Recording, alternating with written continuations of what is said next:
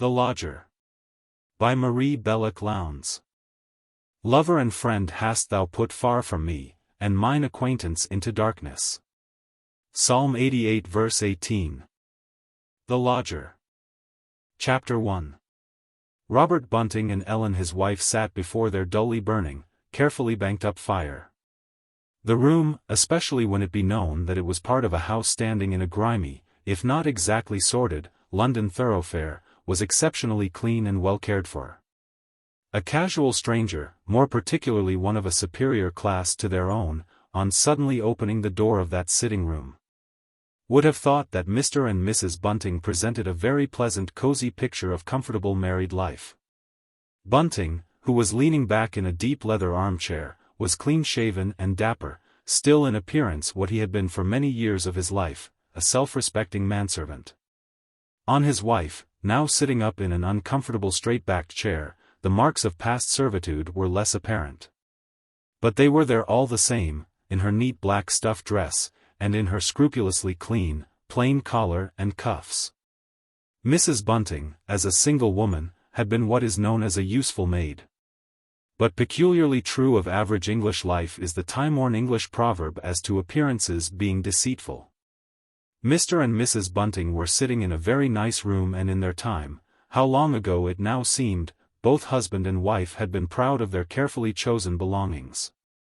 Everything in the room was strong and substantial, and each article of furniture had been bought at a well-conducted auction held in a private house. Thus the red damask curtains which now shut out the fog-laden, drizzling atmosphere of the Marylebone Road, had cost a mere song, and yet they might have been warranted to last another 30 years. A great bargain also had been the excellent Axminster carpet which covered the floor, as, again, the armchair in which Bunting now sat forward, staring into the dull, small fire. In fact, that armchair had been an extravagance of Mrs. Bunting. She had wanted her husband to be comfortable after the day's work was done, and she had paid 37 shillings for the chair. Only yesterday Bunting had tried to find a purchaser for it, but the man who had come to look at it, guessing their cruel necessities, had only offered them 12 shillings and sixpence for it. So for the present they were keeping their armchair. But man and woman want something more than mere material comfort, much as that is valued by the Buntings of this world. So, on the walls of the sitting-room, hung neatly framed if now rather faded photographs of Mr. and Mrs. Bunting's various former employers, and of the pretty country houses in which they had separately lived during the long years they had spent in a not unhappy servitude. But appearances were not only deceitful, they were more than usually deceitful with regard to these unfortunate people.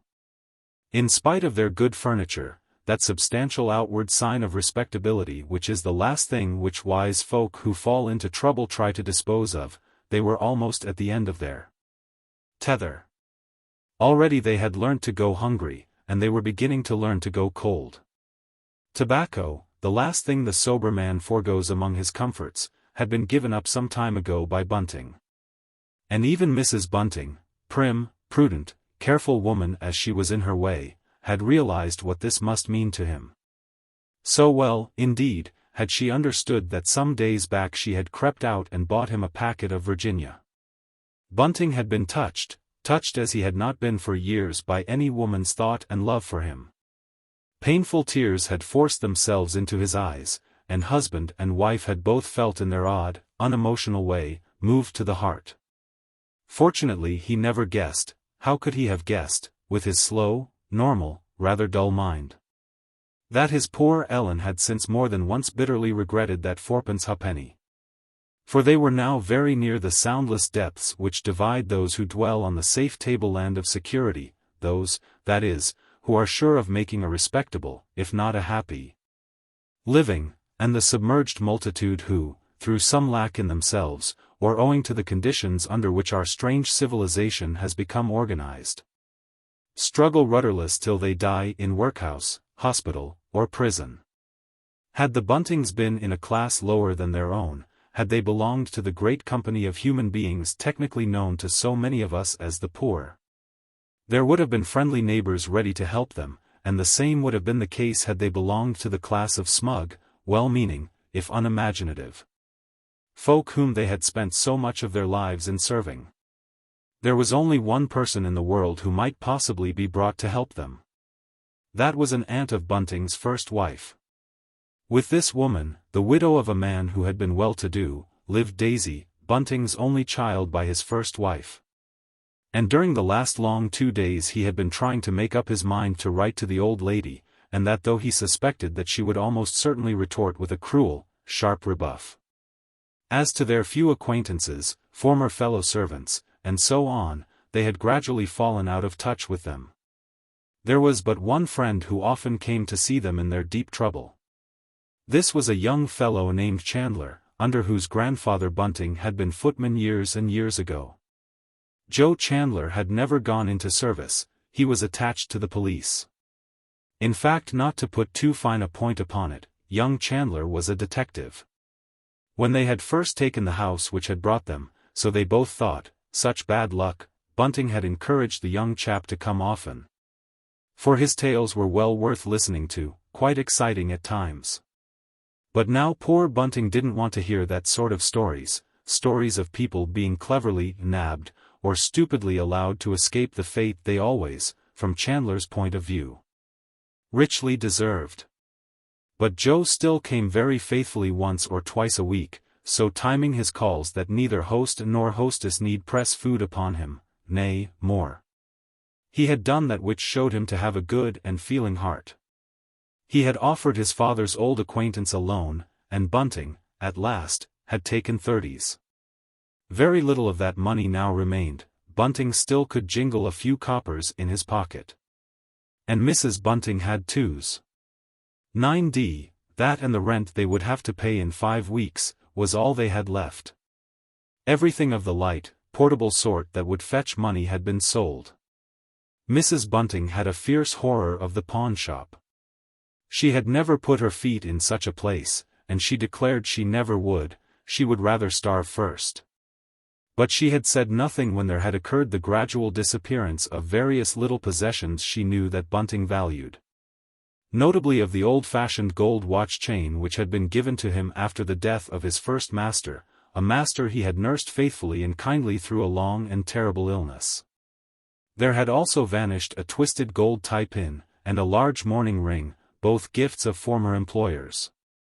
When people are living near that deep pit which divides the secure from the insecure, when they see themselves creeping closer and closer to its dread edge, they are apt, however loquacious by nature, to fall into long silences. Bunting had always been a talker, but now he talked no more. Neither did Mrs. Bunting, but then she had always been a silent woman, and that was perhaps one reason why Bunting had felt drawn to her from the very first moment he had seen her. It had fallen out in this way. A lady had just engaged him as butler, and he had been shown, by the man whose place he was to take, into the dining room. There, to use his own expression, he had discovered Ellen Green, carefully pouring out the glass of port wine which her then mistress always drank at 11:30 every morning. And as he, the new butler, had seen her engaged in this task, as he had watched her carefully stopper the decanter and put it back into the old wine cooler, he had said to himself, "That is the woman for me." But now her stillness, her dumbness, had got on the unfortunate man's nerves. He no longer felt like going into the various little shops, close by, patronized by him in more prosperous days.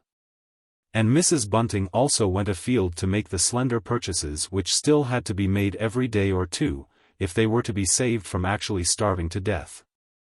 Suddenly, across the stillness of the dark November evening there came the muffled sounds of hurrying feet and of loud, shrill shouting outside, boys crying the late afternoon editions of the evening papers. Bunting turned uneasily in his chair. The giving up of a daily paper had been, after his tobacco, his bitterest deprivation. And the paper was an older habit than the tobacco, for servants are great readers of newspapers. As the shouts came through the closed windows and the thick damask curtains, Bunting felt a sudden sense of mind hunger fall upon him. It was a shame, a damned shame, that he shouldn't know what was happening in the world outside. Only criminals are kept from hearing news of what is going on beyond their prison walls. And those shouts, those hoarse, sharp cries must portend that something really exciting had happened, something warranted to make a man forget for the moment his own intimate, gnawing troubles. He got up, and going towards the nearest window strained his ears to listen.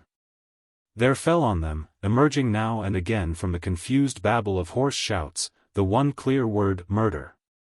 Slowly Bunting's brain pieced the loud, indistinct cries into some sort of connected order. Yes, that was it, horrible murder. Murder at St. Pancras. Bunting remembered vaguely another murder which had been committed near Street Pancras, that of an old lady by her servant maid. It had happened a great many years ago, but was still vividly remembered, as of special and natural interest, among the class to which he had belonged.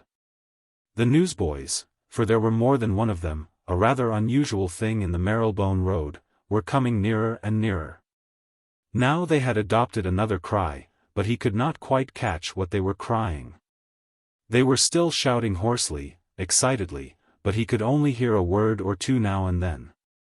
Suddenly, the Avenger. The Avenger at his work again, broke on his ear. During the last fortnight 4 very curious and brutal murders had been committed in London and within a comparatively small area. The first had aroused no special interest, even the second had only been awarded, in the paper Bunting was still then taking in, quite a small paragraph. Then had come the third, and with that a wave of keen excitement, for pinned to the dress of the victim, a drunken woman, had been found a 3-cornered piece of paper, on which was written, in red ink, and in printed characters, the words, "The Avenger."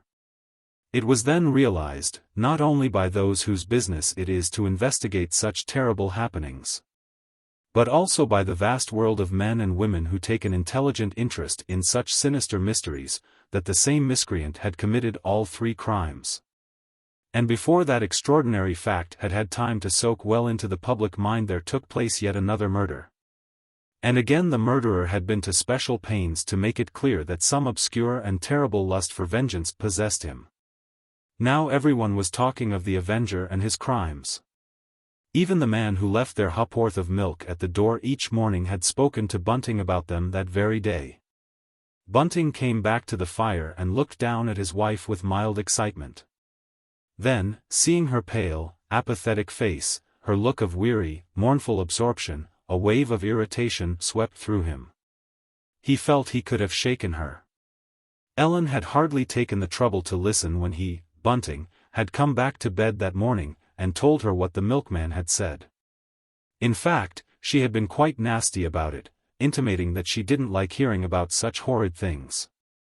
It was a curious fact that though Mrs. Bunting enjoyed tales of pathos and sentiment, and would listen with frigid amusement to the details of a breach of promise action, she shrank from stories of immorality or of physical violence. In the old, happy days, when they could afford to buy a paper, and more than one paper daily, Bunting had often had to choke down his interest in some exciting case or mystery which was affording him pleasant mental relaxation, because any allusion to it sharply angered Ellen. But now he was at once too dull and too miserable to care how she felt. Walking away from the window he took a slow, uncertain step towards the door. When there he turned half round, and there came over his close-shaven, round face the rather sly, pleading look with which a child about to do something naughty glances at its parent. But Mrs. Bunting remained quite still, her thin, narrow shoulders just showed above the back of the chair on which she was sitting, bolt upright, staring before her as if into vacancy. Bunting turned round, opened the door, and quickly he went out into the dark hall. They had given up lighting the gas there some time ago, and opened the front door. Walking down the small flagged path outside, he flung open the iron gate which gave on to the damp pavement. But there he hesitated. The coppers in his pocket seemed to have shrunk in number, and he remembered ruefully how far Ellen could make even 4 pennies go. Then a boy ran up to him with a sheaf of evening papers, and Bunting, being sorely tempted, fell. "Give me a Sun," he said roughly, "Sun or Echo." But the boy, scarcely stopping to take breath, shook his head. "Only penny papers left," he gasped. "What'll yer ave, sir?" With an eagerness which was mingled with shame, Bunting drew a penny out of his pocket and took a paper, it was the Evening Standard, from the boy's hand. Then, very slowly, he shut the gate and walked back through the raw, cold air, up the flagged path, shivering yet full of eager, joyful anticipation. Thanks to that penny he had just spent so recklessly, he would pass a happy hour, taken, for once, out of his anxious, despondent, miserable self. It irritated him shrewdly to know that these moments of respite from carking care would not be shared with his poor wife, with careworn, troubled Ellen. A hot wave of unease, almost of remorse, swept over Bunting. Ellen would never have spent that penny on herself, he knew that well enough, and if it hadn't been so cold, so foggy, so drizzly. He would have gone out again through the gate and stood under the street lamp to take his pleasure. He dreaded with a nervous dread the glance of Ellen's cold, reproving light blue eye. That glance would tell him that he had had no business to waste a penny on a paper, and that well he knew it. Suddenly the door in front of him opened, and he heard a familiar voice saying crossly, yet anxiously, "What on earth are you doing out there, Bunting? Come in, do. You'll catch your death of cold. I don't want to have you ill on my hands as well as everything else." Mrs. Bunting rarely uttered so many words at once nowadays. He walked in through the front door of his cheerless house. "I went out to get a paper," he said sullenly. After all, he was master. He had as much right to spend the money as she had. For the matter of that, the money on which they were now both living had been lent, nay, pressed on him, not on Ellen, by that decent young chap, Joe Chandler.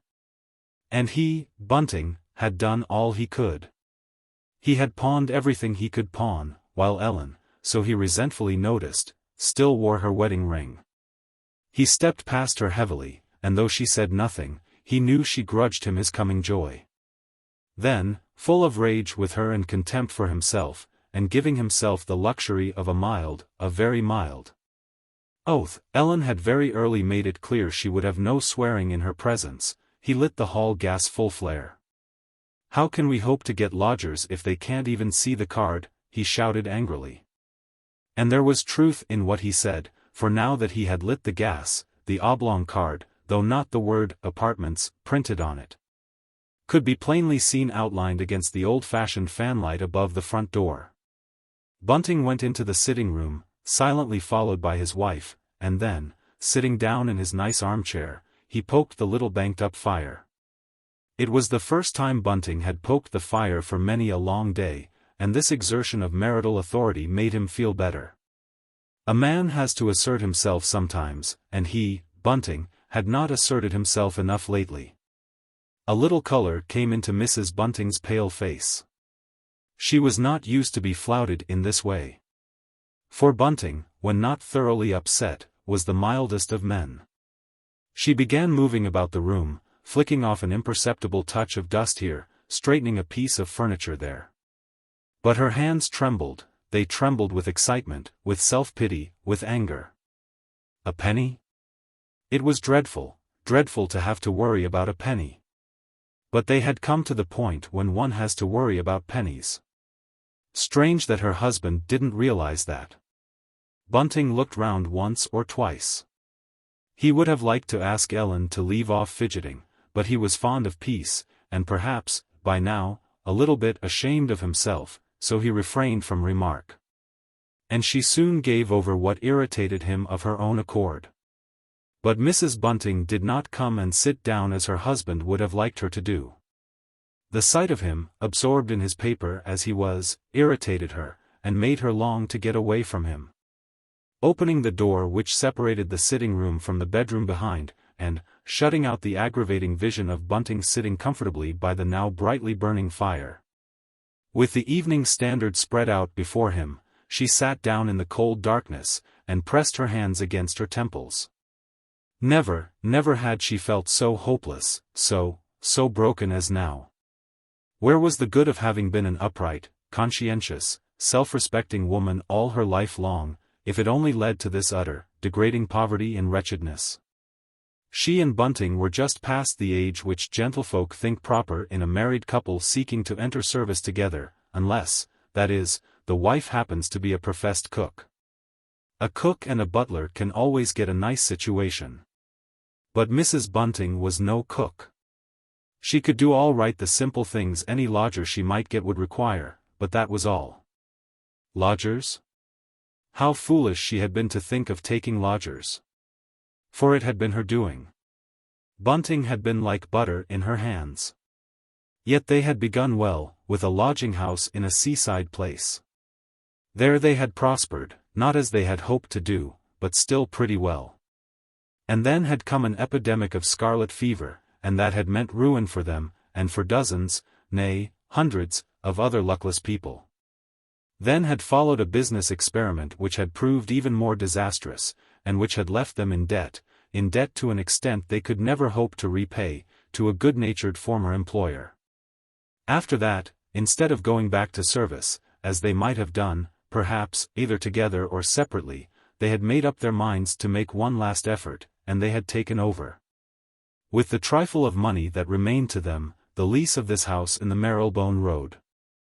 In former days, when they had each been leading the sheltered, impersonal, and, above all, financially easy existence which is the compensation life offers to those men and women who deliberately take upon themselves the yoke of domestic service. They had both lived in houses overlooking Regent's Park. It had seemed a wise plan to settle in the same neighborhood, the more so that Bunting, who had a good appearance, had retained the kind of connection which enables a man to get a job now and again as waiter at private parties. But life moves quickly, jaggedly, for people like the Buntings. Two of his former masters had moved to another part of London, and a caterer in Baker Street whom he had known went bankrupt. And now? Well, just now Bunting could not have taken a job had one been offered him, for he had pawned his dress clothes. He had not asked his wife's permission to do this, as so good a husband ought to have done. He had just gone out and done it. And she had not had the heart to say anything. Nay, it was with part of the money that he had handed her silently the evening he did it that she had bought that last packet of tobacco. And then, as Mrs. Bunting sat there thinking these painful thoughts, there suddenly came to the front door the sound of a loud, tremulous, uncertain double knock. How do you find this book? Any thoughts about the book or the author? Any suggestion for improvement? Please take a moment to share your thoughts in a comment. If you like it, share it with your friends who might enjoy it as well. Subscribe to keep in touch. Visit CompleteAudiobooks.com for more quality content. Chapter 2. Mr. Bunting jumped nervously to her feet.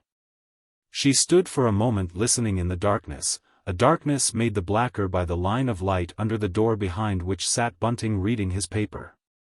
And then it came again, that loud, tremulous, uncertain double knock, not a knock, so the listener told herself, that boded any good. Would-be lodgers gave sharp, quick, bold, confident raps. No.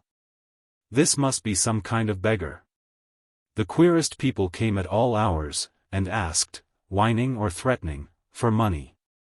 Mrs. Bunting had had some sinister experiences with men and women, especially women, drawn from that nameless, mysterious class made up of the human flotsam and jetsam which drifts about every great city. But since she had taken to leaving the gas in the passage unlit at night she had been very little troubled with that kind of visitors. Those human bats which are attracted by any kind of light but leave alone those who live in darkness. She opened the door of the sitting room. It was Bunting's place to go to the front door, but she knew far better than he did how to deal with difficult or obtrusive callers. Still, somehow, she would have liked him to go tonight. But Bunting sat on, absorbed in his newspaper. All he did at the sound of the bedroom door opening was to look up and say, "Didn't you hear a knock?" Without answering his question she went out into the hall. Slowly she opened the front door. On the top of the 3 steps which led up to the door, there stood the long, lanky figure of a man, clad in an Inverness cape and an old-fashioned top hat. He waited for a few seconds blinking at her, perhaps dazzled by the light of the gas in the passage. Mrs. Bunting's trained perception told her at once that this man, odd as he looked, was a gentleman, belonging by birth to the class with whom her former employment had brought her in contact. "Is it not a fact that you let lodgings?" he asked, and there was something shrill, unbalanced, hesitating, in his voice. "Yes, sir," she said uncertainly. It was a long, long time since anyone had come after their lodgings, anyone, that is, that they could think of taking into their respectable house. Instinctively she stepped a little to one side, and the stranger walked past her, and so into the hall. And then, for the first time, Mrs. Bunting noticed that he held a narrow bag in his left hand. It was quite a new bag, made of strong brown leather. "I am looking for some quiet rooms," he said. Then he repeated the words, "quiet rooms," in a dreamy, absent way, and as he uttered them he looked nervously round him.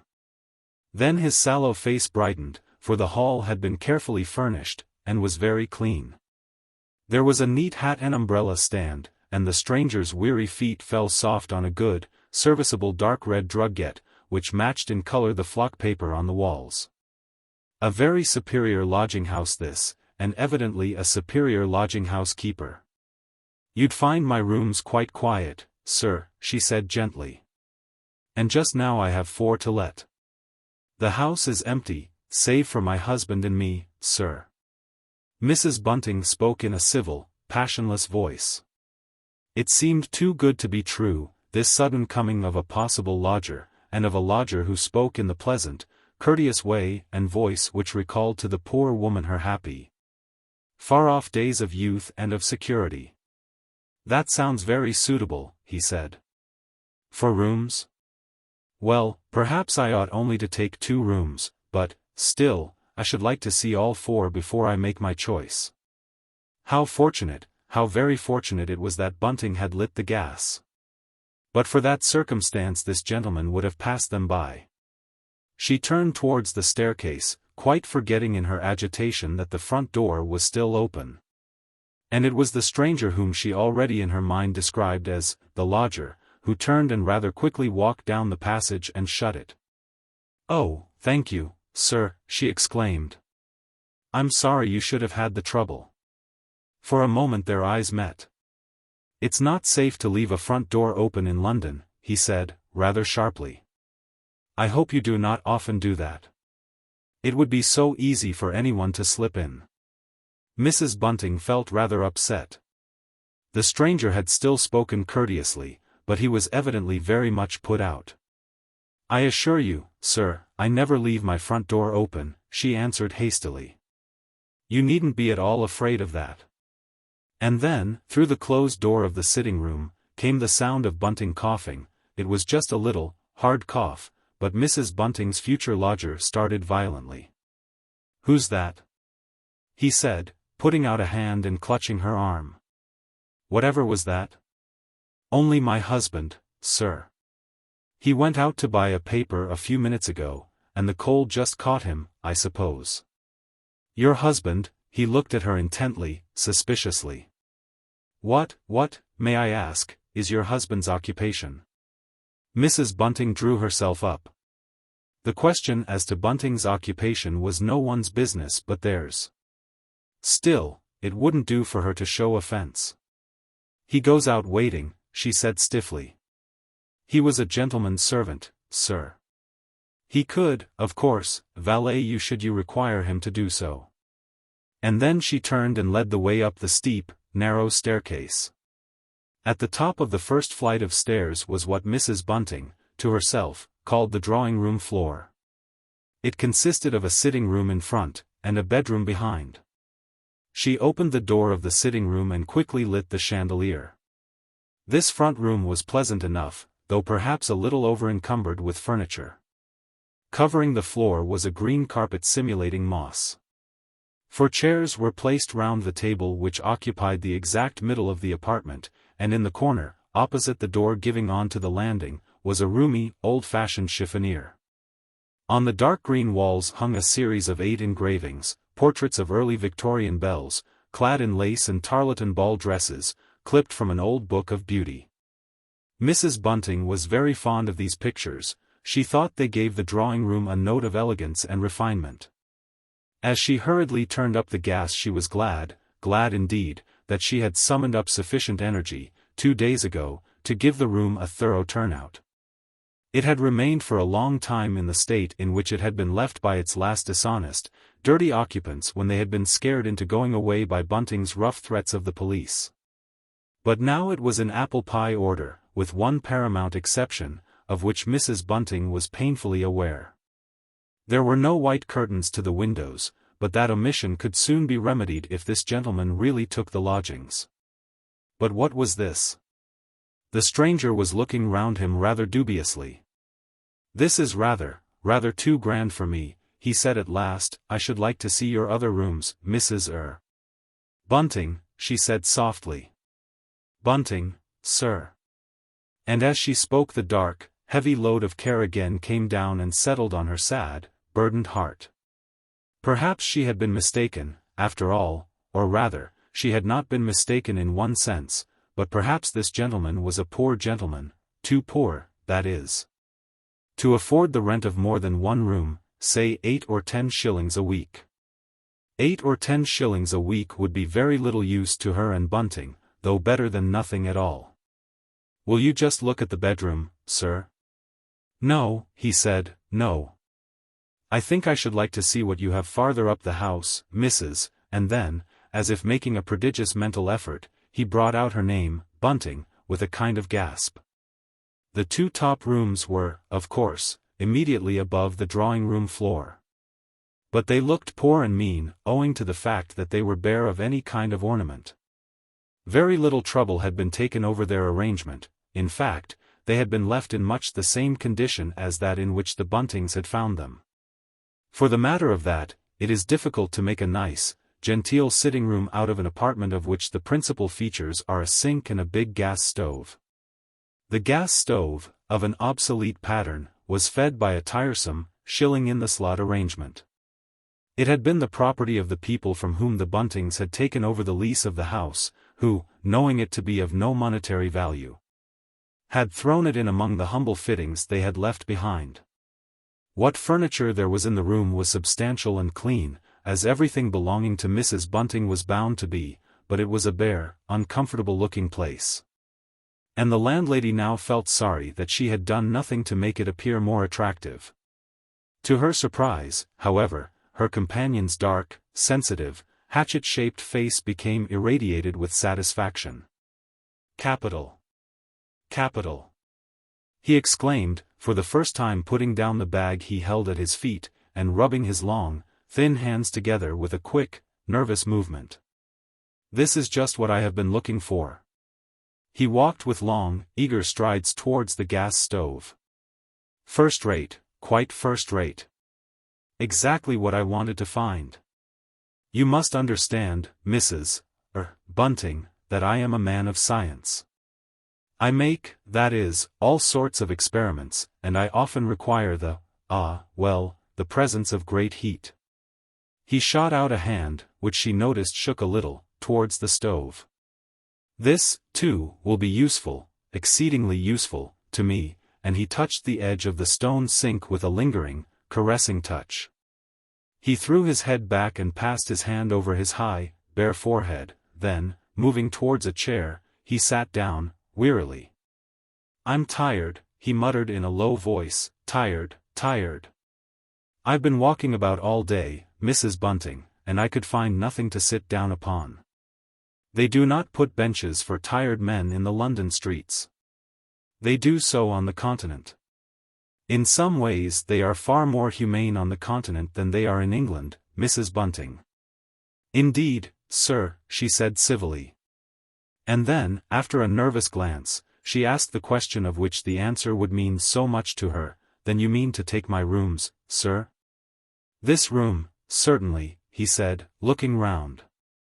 "This room is exactly what I have been looking for, and longing for, the last few days," and then hastily he added, "I mean this kind of place is what I have always wanted to possess, Mrs. Bunting. You would be surprised if you knew how difficult it is to get anything of the sort. But now my weary search has ended, and that is a relief, a very, very great relief to me." He stood up and looked round him with a dreamy, abstracted air. And then, where's my bag? He asked suddenly, and there came a note of sharp, angry fear in his voice. He glared at the quiet woman standing before him, and for a moment Mrs. Bunting felt a tremor of fright shoot through her. It seemed a pity that Bunting was so far away, right down the house. But Mrs. Bunting was aware that eccentricity has always been a perquisite, as it were the special luxury, of the well-born and of the well-educated. Scholars, as she well knew, are never quite like other people, and her new lodger was undoubtedly a scholar. "Surely I had a bag when I came in," he said in a scared, troubled voice. "Here it is, sir," she said soothingly, and, stooping, picked it up and handed it to him. And as she did so she noticed that the bag was not at all heavy, it was evidently by no means full. He took it eagerly from her. "I beg your pardon," he muttered. "But there is something in that bag which is very precious to me, something I procured with infinite difficulty, and which I could never get again without running into great danger, Mrs. Bunting. That must be the excuse for my late agitation." "About terms, sir," she said a little timidly, returning to the subject which meant so much, so very much to her. "About terms," he echoed. And then there came a pause. "My name is Sleuth," he said suddenly, "Sluth, think of a hound, Mrs. Bunting, and you'll never forget my name. I could provide you with a reference." He gave her what she described to herself as a funny, sideways look, "but I should prefer you to dispense with that, if you don't mind. I am quite willing to pay you, well, shall we say a month in advance?" A spot of red shot into Mrs. Bunting's cheeks. She felt sick with relief, nay, with a joy which was almost pain. She had not known till that moment how hungry she was, how eager for a good meal. "That would be all right, sir," she murmured. "And what are you going to charge me?" There had come a kindly, almost a friendly note into his voice. "With attendance, mind. I shall expect you to give me attendance, and I need hardly ask if you can cook, Mrs. Bunting." "Oh, yes, sir," she said. "I am a plain cook. What would you say to 25 shillings a week, sir?" She looked at him deprecatingly, and as he did not answer she went on falteringly, "You see, sir, it may seem a good deal. But you would have the best of attendance and careful cooking, and my husband, sir, he would be pleased to valet you." "I shouldn't want anything of that sort done for me," said Mr. Sleuth hastily. "I prefer looking after my own clothes. I am used to waiting on myself.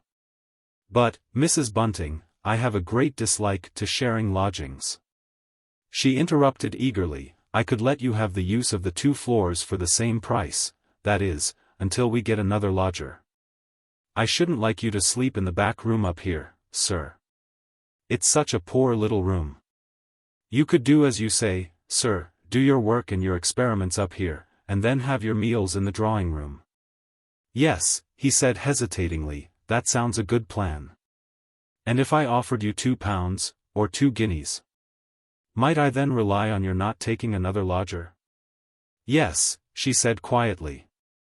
"I'd be very glad only to have you to wait on, sir. I suppose you have a key to the door of this room, Mrs. Bunting? I don't like to be disturbed while I'm working." He waited a moment, and then said again, rather urgently, "I suppose you have a key to this door, Mrs. Bunting?" "Oh, yes, sir, there's a key, a very nice little key. The people who lived here before had a new kind of lock put on to the door." She went over, and throwing the door open, showed him that a round disc had been fitted above the old keyhole. He nodded his head, and then, after standing silent a little, as if absorbed in thought, 42 shillings a week? Yes, that will suit me perfectly. And I'll begin now by paying my first month's rent in advance. Now, 4 times 42 shillings is, he jerked his head back and stared at his new landlady. For the first time he smiled, a queer, wry smile. "Why, just £8, 8 shillings, Mrs. Bunting." He thrust his hand through into an inner pocket of his long cape-like coat and took out a handful of sovereigns. Then he began putting these down in a row on the bare wooden table which stood in the center of the room. Here's 5, 6, 7, 8, 9, 10 pounds. You'd better keep the odd change, Mrs. Bunting, for I shall want you to do some shopping for me tomorrow morning. I met with a misfortune today. But the new lodger did not speak as if his misfortune, whatever it was, weighed on his spirits. Indeed, sir. I'm sorry to hear that. Mrs. Bunting's heart was going thump, thump, thump. She felt extraordinarily moved, dizzy with relief and joy. Yes, a very great misfortune. I lost my luggage, the few things I managed to bring away with me. His voice dropped suddenly. I shouldn't have said that, he muttered. I was a fool to say that. Then, more loudly, someone said to me, you can't go into a lodging house without any luggage. They wouldn't take you in. But you have taken me in, Mrs. Bunting, and I'm grateful for the kind way you have met me. He looked at her feelingly, appealingly, and Mrs. Bunting was touched. She was beginning to feel very kindly towards her new lodger.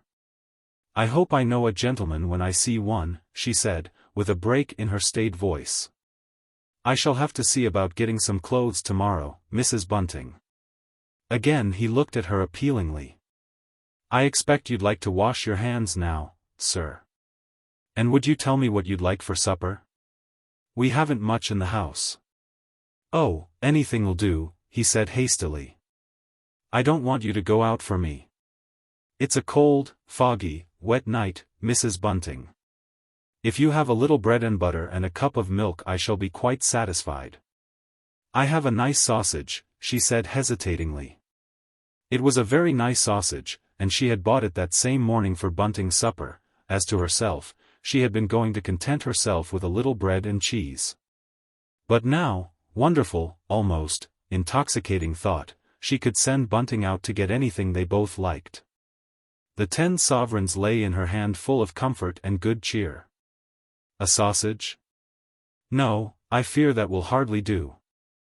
I never touch flesh meat, he said. It is a long, long time since I tasted a sausage, Mrs. Bunting. Is it indeed, sir? She hesitated a moment, then asked stiffly, and will you be requiring any beer, or wine, sir? A strange, wild look of lowering wrath suddenly filled Mr. Sleuth's pale face. Certainly not. I thought I had made that quite clear, Mrs. Bunting. I had hoped to hear that you were an abstainer. So I am, sir, lifelong. And so's Bunting been since we married. She might have said, had she been a woman given to make such confidences, that she had made Bunting abstain very early in their acquaintance. That he had given in about that had been the thing that first made her believe, that he was sincere in all the nonsense that he talked to her, in those faraway days of his courting. Glad she was now that he had taken the pledge as a younger man, but for that nothing would have kept him from the drink during the bad times they had gone through. And then, going downstairs, she showed Mr. Sleuth the nice bedroom which opened out of the drawing-room. It was a replica of Mrs. Bunting's own room just underneath, excepting that everything up here had cost just a little more, and was therefore rather better in quality. The new lodger looked round him with such a strange expression of content and peace stealing over his worn face. A haven of rest, he muttered. And then, he bringeth them to their desired haven. Beautiful words, Mrs. Bunting. Yes, sir. Mrs. Bunting felt a little startled. It was the first time anyone had quoted the Bible to her for many a long day. But it seemed to set the seal, as it were, on Mr. Sleuth's respectability. What a comfort it was, too, that she had to deal with only one lodger, and that a gentleman, instead of with a married couple.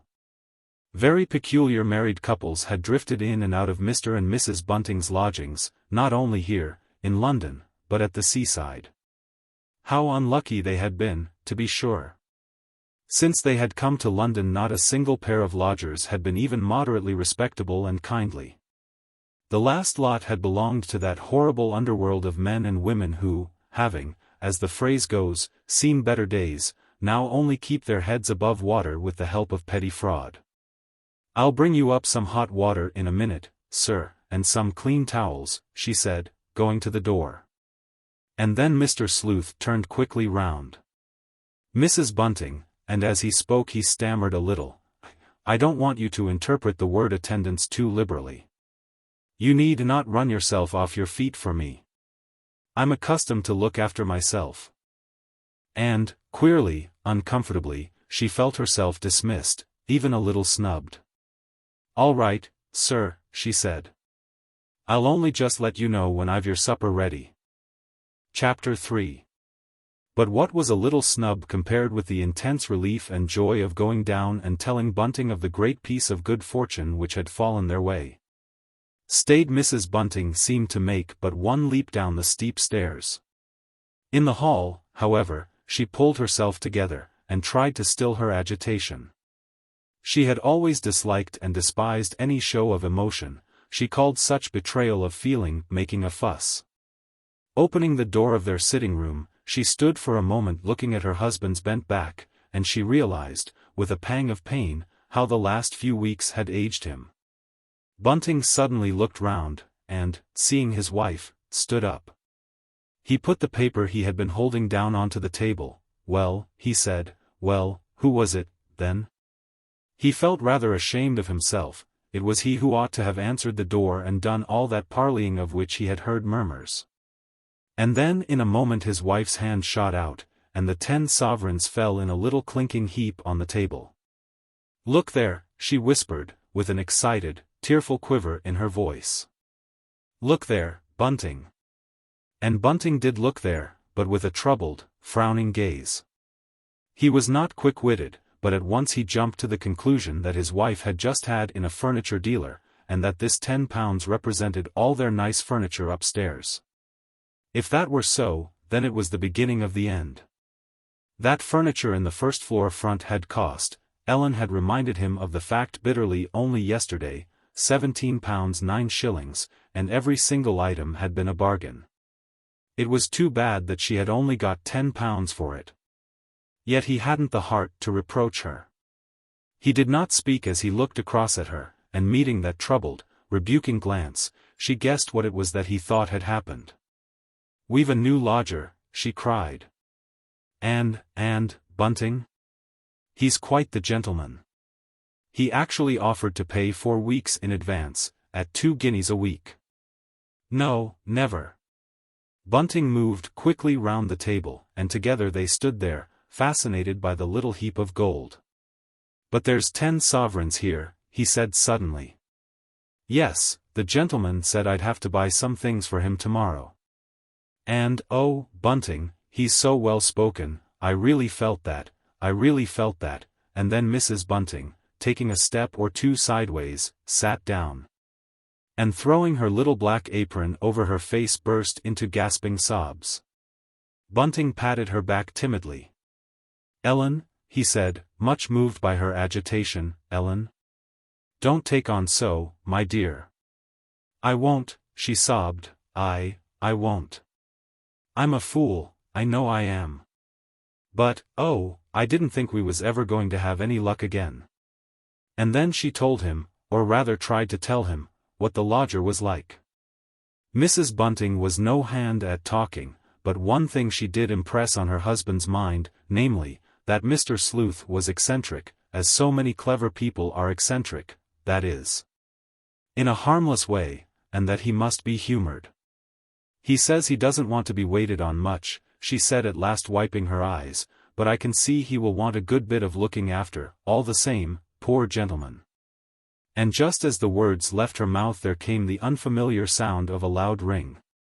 It was that of the drawing-room bell being pulled again and again. Bunting looked at his wife eagerly. I think I'd better go up, Ellen, he said. He felt quite anxious to see their new lodger. For the matter of that, it would be a relief to be doing something again. Yes, she answered, you go up. Don't keep him waiting. I wonder what it is he wants. I said I'd let him know when his supper was ready. A moment later Bunting came down again. There was an odd smile on his face. Whatever d'you think he wanted, he whispered mysteriously. And as she said nothing, he went on, he's asked me for the loan of a Bible. Well, I don't see anything so out of the way in that, she said hastily, especially if he don't feel well. I'll take it up to him. And then going to a small table which stood between the two windows, Mrs. Bunting took off it a large Bible, which had been given to her as a wedding present by a married lady with whose mother she had lived for several years. He said it would do quite well when you take up his supper, said Bunting, and, then, Ellen? He's a queer-looking cove, not like any gentleman I ever had to do with. He is a gentleman, said Mrs. Bunting rather fiercely.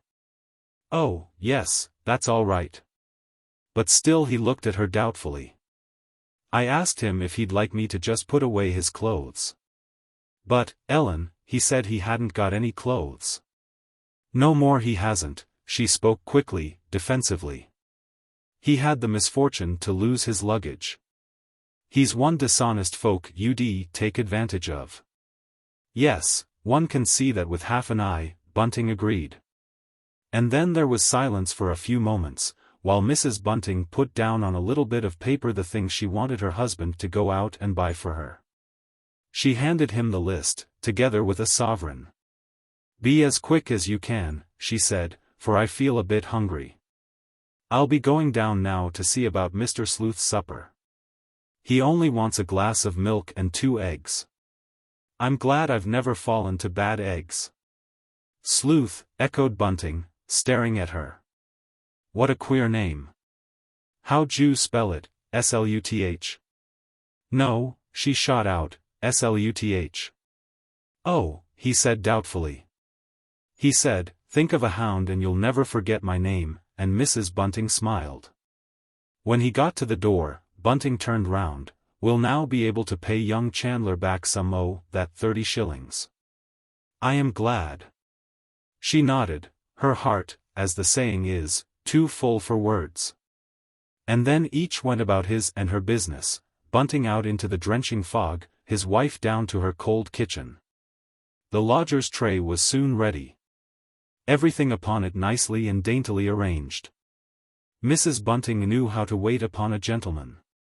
Just as the landlady was going up the kitchen stair, she suddenly remembered Mr. Sleuth's request for a Bible. Putting the tray down in the hall, she went into her sitting room and took up the book.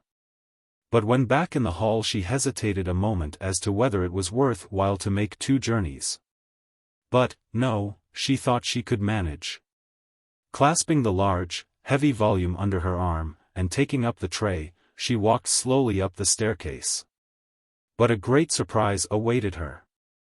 In fact, when Mr. Sleuth's landlady opened the door of the drawing-room she very nearly dropped the tray. She actually did drop the Bible, and it fell with a heavy thud to the ground. The new lodger had turned all those nice framed engravings of the early Victorian beauties, of which Mrs. Bunting had been so proud, with their faces to the wall. For a moment she was really too surprised to speak. Putting the tray down on the table, she stooped and picked up the book. It troubled her that the book should have fallen to the ground. But really she hadn't been able to help it, it was mercy that the tray hadn't fallen, too. Mr. Sleuth got up. I have taken the liberty to arrange the room as I should wish it to be, he said awkwardly. You see, Mrs. Bunting, I felt as I sat here that these women's eyes followed me about. It was a most unpleasant sensation, and gave me quite an eerie feeling. The landlady was now laying a small tablecloth over half of the table. She made no answer to her lodger's remark, for the good reason that she did not know what to say. Her silence seemed to distress Mr. Sleuth. After what seemed a long pause, he spoke again. I prefer bare walls, Mrs. Bunting, he spoke with some agitation. As a matter of fact, I have been used to seeing bare walls about me for a long time. And then, at last his landlady answered him, in a composed, soothing voice, which somehow did him good to hear. I quite understand, sir. And when Bunting comes in he shall take the pictures all down. We have plenty of space in our own rooms for them. Thank you very much. Mr. Sleuth appeared greatly relieved. And I have brought you up my Bible, sir. I understood you wanted the loan of it. Mr. Sleuth stared at her as if dazed for a moment, and then, rousing himself, he said, "Yes, yes, I do. There is no reading like the book. There is something there which suits every state of mind, aye, and of body too." "Very true, sir." And then Mrs. Bunting, having laid out what really looked a very appetizing little meal, turned round and quietly shut the door. She went down straight into her sitting room and waited there for Bunting, instead of going to the kitchen to clear up. And as she did so there came to her a comfortable recollection, an incident of her long-past youth, in the days when she, then Ellen Green, had made a dear old lady.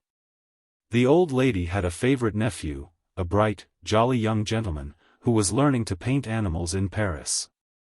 And one morning Mr. Algernon, that was his rather peculiar Christian name, had the impudence to turn to the wall 6 beautiful engravings of paintings done by the famous Mr. Landseer.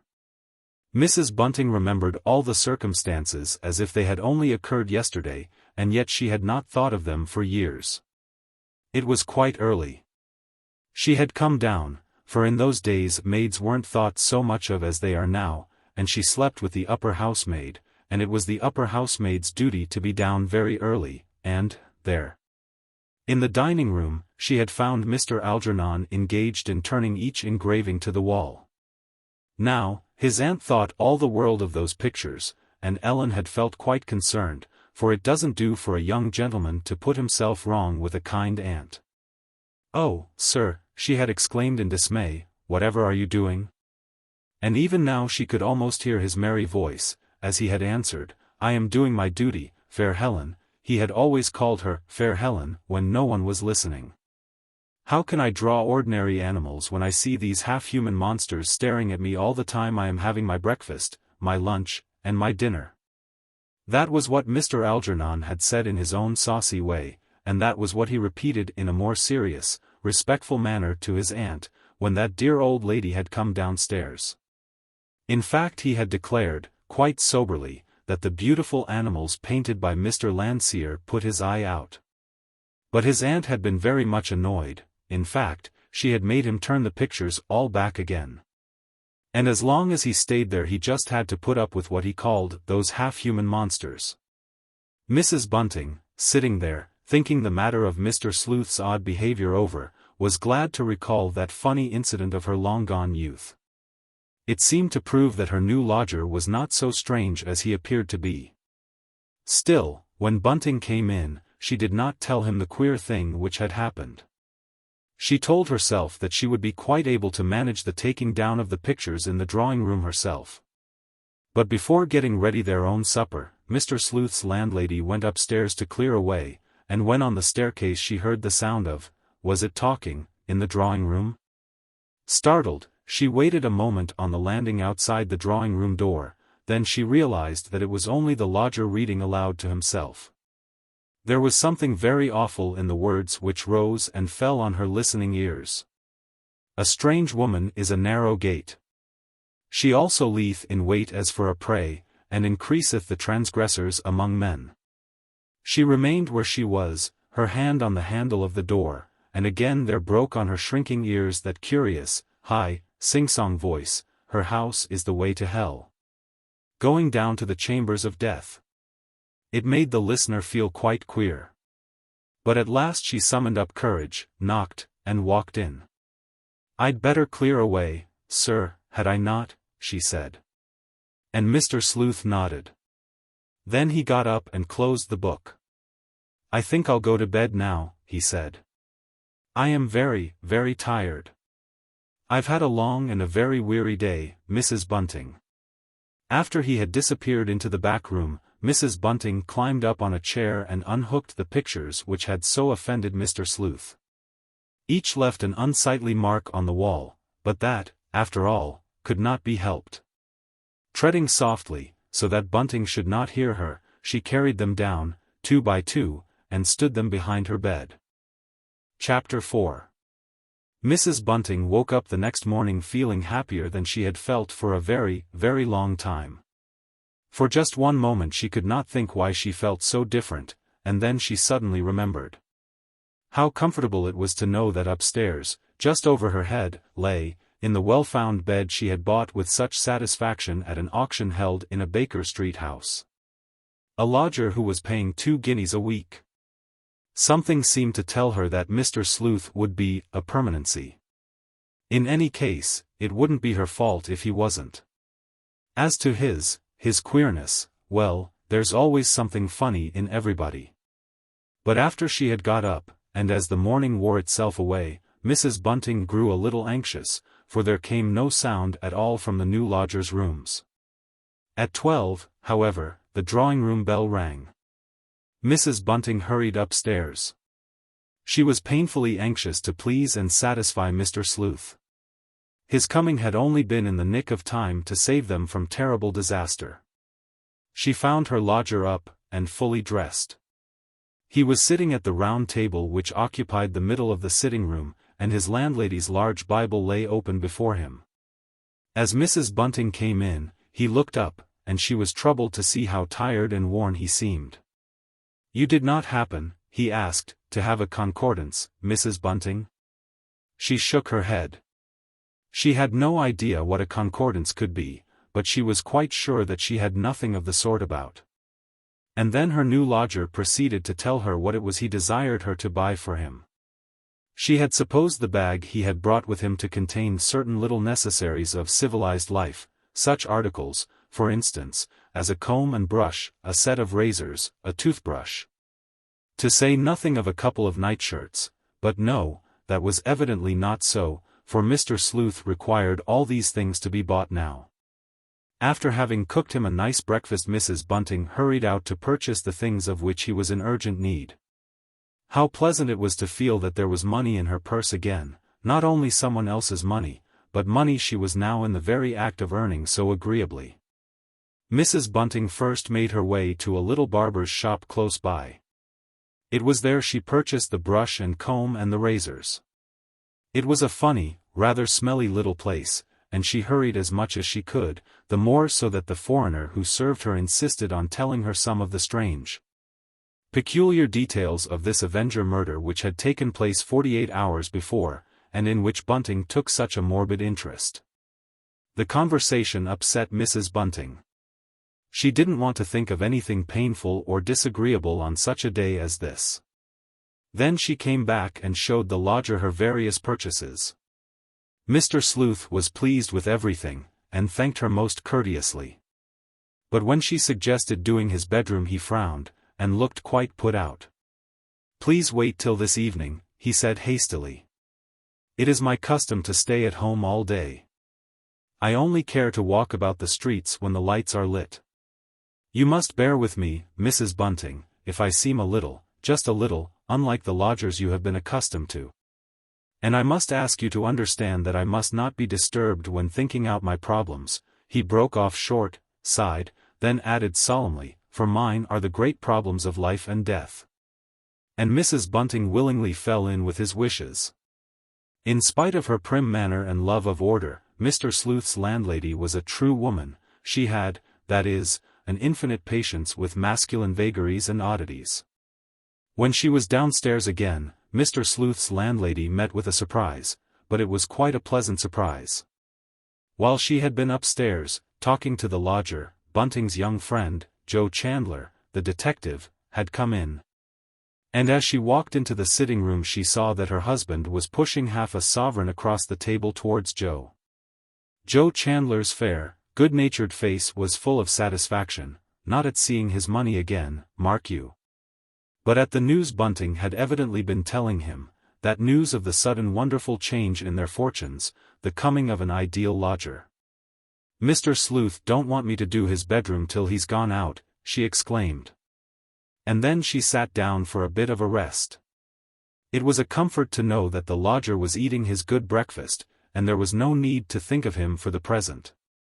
In a few minutes she would be going down to make her own and Bunting's dinner, and she told Joe Chandler that he might as well stop and have a bite with them. Her heart warmed to the young man, for Mrs. Bunting was in a mood which seldom surprised her, a mood to be pleased with anything and everything. Nay, more. When Bunting began to ask Joe Chandler about the last of those awful Avenger murders, she even listened with a certain languid interest to all he had to say. In the morning paper which Bunting had begun taking again that very day 3 columns were devoted to the extraordinary mystery which was now beginning to be the one topic of talk all over London. West and East, North and South. Bunting had read out little bits about it while they ate their breakfast, and in spite of herself Mrs. Bunting had felt thrilled and excited. "They do say," observed Bunting cautiously, "they do say, Joe, that the police have a clue they won't say nothing about?" He looked expectantly at his visitor. To Bunting the fact that Chandler was attached to the detective section of the Metropolitan Police invested the young man with a kind of sinister glory, especially just now, when these awful and mysterious crimes were amazing and terrifying the town. "Them who says that says wrong," answered Chandler slowly, and a look of unease, of resentment came over his fair, stolid face. "'Twould make a good bit of difference to me if the Yard had a clue." And then Mrs. Bunting interposed. "Why that, Joe?" she said, smiling indulgently. The young man's keenness about his work pleased her. And in his slow, sure way Joe Chandler was very keen, and took his job very seriously. He put his whole heart and mind into it. "Well, 'tis this way," he explained. "From today I'm on this business myself. You see, Mrs. Bunting, the Yard's nettled, that's what it is, and we're all on our mettle, that we are. I was right down sorry for the poor chap who was on point duty in the street where the last one happened." "No," said Bunting incredulously. "You don't mean there was a policeman there, within a few yards?" That fact hadn't been recorded in his newspaper. Chandler nodded. "That's exactly what I do mean, Mr. Bunting. The man is near off his head, so I'm told. He did hear a yell, so he says, but he took no notice. There are a good few yells in that part o' London, as you can guess. People always quarrelling and rowing at one another in such low parts." "Have you seen the bits of grey paper on which the monster writes his name?" inquired Bunting eagerly. Public imagination had been much stirred by the account of those 3-cornered pieces of grey paper, pinned to the victim's skirts, on which was roughly written in red ink and in printed characters the words, "The Avenger." His round, fat face was full of questioning eagerness. He put his elbows on the table, and stared across expectantly at the young man. "Yes, I have," said Joe briefly. "A funny kind of visiting card, eh?" Bunting laughed. The notion struck him as downright comic. But Mrs. Bunting colored. "It isn't a thing to make a joke about," she said reprovingly. And Chandler backed her up. "No, indeed," he said feelingly. "I'll never forget what I've been made to see over this job. And as for that grey bit of paper, Mr. Bunting, or, rather, those grey bits of paper," he corrected himself hastily, "you know they've 3 of them now at the Yard, well, they gives me the horrors." And then he jumped up. "That reminds me that I oughtn't to be wasting my time in pleasant company. Won't you stay and have a bit of dinner?" said Mrs. Bunting solicitously. But the detective shook his head. "No," he said, "I had a bite before I came out. Our job's a queer kind of job, as you know. A lot's left to our discretion, so to speak, but it don't leave us much time for lazing about, I can tell you." When he reached the door he turned round, and with elaborate carelessness he inquired, "Any chance of Miss Daisy coming to London again soon?" Bunting shook his head, but his face brightened. He was very, very fond of his only child, the pity was he saw her so seldom. "No," he said, "I'm afraid not, Joe. Old Aunt, as we calls the old lady, keeps Daisy pretty tightly tied to her apron string. She was quite put about that week the child was up with us last June." "Indeed? Well, so long." After his wife had let their friend out, Bunting said cheerfully, "Joe seems to like our Daisy, Ellen?" But Mrs. Bunting shook her head scornfully. She did not exactly dislike the girl, though she did not hold with the way Bunting's daughter was being managed by that old aunt of hers, an idle, good-for-nothing way. Very different from the fashion in which she herself had been trained at the Foundling, for Mrs. Bunting as a little child had known no other home. No other family than those provided by good Captain Coram. "Joe Chandler's too sensible a young chap to be thinking of girls yet awhile," she said tartly. "No doubt you're right," Bunting agreed. "Times be changed. In my young days chaps always had time for that. 'Twas just a notion that came into my head, hearing him asking, anxious-like, after her." About 5 o'clock, after the street lamps were well alight, Mr. Sleuth went out, and that same evening there came 2 parcels addressed to his landlady. These parcels contained clothes. But it was quite clear to Mrs. Bunting's eyes that they were not new clothes. In fact, they had evidently been bought in some good second-hand clothes shop. A funny thing for a real gentleman like Mr. Sleuth to do. It proved that he had given up all hope of getting back his lost luggage. When the lodger had gone out he had not taken his bag with him, of that Mrs. Bunting was positive. And yet, though she searched high and low for it, she could not find the place where Mr. Sleuth kept it. And at last, had it not been that she was a very clear-headed woman, with a good memory, she would have been disposed to think that the bag had never existed, save in her imagination. But no, she could not tell herself that. She remembered exactly how it had looked when Mr. Sleuth had first stood, a strange, queer-looking figure of a man, on her doorstep. She further remembered how he had put the bag down on the floor of the top front room, and then, forgetting what he had done, how he had asked her eagerly, in a tone of angry fear, where the bag was, only to find it safely lodged at his feet. As time went on Mrs. Bunting thought a great deal about that bag, for, strange and amazing fact, she never saw Mr. Sleuth's bag again. But, of course, she soon formed a theory as to its whereabouts. The brown leather bag which had formed Mr. Sleuth's only luggage the afternoon of his arrival was almost certainly locked up in the lower part of the drawing-room chiffonier. Mr. Sleuth evidently always carried the key of the little corner cupboard about his person. Mrs. Bunting had also had a good hunt for that key, but, as was the case with the bag, the key disappeared, and she never saw either the one or the other again. Chapter 5. How quietly, how uneventfully, how pleasantly, sped the next few days. Already life was settling down into a groove. Waiting on Mr. Sleuth was just what Mrs. Bunting could manage to do easily, and without tiring herself. It had at once become clear that the lodger preferred to be waited on only by one person, and that person his landlady. He gave her very little trouble. Indeed, it did her good having to wait on the lodger, it even did her good that he was not like other gentlemen, for the fact occupied her mind, and in a way it amused her. The more so that whatever his oddities Mr. Sleuth had none of those tiresome, disagreeable ways with which landladies are only too familiar, and which seem peculiar only to those human beings who also happen to be lodgers. To take but one point, Mr. Sleuth did not ask to be called unduly early. Bunting and his Ellen had fallen into the way of lying rather late in the morning, and it was a great comfort not to have to turn out to make the lodger a cup of tea at 7. Or even 7:30. Mr. Sleuth seldom required anything before 11. But odd he certainly was. The second evening he had been with them Mr. Sleuth had brought in a book of which the queer name was Cruden's Concordance. That and the Bible, Mrs. Bunting had soon discovered that there was a relation between the two books, seemed to be the lodger's only reading. He spent hours each day, generally after he had eaten the breakfast which also served for luncheon, poring over the Old Testament and over that strange kind of index to the book.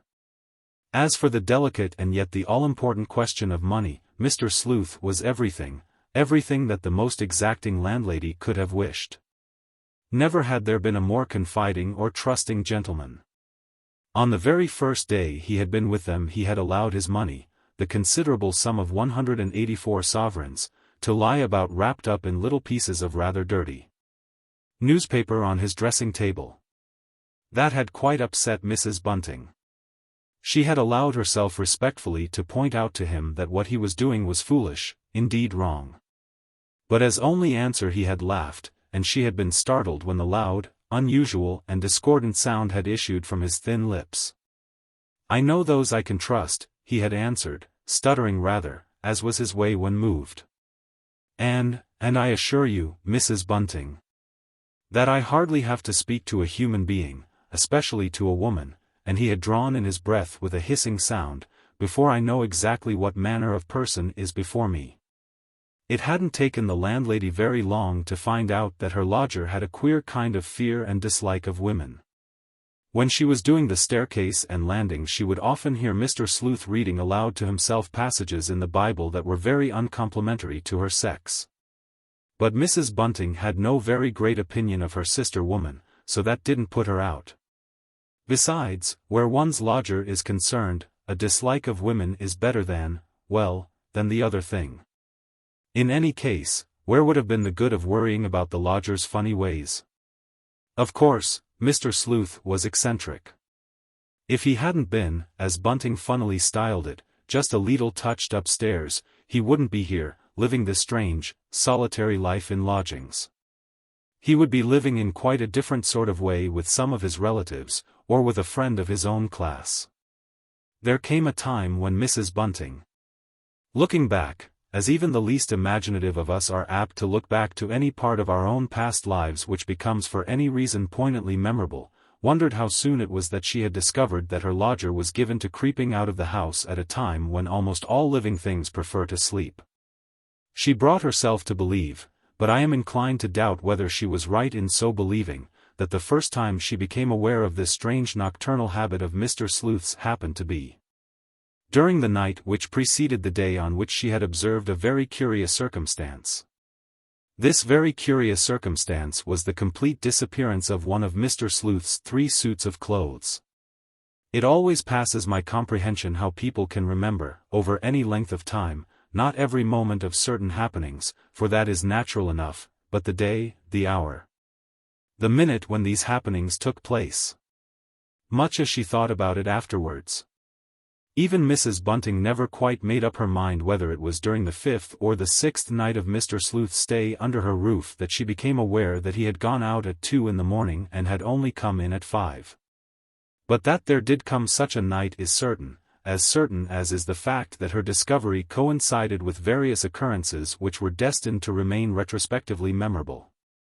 It was intensely dark, intensely quiet, the darkest quietest hour of the night, when suddenly Mrs. Bunting was awakened from a deep, dreamless sleep by sounds at once unexpected and familiar. She knew at once what those sounds were. They were those made by Mr. Sleuth, first coming down the stairs, and walking on tiptoe, she was sure it was on tiptoe, past her door, and finally softly shutting the front door behind him. Try as she would, Mrs. Bunting found it quite impossible to go to sleep again. There she lay wide awake, afraid to move lest Bunting should waken up too, till she heard Mr. Sleuth, 3 hours later, creep back into the house and so up to bed. Then, and not till then, she slept again. But in the morning she felt very tired, so tired indeed, that she had been very glad when Bunting good-naturedly suggested that he should go out and do their little bit of marketing. The worthy couple had very soon discovered that in the matter of catering it was not altogether an easy matter to satisfy Mr. Sleuth, and that though he always tried to appear pleased, this perfect lodger had one serious fault from the point of view of those who keep lodgings. Strange to say, he was a vegetarian. He would not eat meat in any form. He sometimes, however, condescended to a chicken, and when he did so condescend he generously intimated that Mr. and Mrs. Bunting were welcome to a share in it. Now today, this day of which the happenings were to linger in Mrs. Bunting's mind so very long, and to remain so very vivid, it had been arranged that Mr. Sleuth was to have some fish for his lunch, while what he left was to be done up to serve for his simple supper. Knowing that Bunting would be out for at least an hour, for he was a gregarious soul, and liked to have a gossip in the shops he frequented, Mrs. Bunting rose and dressed in a leisurely manner. Then she went and did her front sitting room. She felt languid and dull, as one is apt to feel after a broken night, and it was a comfort to her to know that Mr. Sleuth was not likely to ring before 12. But long before 12 a loud ring suddenly clanged through the quiet house. She knew it for the front door bell. Mrs. Bunting frowned. No doubt the ring betokened one of those tiresome people who come round for old bottles and such like fal-lals. She went slowly, reluctantly to the door. And then her face cleared, for it was that good young chap, Joe Chandler, who stood waiting outside. He was breathing a little hard, as if he had walked over quickly through the moist, foggy air. "Why, Joe," said Mrs. Bunting wonderingly. "Come in, do.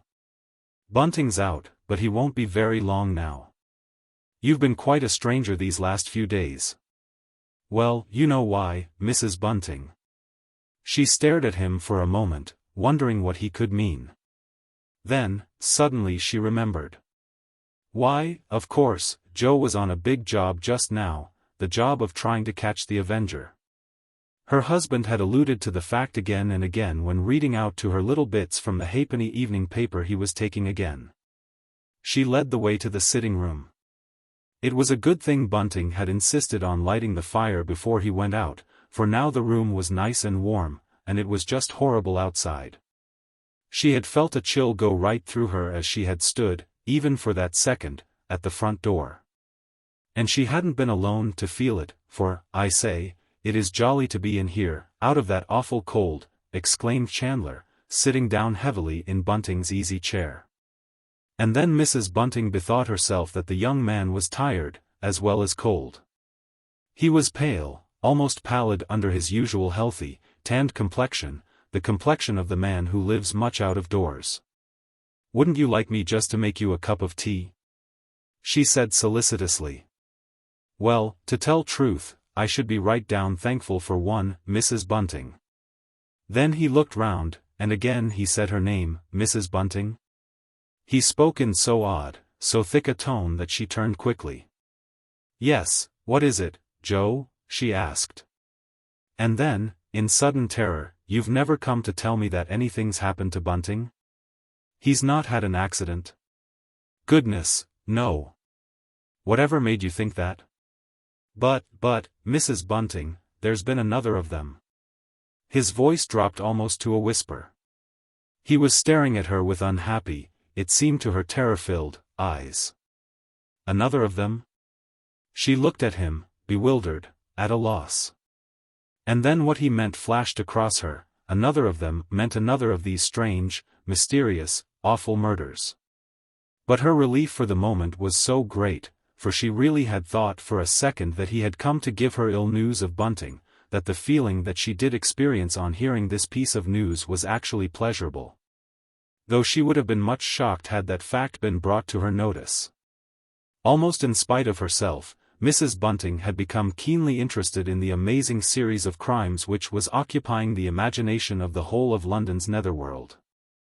Even her refined mind had busied itself for the last 2 or 3 days with the strange problem so frequently presented to it by Bunting, for Bunting, now that they were no longer worried, took an open, unashamed, intense interest in the Avenger and his doings. She took the kettle off the gas ring. "It's a pity Bunting isn't here," she said, drawing in her breath. "He'd liked so much to hear you tell all about it, Joe." As she spoke she was pouring boiling water into a little teapot. But Chandler said nothing, and she turned and glanced at him. "Why, you do look bad," she exclaimed. And, indeed, the young fellow did look bad, very bad indeed. "I can't help it," he said, with a kind of gasp. "It was your saying that about my telling you all about it that made me turn queer. You see, this time I was one of the first there, and it fairly turned me sick, that it did. Oh, it was too awful, Mrs. Bunting. Don't talk of it." He began gulping down the hot tea before it was well made. She looked at him with sympathetic interest. "Why, Joe," she said, "I never would have thought, with all the horrible sights you see, that anything could upset you like that." "This isn't like anything there's ever been before," he said. "And then, oh, Mrs. Bunting, 'twas I that discovered the piece of paper this time." "Then it is true," she cried eagerly. "It is the Avenger's bit of paper." Bunting always said it was. He never believed in that practical joker. I did, said Chandler reluctantly. You see, there are some queer fellows even, he lowered his voice, and looked round him as if the walls had ears, even in the force, Mrs. Bunting. And these murders have fair got on our nerves. No, never, she said. D'you think that a bobby might do a thing like that? He nodded impatiently, as if the question wasn't worth answering.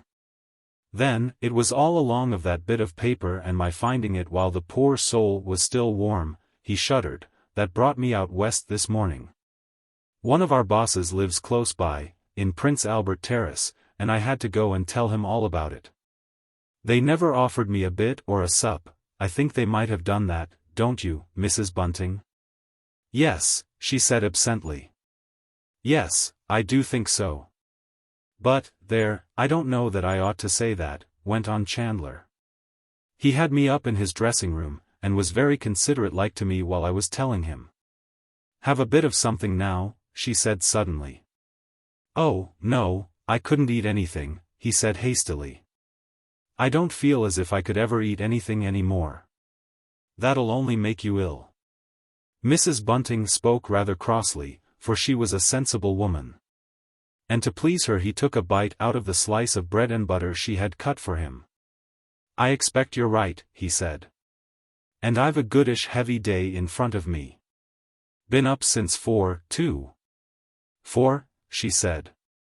Was it then they found? She hesitated a moment, and then said, it? He nodded. It was just a chance I was nearby. If I'd been half a minute sooner either I or the officer who found her must have knocked up against that monster. But 2 or 3 people do think they saw him slinking away. What was he like? She asked curiously. Well, that's hard to answer. You see, there was such an awful fog. But there's one thing they all agree about. He was carrying a bag. A bag, repeated Mrs. Bunting, in a low voice. Whatever sort of bag might it have been, Joe? There had come across her, just right in her middle, like, such a strange sensation, a curious kind of tremor, or fluttering. She was at a loss to account for it. Just a handbag, said Joe Chandler vaguely. A woman I spoke to, cross-examining her, who was positive she had seen him, said, just a tall, thin shadow, that's what he was, a tall, thin shadow of a man, with a bag. With a bag? Repeated Mrs. Bunting absently. How very strange and peculiar. Why, no, not strange at all. He has to carry the thing he does the deed with in something, Mrs. Bunting. We've always wondered how he hid it. They generally throws the knife or firearms away, you know. Do they, indeed?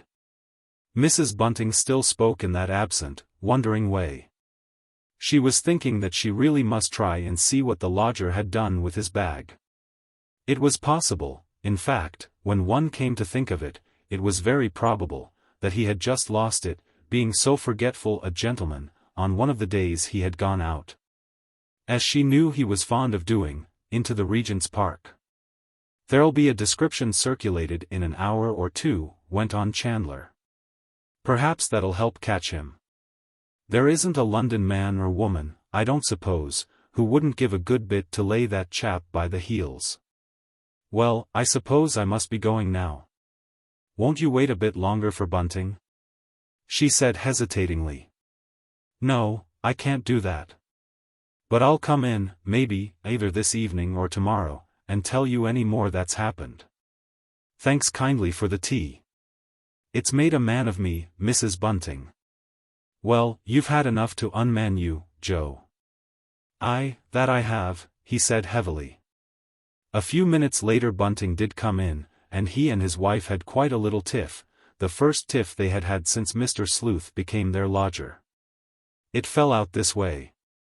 When he heard who had been there, Bunting was angry that Mrs. Bunting hadn't got more details of the horrible occurrence which had taken place that morning, out of Chandler.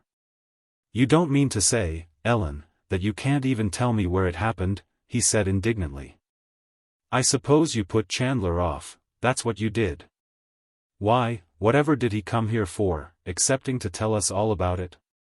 He came to have something to eat and drink, snapped out Mrs. Bunting.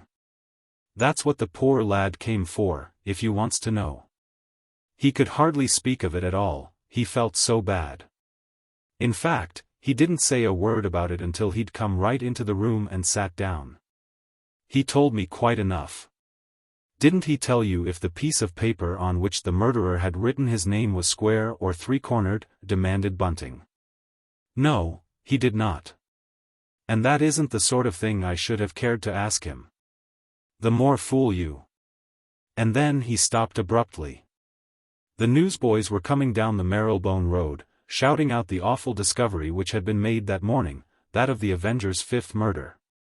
Bunting went out to buy a paper, and his wife took the things he had brought in down to the kitchen.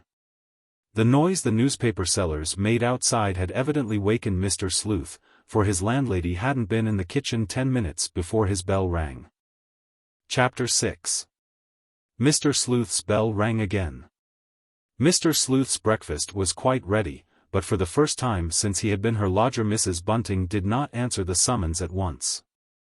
But when there came the second imperative tinkle, for electric bells had not been fitted into that old-fashioned house, she made up her mind to go upstairs.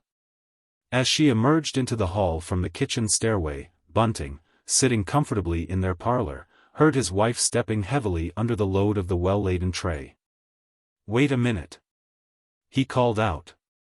"I'll help you, Ellen," and he came out and took the tray from her. She said nothing, and together they proceeded up to the drawing-room floor landing. There she stopped him. "Here," she whispered quickly, "you give me that, Bunting. The lodger won't like your going in to him." And then, as he obeyed her, and was about to turn downstairs again, she added in a rather acid tone, "You might open the door for me, at any rate. How can I manage to do it with this here heavy tray on my hands?" She spoke in a queer, jerky way, and Bunting felt surprised, rather put out. Ellen wasn't exactly what you'd call a lively, jolly woman, but when things were going well, as now, she was generally equable enough. He supposed she was still resentful of the way he had spoken to her about young Chandler and the new Avenger murder. However, he was always for peace, so he opened the drawing-room door, and as soon as he had started going downstairs Mrs. Bunting walked into the room. And then at once there came over her the queerest feeling of relief, of lightness of heart. As usual, the lodger was sitting at his old place, reading the Bible. Somehow, she could not have told you why, she would not willingly have told herself, she had expected to see Mr. Sleuth looking different. But no, he appeared to be exactly the same. In fact, as he glanced up at her a pleasanter smile than usual lighted up his thin, pallid face. "Well, Mrs. Bunting," he said genially, "I overslept myself this morning, but I feel all the better for the rest." "I'm glad of that, sir," she answered, in a low voice. "One of the ladies I once lived with used to say, rest is an old-fashioned remedy, but it's the best remedy of all." Mr. Sleuth himself removed the Bible and Cruden's Concordance off the table out of her way, and then he stood watching his landlady laying the cloth. Suddenly he spoke again. He was not often so talkative in the morning. "I think, Mrs. Bunting, that there was someone with you outside the door just now?" "Yes, sir. Bunting helped me up with the tray." "I'm afraid I give you a good deal of trouble," he said hesitatingly. But she answered quickly, "Oh, no, sir. Not at all, sir.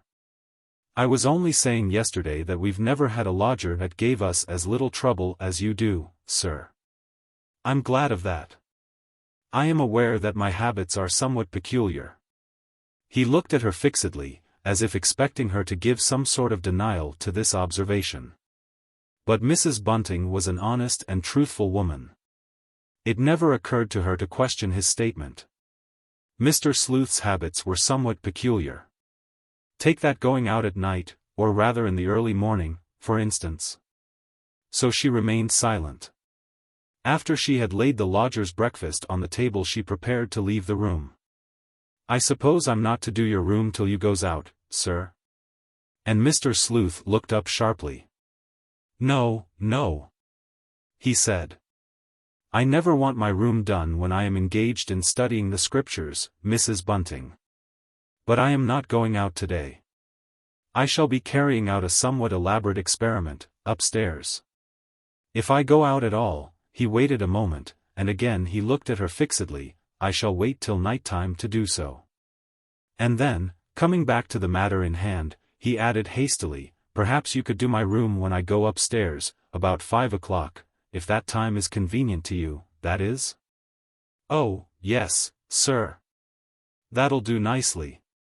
Mrs. Bunting went downstairs, and as she did so she took herself wordlessly, ruthlessly to task.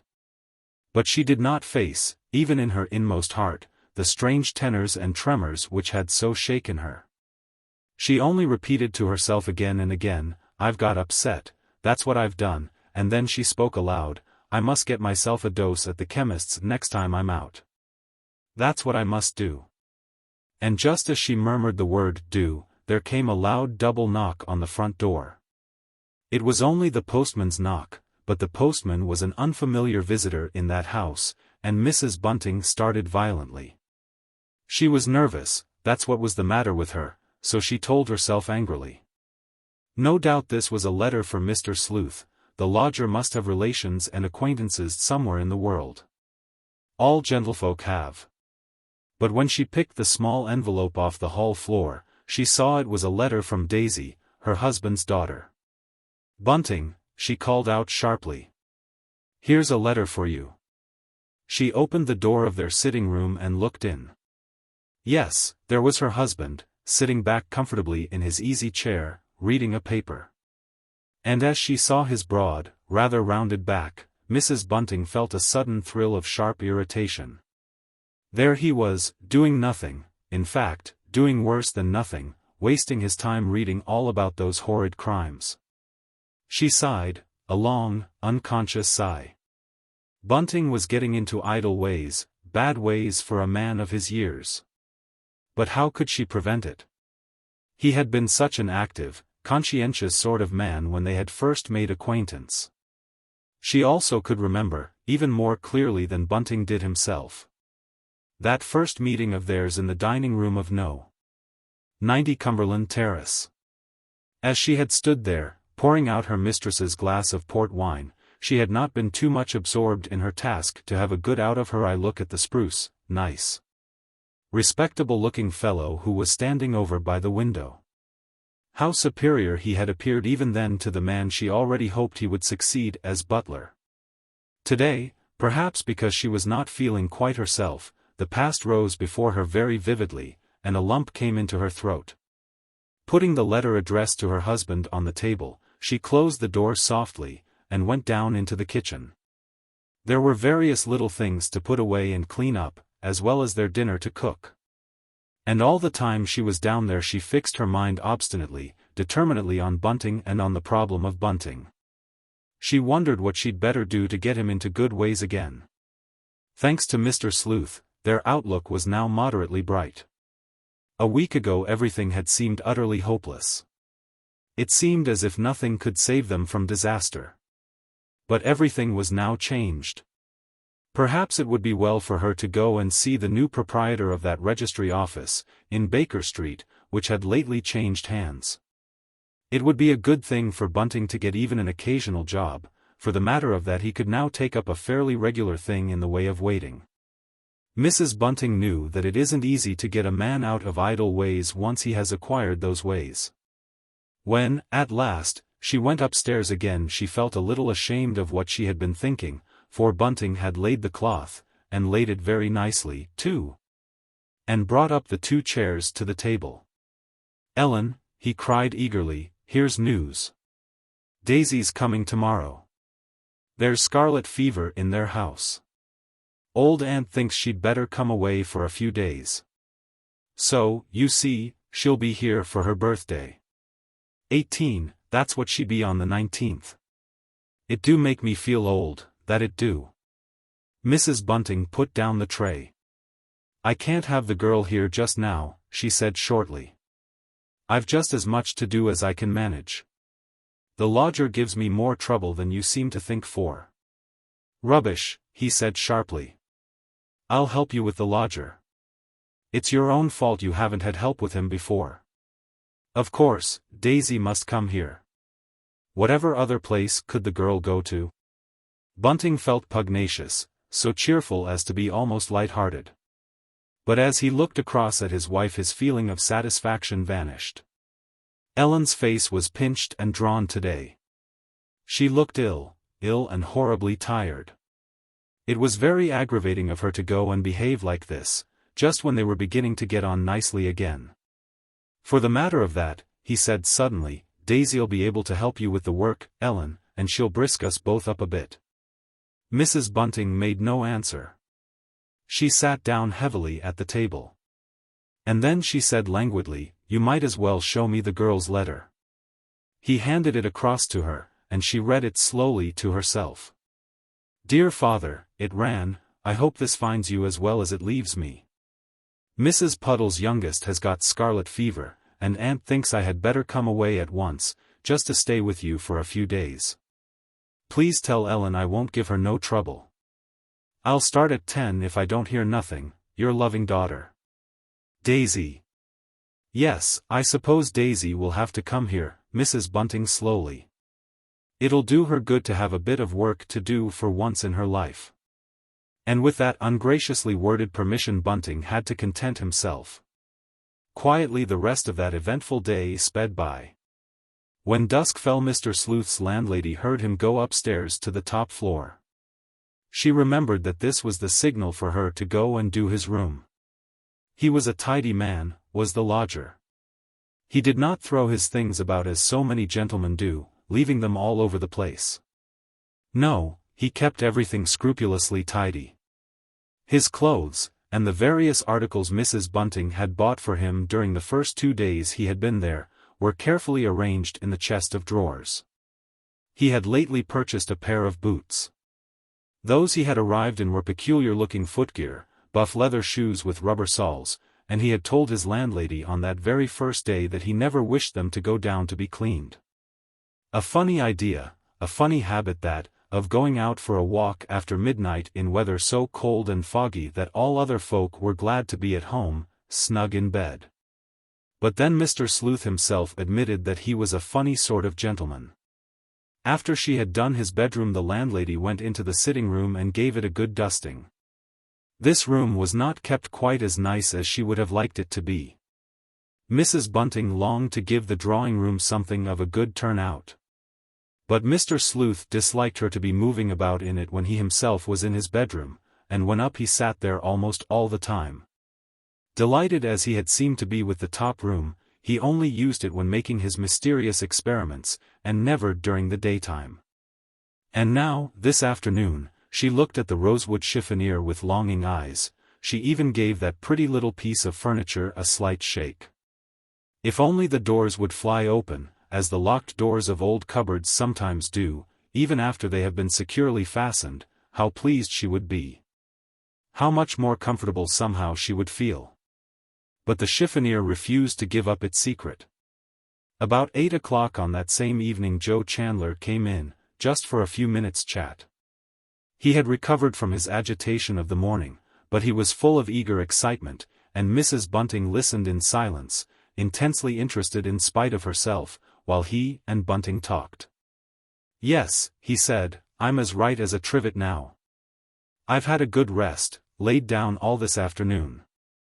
You see, the yard thinks there's going to be something on tonight. He's always done them in pairs.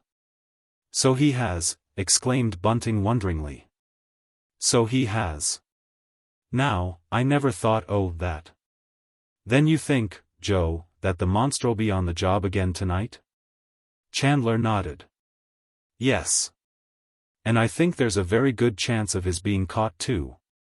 I suppose there'll be a lot on the watch tonight, I should think there will be. How many of our men do you think there'll be on night duty tonight, Mr. Bunting? Bunting shook his head. I don't know, he said helplessly. I mean extra, suggested Chandler, in an encouraging voice. 1,000, ventured Bunting. 5,000, Mr. Bunting. Never, exclaimed Bunting, amazed. And even Mrs. Bunting echoed never. Incredulously. Yes, that there will. You see, the boss has got his monkey up. Chandler drew a folded-up newspaper out of his coat pocket. Just listen to this. The police have reluctantly to admit that they have no clue to the perpetrators of these horrible crimes. And we cannot feel any surprise at the information that a popular attack has been organized on the Chief Commissioner of the Metropolitan Police. There is even talk of an indignation mass meeting. What do you think of that? That's not a pleasant thing for a gentleman as is doing his best to read, eh? Well, it does seem queer that the police can't catch him, now doesn't it? Said Bunting argumentatively. I don't think it's queer at all, said young Chandler crossly. Now you just listen again. Here's a bit of the truth for once, in a newspaper. And slowly he read out. The detection of crime in London now resembles a game of blind man's buff, in which the detective has his hands tied and his eyes bandaged. Thus is he turned loose to hunt the murderer through the slums of a great city. Whatever does that mean? Said Bunting. Your hands aren't tied, and your eyes aren't bandaged, Joe. It's metaphorical like that it's intended, Mr. Bunting. We haven't got the same facilities, no, not a quarter of them, that the French techs have. And then, for the first time, Mrs. Bunting spoke. What was that word, Joe? Perpetrators. I mean that first bit you read out. Yes, he said, turning to her eagerly. Then do they think there's more than one of them? She said, and a look of relief came over her thin face. There's some of our chaps thinks it's a gang, said Chandler. They say it can't be the work of one man. What do you think, Joe? Well, Mrs. Bunting, I don't know what to think. I'm fair puzzled. He got up. Don't you come to the door. I'll shut it all right. So long. See you tomorrow, perhaps. As he had done the other evening, Mr. and Mrs. Bunting's visitor stopped at the door. Any news of Miss Daisy? He asked casually. Yes. She's coming tomorrow, said her father. They've got scarlet fever at her place. So old Aunt thinks she'd better clear out. The husband and wife went to bed early that night, but Mrs. Bunting found she could not sleep. She lay wide awake, hearing the hours, the half-hours, the quarters chime out from the belfry of the old church close by. And then, just as she was dozing off, it must have been about 1 o'clock, she heard the sound she had half unconsciously been expecting to hear. That of the lodger's stealthy footsteps coming down the stairs just outside her room. He crept along the passage and let himself out very, very quietly. But though she tried to keep awake, Mrs. Bunting did not hear him come in again, for she soon fell into a heavy sleep. Oddly enough, she was the first to wake the next morning. Odder still, it was she, not Bunting, who jumped out of bed, and going out into the passage, picked up the newspaper which had just been pushed through the letterbox. But having picked it up, Mrs. Bunting did not go back at once into her bedroom. Instead she lit the gas in the passage, and leaning up against the wall to steady herself, for she was trembling with cold and fatigue, she opened the paper. Yes, there was the heading she sought. The Avenger Murders. But, oh! How glad she was to see the words that followed. Up to the time of going to press there is little new to report concerning the extraordinary series of crimes which are amazing, and, indeed, staggering not only London, but the whole civilized world, and which would seem to be the work of some woman-hating teetotal fanatic. Since yesterday morning, when the last of these dastardly murders was committed, no reliable clue to the perpetrator, or perpetrators, has been obtained. Though several arrests were made in the course of the day. In every case, however, those arrested were able to prove a satisfactory alibi. And then, a little lower down, the excitement grows and grows. It is not too much to say that even a stranger to London would know that something very unusual was in the air. As for the place where the murder was committed last night. Last night, thought Mrs. Bunting, startled, and then she realized that last night, in this connection, meant the night before last. She began the sentence again. As for the place where the murder was committed last night, all approaches to it were still blocked up to a late hour by hundreds of onlookers, though, of course, nothing now remains in the way of traces of the tragedy. Slowly and carefully Mrs. Bunting folded the paper up again in its original creases, and then she stooped and put it back down on the mat where she had found it. She then turned out the gas, and going back into bed she lay down by her still sleeping husband. "Anything the matter?" Bunting murmured, and stirred uneasily. "Anything the matter, Ellen?" She answered in a whisper thrilling with a strange gladness, "No, nothing, Bunting, nothing the matter. Go to sleep again, my dear." They got up an hour later, both in a happy, cheerful mood. Bunting rejoiced at the thought of his daughter's coming, and even Daisy's stepmother told herself that it would be pleasant having the girl about the house to help her a bit. About 10 o'clock Bunting went out to do some shopping. He brought back with him a nice little bit of pork for Daisy's dinner, and 3 mince pies. He even remembered to get some apples for the sauce. Chapter 7. Just as 12 was striking, a four-wheeler drew up to the gate. It brought Daisy, pink-cheeked, excited, laughing-eyed Daisy, a sight to gladden any father's heart. "Old Aunt said I was to have a cab if the weather was bad," she cried out joyously. There was a bit of a wrangle over the fare. King's Cross, as all the world knows, is nothing like 2 miles from the Marylebone Road, but the man clamoured for 1 and 6pence. And hinted darkly that he had done the young lady a favour in bringing her at all. While he and Bunting were having words, Daisy, leaving them to it, walked up the flagged path to the door where her stepmother was awaiting her. As they were exchanging a rather frigid kiss, indeed, 'twas a mere peck on Mrs. Bunting's part, there fell, with startling suddenness, loud cries on the still, cold air. Long-drawn and wailing, they sounded strangely sad as they rose and fell across the distant roar of traffic in the Edgware Road. "What's that?" exclaimed Bunting wonderingly. "Why, whatever's that?" The cabman lowered his voice. "Them's a crying out that 'orrible affair at King's Cross. He's done for 2 of 'em this time. That's what I meant when I said I might a got a better fare.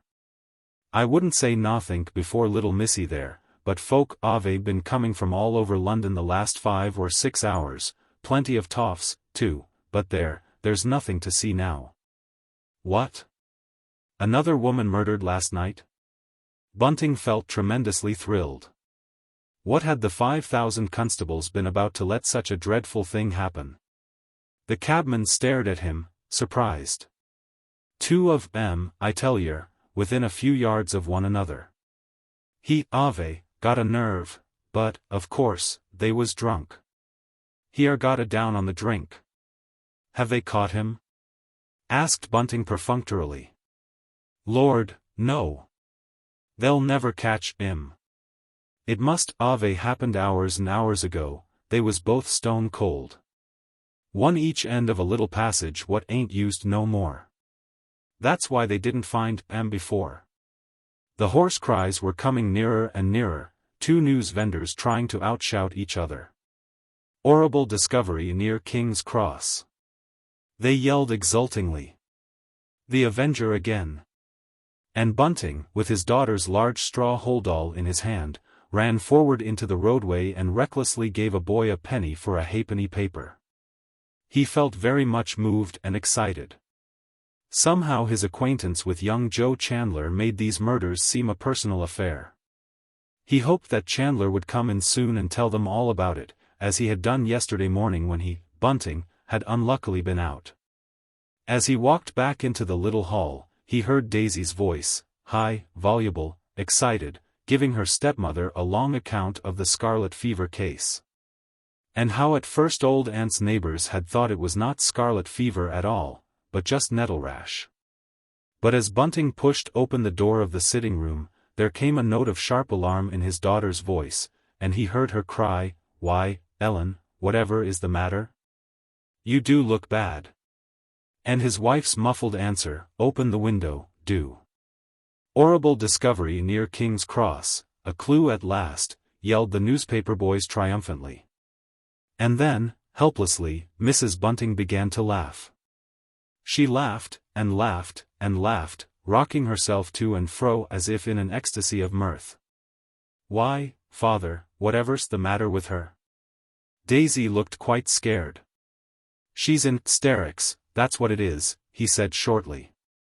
"I'll just get the water jug." "Wait a minute." Bunting felt very put out. Ellen was ridiculous, that's what she was, to be so easily upset. The lodger's bell suddenly pealed through the quiet house. Either that sound, or maybe the threat of the water jug, had a magical effect on Mrs. Bunting. She rose to her feet, still shaking all over, but mentally composed. "I'll go up," she said a little chokingly. "As for you, child, just run down into the kitchen. You'll find a piece of pork roasting in the oven. You might start paring the apples for the sauce." As Mrs. Bunting went upstairs, her legs felt as if they were made of cotton wool. She put out a trembling hand, and clutched at the banister for support. But soon, making a great effort over herself, she began to feel more steady, and after waiting for a few moments on the landing, she knocked at the door of the drawing-room. Mr. Sleuth's voice answered her from the bedroom. "I'm not well," he called out querulously. "I think I've caught a chill. I should be obliged if you would kindly bring me up a cup of tea, and put it outside my door, Mrs. Bunting." "Very well, sir." Mrs. Bunting turned and went downstairs. She still felt queer and giddy, so instead of going into the kitchen, she made the lodger his cup of tea over her sitting-room gas ring. During their midday dinner, the husband and wife had a little discussion as to where Daisy should sleep. It had been settled that a bed should be made up for her in the top back room, but Mrs. Bunting saw a reason to change this plan. "I think 'twould be better if Daisy were to sleep with me, Bunting, and you was to sleep upstairs." Bunting felt and looked rather surprised, but he acquiesced. Ellen was probably right. The girl would be rather lonely up there, and, after all, they didn't know much about the lodger, though he seemed a respectable gentleman enough. Daisy was a good-natured girl. She liked London, and wanted to make herself useful to her stepmother. "I'll wash up, don't you bother to come downstairs," she said cheerfully. Bunting began to walk up and down the room. His wife gave him a furtive glance. She wondered what he was thinking about. "Didn't you get a paper?" she said at last. "Yes, of course I did," he answered hastily. "But I've put it away. I thought you'd rather not look at it, as you're that nervous." Again she glanced at him quickly, furtively, but he seemed just as usual. He evidently meant just what he said and no more. "I thought they was shouting something in the street, I mean just before I was took bad." It was now Bunting's turn to stare at his wife quickly and rather furtively. He had felt sure that her sudden attack of queerness, of hysterics, call it what you might, had been due to the shouting outside. She was not the only woman in London who had got the Avenger murders on her nerves. His morning paper said quite a lot of women were afraid to go out alone. Was it possible that the curious way she had been taken just now had had nothing to do with the shouts and excitement outside? "Don't you know what it was they were calling out?" he asked slowly. Mrs. Bunting looked across at him. She would have given a very great deal to be able to lie, to pretend that she did not know what those dreadful cries had portended. But when it came to the point she found she could not do so. "Yes," she said dully. "I heard a word here and there. There's been another murder, hasn't there?" "2 other murders," he said soberly. "2? That's worse news." She turned so pale, a sallow greenish-white, that Bunting thought she was again going queer. "Ellen," he said warningly, "Ellen, now do have a care. I can't think what's come over you about these murders. Turn your mind away from them, do. We needn't talk about them, not so much, that is." "But I wants to talk about them," cried Mrs. Bunting hysterically. The husband and wife were standing, one each side of the table, the man with his back to the fire, the woman with her back to the door. Bunting, staring across at his wife, felt sadly perplexed and disturbed. She really did seem ill, even her slight, spare figure looked shrunk. For the first time, so he told himself ruefully, Ellen was beginning to look her full age. Her slender hands, she had kept the pretty, soft white hands of the woman who has never done rough work, grasped the edge of the table with a convulsive movement. Bunting didn't at all like the look of her. "Oh, dear," he said to himself, "I do hope Ellen isn't going to be ill. That would be a to-do just now." "Tell me about it," she commanded, in a low voice. "Can't you see I'm waiting to hear? Be quick now, Bunting." "There isn't very much to tell," he said reluctantly. "There's precious little in this paper, anyway. But the cabman what brought Daisy told me." "Well?" "What I said just now.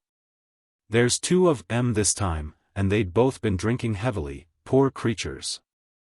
"Was it where the others was done?" she asked, looking at her husband fearfully. "No," he said awkwardly. "No, it wasn't, Ellen. It was a good bit farther west, in fact, not so very far from here. Near King's Cross, that's how the cabman knew about it, you see. They seems to have been done in a passage which isn't used no more." And then, as he thought his wife's eyes were beginning to look rather funny, he added hastily, "There, that's enough for the present. We shall soon be hearing a lot more about it from Joe Chandler. He's pretty sure to come in some time today." "Then the 5,000 constables weren't no use," said Mrs. Bunting slowly.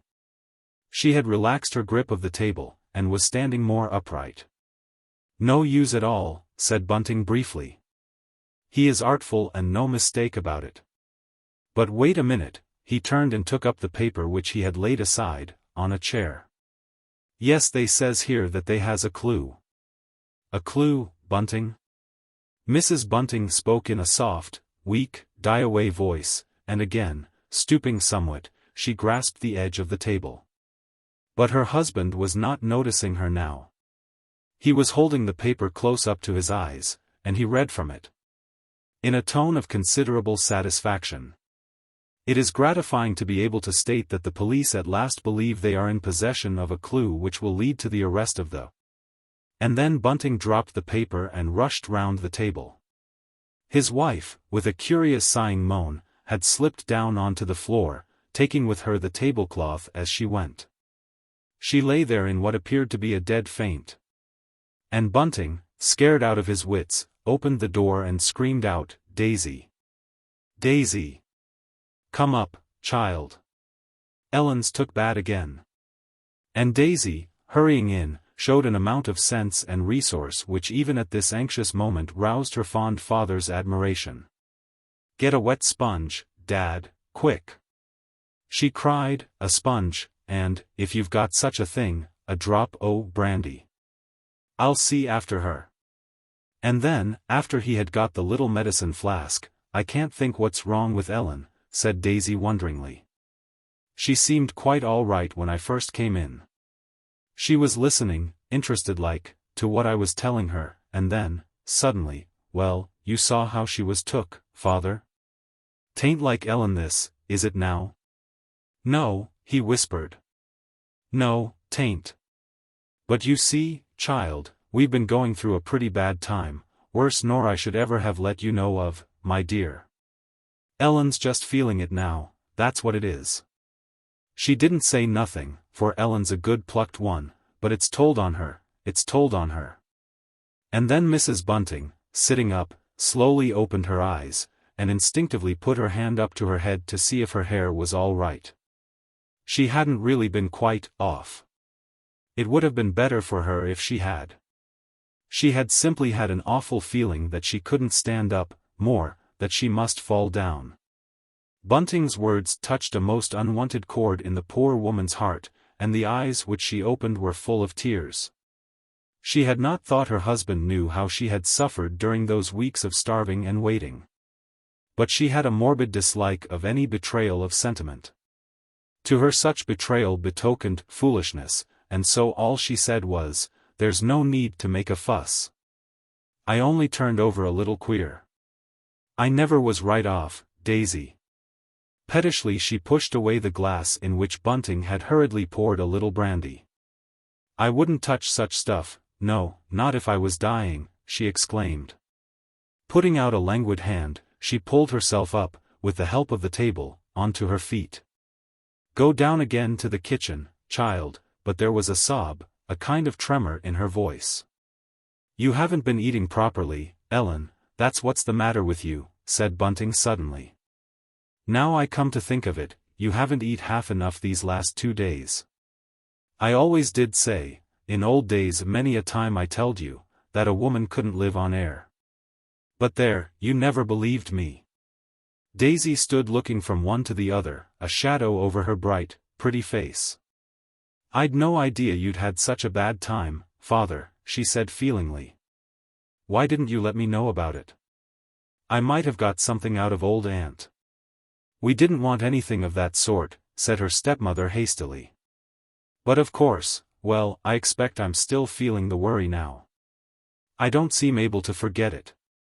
Those days of waiting, she restrained herself, another moment and the word, starving, would have left her lips. But everything's all right now, said Bunting eagerly, all right, thanks to Mr. Sleuth, that is. Yes, repeated his wife, in a low, strange tone of voice. Yes, we're all right now, and as you say, Bunting, it's all along of Mr. Sleuth. She walked across to a chair and sat down on it. I'm just a little tottery still, she muttered. And Daisy, looking at her, turned to her father and said in a whisper, but not so low but that Mrs. Bunting heard her, don't you think Ellen ought to see a doctor, father? He might give her something that would pull her round. I won't see no doctor, said Mrs. Bunting with sudden emphasis. I saw enough of doctors in my last place. 38 doctors in 10 months did my poor missus have. Just determined on having them she was. Did they save her? No. She died just the same. Maybe a bit sooner. She was a freak, was your last mistress, Ellen, began Bunting aggressively. Ellen had insisted on staying on in that place till her poor mistress died. They might have been married some months before they were married but for that fact. Bunting had always resented it. His wife smiled wanly. We won't have no words about that, she said, and again she spoke in a softer, kindlier tone than usual. Daisy? If you won't go down to the kitchen again, then I must, she turned to her stepdaughter, and the girl flew out of the room. I think the child grows prettier every minute, said Bunting fondly. Folks are too apt to forget that beauty is but skin deep, said his wife. She was beginning to feel better. But still, I do agree, Bunting, that Daisy's well enough. And she seems more willing, too. I say, we mustn't forget the lodger's dinner, Bunting spoke uneasily. It's a bit of fish today, isn't it? Hadn't I better just tell Daisy to see to it, and then I can take it up to him, as you're not feeling quite the thing, Ellen? I'm quite well enough to take up Mr. Sleuth's luncheon, she said quickly. It irritated her to hear her husband speak of the lodger's dinner. They had dinner in the middle of the day, but Mr. Sleuth had luncheon. However odd he might be, Mrs. Bunting never forgot her lodger was a gentleman. After all, he likes me to wait on him, doesn't he? I can manage all right. Don't you worry, she added after a long pause. Chapter 8. Perhaps because his luncheon was served to him a good deal later than usual. Mr. Sleuth ate his nice piece of steamed sole upstairs with far heartier an appetite than his landlady had eaten her nice slice of roast pork downstairs. I hope you're feeling a little better, sir, Mrs. Bunting had forced herself to say when she first took in his tray. And he had answered plaintively, querulously, no, I can't say I feel well today, Mrs. Bunting. I am tired, very tired. And as I lay in bed I seemed to hear so many sounds, so much crying and shouting. I trust the Marylebone Road is not going to become a noisy thoroughfare, Mrs. Bunting? Oh, no, sir, I don't think that. We're generally reckoned very quiet indeed, sir. She waited a moment, try as she would, she could not allude to what those unwanted shouts and noises had betokened. "I expect you've got a chill, sir," she said suddenly. "If I was you, I shouldn't go out this afternoon, I'd just stay quietly indoors. There's a lot of rough people about." Perhaps there was an undercurrent of warning, of painful pleading, in her toneless voice which penetrated in some way to the brain of the lodger. For Mr. Sleuth looked up, and an uneasy, watchful look came into his luminous grey eyes. "I'm sorry to hear that, Mrs. Bunting. But I think I'll take your advice. That is, I will stay quietly at home. I am never at a loss to know what to do with myself so long as I can study the book of books." "Then you're not afraid about your eyes, sir?" said Mrs. Bunting curiously. Somehow she was beginning to feel better. It comforted her to be up here, talking to Mr. Sleuth, instead of thinking about him downstairs. It seemed to banish the terror which filled her soul, and her body, too, at other times. When she was with him Mr. Sleuth was so gentle, so reasonable, so grateful. Poor kindly, solitary Mr. Sleuth. This kind of gentleman surely wouldn't hurt a fly, let alone a human being. Eccentric, so much must be admitted. But Mrs. Bunting had seen a good deal of eccentric folk, eccentric women rather than eccentric men, in her long career as useful maid. Being at ordinary times an exceptionally sensible, well-balanced woman, she had never, in old days, allowed her mind to dwell on certain things she had learnt as to the aberrations of which human nature is capable, even well-born, well-nurtured. Gentle human nature, as exemplified in some of the households where she had served. It would, indeed, be unfortunate if she now became morbid or hysterical. So it was in a sharp, cheerful voice, almost the voice in which she had talked during the first few days of Mr. Sleuth's stay in her house, that she exclaimed, "Well, sir, I'll be up again to clear away in about half an hour. And if you'll forgive me for saying so, I hope you will stay in and have a rest today. Nasty, muggy weather, that's what it is. If there's any little thing you want, me or Bunting can go out and get it." It must have been about 4 o'clock when there came a ring at the front door. The three were sitting chatting together. For Daisy had washed up, she really was saving her stepmother a good bit of trouble, and the girl was now amusing her elders by a funny account of old Aunt's pernickety ways. "Whoever can that be?" said Bunting, looking up. "It's too early for Joe Chandler, surely." "I'll go," said his wife, hurriedly jumping up from her chair. "I'll go. We don't want no strangers in here." And as she stepped down the short bit of passage she said to herself, "A clue? What clue?" But when she opened the front door a glad sigh of relief broke from her. "Why, Joe? We never thought 'twas you. But you're very welcome, I'm sure. Come in." And Chandler came in, a rather sheepish look on his good-looking, fair young face. "I thought maybe that Mr. Bunting would like to know," he began, in a loud, cheerful voice, and Mrs. Bunting hurriedly checked him. She didn't want the lodger upstairs to hear what young Chandler might be going to say. "Don't talk so loud," she said a little sharply. "The lodger is not very well today. He's had a cold," she added hastily, "and during the last 2 or 3 days he hasn't been able to go out." She wondered at her temerity, her hypocrisy, and that moment, those few words, marked an epoch in Ellen Bunting's life. It was the first time she had told a bold and deliberate lie. She was one of those women, there are many, many such, to whom there is a whole world of difference between the suppression of the truth and the utterance of an untruth. But Chandler paid no heed to her remarks.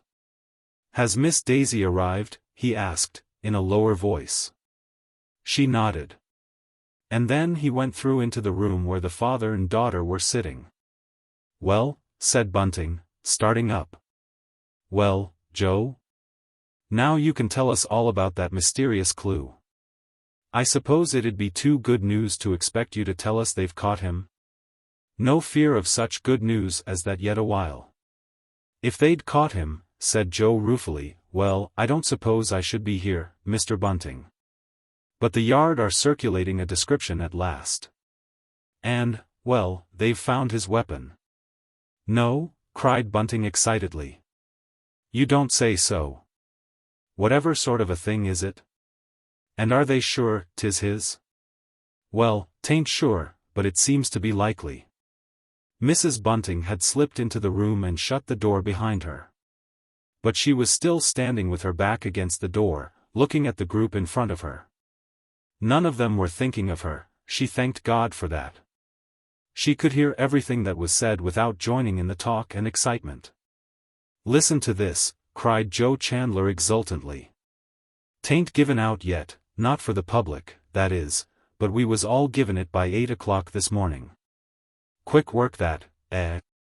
He read out. "Wanted. A man, of age approximately 28, slight in figure, height approximately 5 feet 8 inches. Complexion dark. No beard or whiskers. Wearing a black diagonal coat, hard felt hat, high white collar, and tie. Carried a newspaper parcel. Very respectable appearance." Mrs. Bunting walked forward. She gave a long, fluttering sigh of unutterable relief. "There's the chap," said Joe Chandler triumphantly. "And now, Miss Daisy," he turned to her jokingly, but there was a funny little tremor in his frank, cheerful-sounding voice, "if you knows of any nice, likely young fellow that answers to that description, well, you've only got to walk in and earn your reward of £500. £500, cried Daisy and her father simultaneously. "Yes. That's what the Lord Mayor offered yesterday. Some private bloke, nothing official about it. But we of the Yard is barred from taking that reward, worse luck. And it's too bad, for we has all the trouble, after all." "Just hand that bit of paper over, will you?" said Bunting. "I'd like to con it over to myself." Chandler threw over the bit of flimsy. A moment later Bunting looked up and handed it back. "Well, it's clear enough, isn't it?" "Yes. And there's hundreds, nay, thousands, of young fellows that might be a description of," said Chandler sarcastically. "As a pal of mine said this morning, there isn't a chap will like to carry a newspaper parcel after this. And it won't do to have a respectable appearance, eh?" Daisy's voice rang out in merry, pealing laughter. She greatly appreciated Mr. Chandler's witticism. "Why on earth didn't the people who saw him try and catch him?" asked Bunting suddenly. And Mrs. Bunting broke in a lower voice, "Yes, Joe, that seems odd, don't it?" Joe Chandler coughed. "Well, it's this way," he said. "No one person did see all that. The man who's described here is just made up from the description of 2 different folk who think they saw him. You see, the murders must have taken place, well, now, let me see, perhaps at 2 o'clock this last time." 2 o'clock, that's the idea. Well, at such a time as that not many people are about, especially on a foggy night. Yes, one woman declares she saw a young chap walking away from the spot where 'twas done. And another one, but that was a good bit later, says the Avenger passed by her. It's mostly her they're following in this air description. And then the boss who has charge of that sort of thing looked up what other people had said, I mean when the other crimes was committed. That's how he made up this wanted. Then the Avenger may be quite a different sort of man, said Bunting slowly, disappointedly. Well, of course he may be. But, no, I think that description fits him all right, said Chandler. But he also spoke in a hesitating voice. You was saying, Joe, that they found a weapon, observed Bunting insinuatingly. He was glad that Ellen allowed the discussion to go on, in fact, that she even seemed to take an intelligent interest in it. She had come up close to them, and now looked quite her old self again. Yes. They believe they've found the weapon what he does his awful deeds with, said Chandler. At any rate, within 100 yards of that little dark passage where they found the bodies, one at each end. There there was discovered this morning a very peculiar kind o' knife, keen as a razor, pointed as a dagger. That's the exact words the boss used when he was describing it to a lot of us. He seemed to think a lot more of that clue than of the other, I mean than of the description people gave of the chap who walked quickly by with a newspaper parcel. But now there's a pretty job in front of us. Every shop where they sell or might have sold such a thing as that knife, including every eating house in the East End, has got to be called at. Whatever for? Asked Daisy. Why, with an idea of finding out if anyone saw such a knife fooling about there any time, and, if so, in whose possession it was at the time. But, Mr. Bunting, Chandler's voice changed, it became businesslike, official, they're not going to say anything about that, not in newspapers, till tomorrow, so don't you go and tell anybody. You see, we don't want to frighten the fellow off. If he knew they'd got his knife, well, he might just make himself scarce, and they don't want that. If it's discovered that any knife of that kind was sold, say a month ago, to some customer whose ways are known, then. What'll happen then? Said Mrs. Bunting, coming nearer. Well, then, nothing'll be put about it in the papers at all, said Chandler deliberately.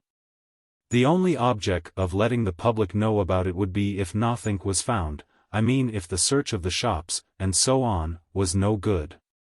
Then, of course, we must try and find out someone, some private person like, who's watched that knife in the criminal's possession.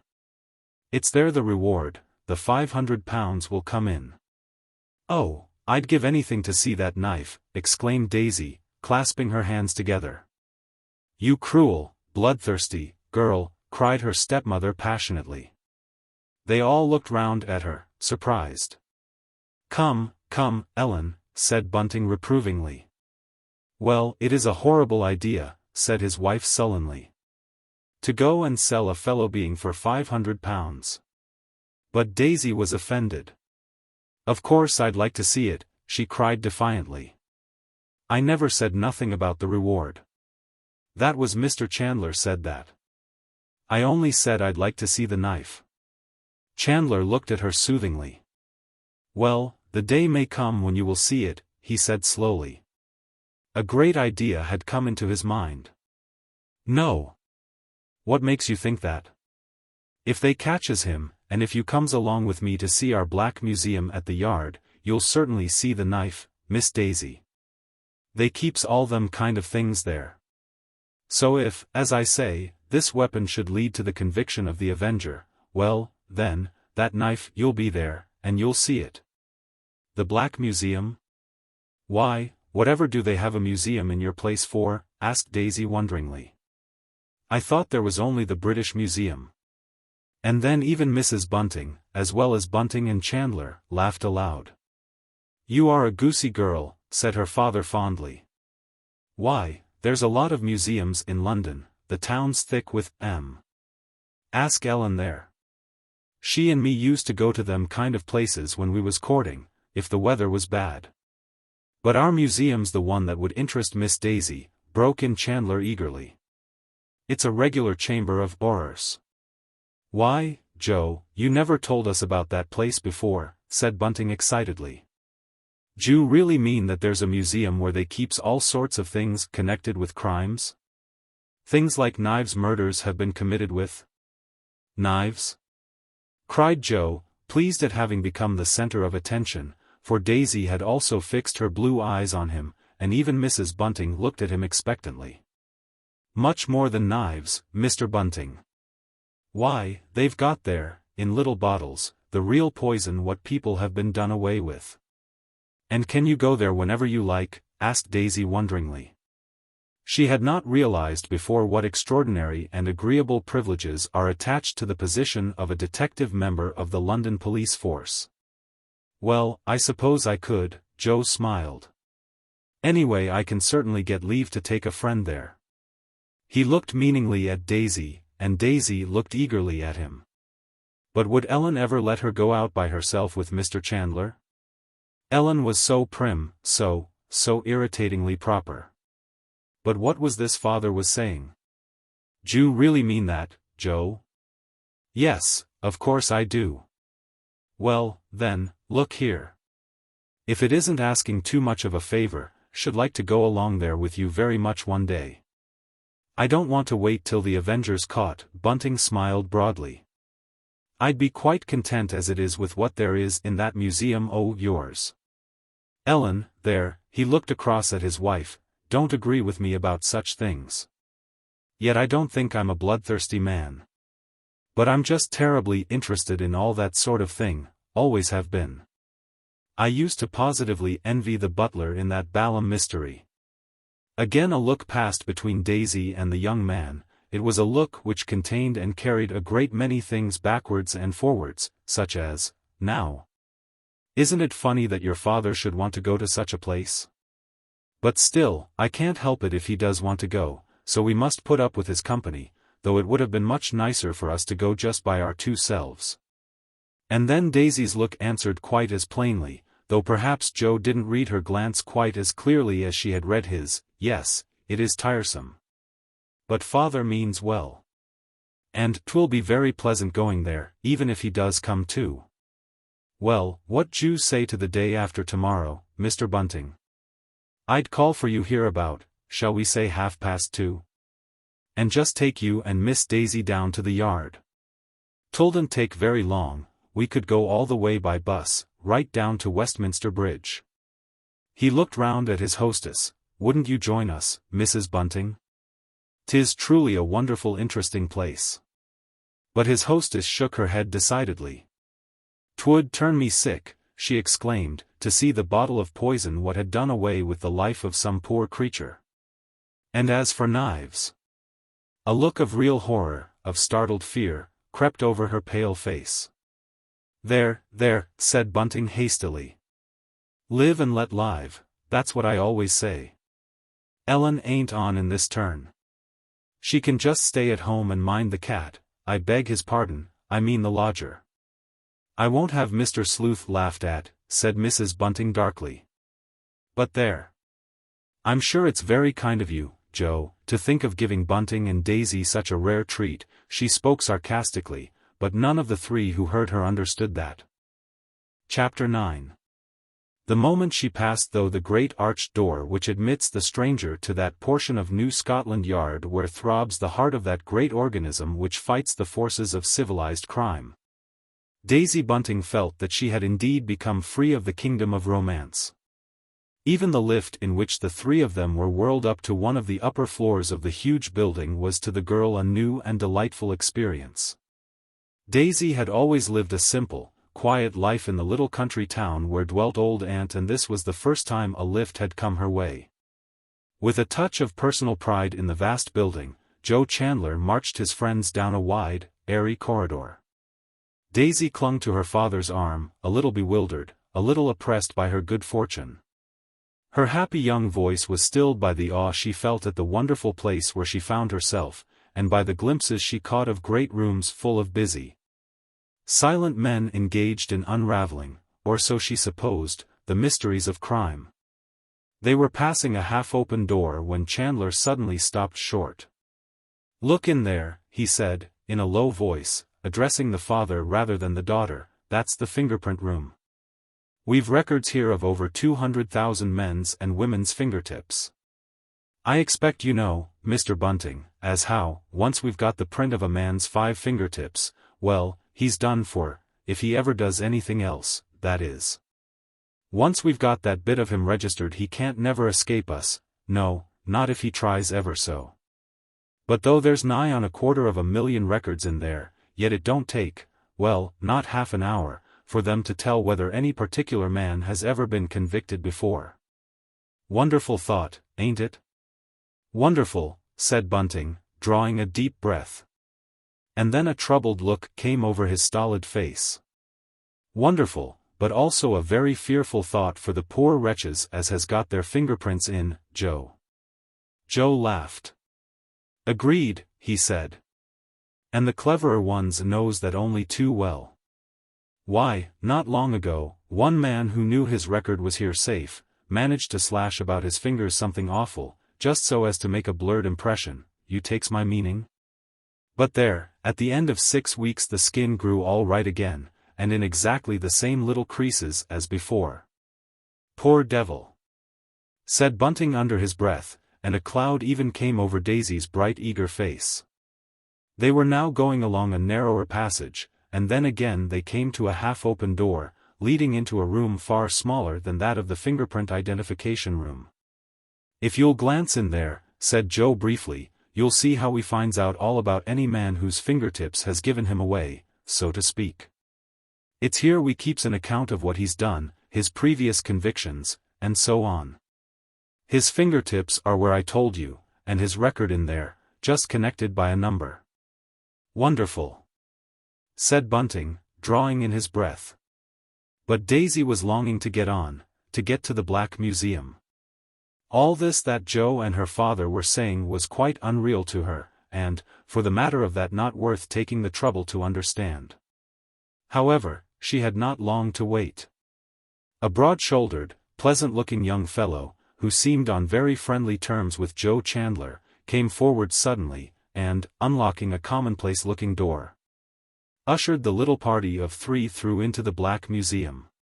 For a moment there came across Daisy a feeling of keen disappointment and surprise. This big, light room simply reminded her of what they called the science room in the public library of the town where she lived with old Aunt. Here, as there, the center was taken up with plain glass cases fixed at a height from the floor which enabled their contents to be looked at closely. She walked forward and peered into the case nearest the door. The exhibits shown there were mostly small, shabby-looking little things, the sort of things one might turn out of an old rubbish cupboard in an untidy house: old medicine bottles, a soiled neckerchief, what looked like a child's broken lantern, even a box of pills. As for the walls, they were covered with the queerest-looking objects. Bits of old iron, odd-looking things made of wood and leather, and so on. It was really rather disappointing. Then Daisy Bunting gradually became aware that standing on a shelf just below the first of the broad, spacious windows which made the great room look so light and shadowless, was a row of life-size white plaster heads, each head slightly inclined to the right. There were about a dozen of these, not more, and they had such odd, staring, helpless, real-looking faces. "Whatever's those?" asked Bunting in a low voice. Daisy clung a thought closer to her father's arm. Even she guessed that these strange, pathetic, staring faces were the death masks of those men and women who had fulfilled the awful law which ordains that the murderer shall be, in his turn, done to death. "All hanged," said the guardian of the Black Museum briefly. "Casts taken after death." Bunting smiled nervously. "They don't look dead somehow. They looks more as if they were listening," he said. "That's the fault of Jack Ketch," said the man facetiously. "It's his idea, that of knotting his patient's necktie under the left ear. That's what he does to each of the gentlemen to whom he has to act valet on just one occasion only. It makes them lean just a bit to one side. You look here." Daisy and her father came a little closer, and the speaker pointed with his finger to a little dent imprinted on the left side of each neck. Running from this indentation was a curious little furrow, well ridged above, showing how tightly Jack Ketch's necktie had been drawn when its wearer was hurried through the gates of eternity. "They looks foolish-like, rather than terrified, or hurt," said Bunting wonderingly. He was extraordinarily moved and fascinated by those dumb, staring faces. But young Chandler exclaimed in a cheerful, matter-of-fact voice, "Well, a man would look foolish at such a time as that. With all his plans brought to naught, and knowing he's only got a second to live, now wouldn't he?" "Yes, I suppose he would," said Bunting slowly. Daisy had gone a little pale. The sinister, breathless atmosphere of the place was beginning to tell on her. She now began to understand that the shabby little objects lying there in the glass case close to her were each and all links in the chain of evidence which, in almost every case, had brought some guilty man or woman to the gallows. "We had a yellow gentleman here the other day," observed the guardian suddenly, "one of those Brahmins, so they calls themselves. Well, you'd have been quite surprised to see how that heathen took on. He declared, what was the word he used? He turned to Chandler. He said that each of these things, with the exception of the casts, mind you, queer to say, he left them out, exuded evil, that was the word he used. Exuded, squeezed out it means. He said that being here made him feel very bad. And 'twasn't all nonsense either. He turned quite green under his yellow skin, and we had to shove him out quick. He didn't feel better till he'd got right to the other end of the passage. There now. Who'd ever think of that, said Bunting. I should say that man you'd got something on his conscience, wouldn't you? Well, I needn't stay now, said Joe's good-natured friend. You show your friends round, Chandler. You knows the place nearly as well as I do, don't you? He smiled at Joe's visitors, as if to say goodbye, but it seemed that he could not tear himself away after all. Look here, he said to Bunting. In this here little case are the tools of Charles Peace. I expect you've heard of him. I should think I have, cried Bunting eagerly. Many gents as comes here thinks this case the most interesting of all. Peace was such a wonderful man. A great inventor they say he would have been, had he been put in the way of it. Here's his ladder. You see it folds up quite compactly. And makes a nice little bundle, just like a bundle of old sticks any man might have been seen carrying about London in those days without attracting any attention. Why, it probably helped him to look like an honest working man time and time again, for on being arrested he declared most solemnly he'd always carried that ladder openly under his arm. The daring of that, cried Bunting. Yes, and when the ladder was opened out it could reach from the ground to the second story of any old house. And, oh! How clever he was. Just open one section, and you see the other sections open automatically, so Peace could stand on the ground and force the thing quietly up to any window he wished to reach. Then he'd go away again, having done his job, with a mere bundle of old wood under his arm. My word, he was artful. I wonder if you've heard the tale of how Peace once lost a finger. Well, he guessed the constables were instructed to look out for a man missing a finger, so what did he do? Put on a false finger, suggested Bunting. No, indeed. Peace made up his mind just to do without a hand altogether. Here's his false stump, you see, it's made of wood and black felt. Well, that just held his hand nicely. Why, we considers that one of the most ingenious contrivances in the whole museum. Meanwhile, Daisy had let go her hold of her father. With Chandler in delighted attendance, she had moved away to the farther end of the great room, and now she was bending over yet another glass case. Whatever are those little bottles for? She asked wonderingly. There were 5 small phials, filled with varying quantities of cloudy liquids. They're full of poison, Miss Daisy, that's what they are. There's enough arsenic in that little whack o' brandy to do for you and me, aye, and for your father as well, I should say. Then chemists shouldn't sell such stuff, said Daisy, smiling. Poison was so remote from herself, that the sight of these little bottles only brought a pleasant thrill. No more they don't. That was sneaked out of a flypaper, that was. Lady said she wanted a cosmetic for her complexion, but what she was really going for was flypapers for to do away with her husband. She'd got a bit tired of him, I suspect. Perhaps he was a horrid man, and deserved to be done away with, said Daisy. The idea struck them both as so very comic that they began to laugh aloud in unison. Did you ever hear what a certain Mrs. Pierce did? Asked Chandler, becoming suddenly serious. Oh, yes, said Daisy, and she shuddered a little. That was the wicked, wicked woman what killed a pretty little baby and its mother. They've got her in Madame Tussauds. But Ellen, she won't let me go to the Chamber of Horrors. She wouldn't let father take me there last time I was in London. Cruel of her, I called it. But somehow I don't feel as if I wanted to go there now, after having been here. Well, said Chandler slowly, we've a case full of relics of Mrs. Pierce. But the pram the bodies were found in, that's at Madame Tussauds, at least so they claim, I can't say. Now here's something just as curious, and not near so dreadful. See that man's jacket there? Yes, said Daisy falteringly. She was beginning to feel oppressed, frightened. She no longer wondered that the Indian gentleman had been taken queer. A burglar shot a man dead who disturbed him, and by mistake he went and left that jacket behind him. Our people noticed that one of the buttons was broken in two. Well, that don't seem much of a clue, does it, Miss Daisy?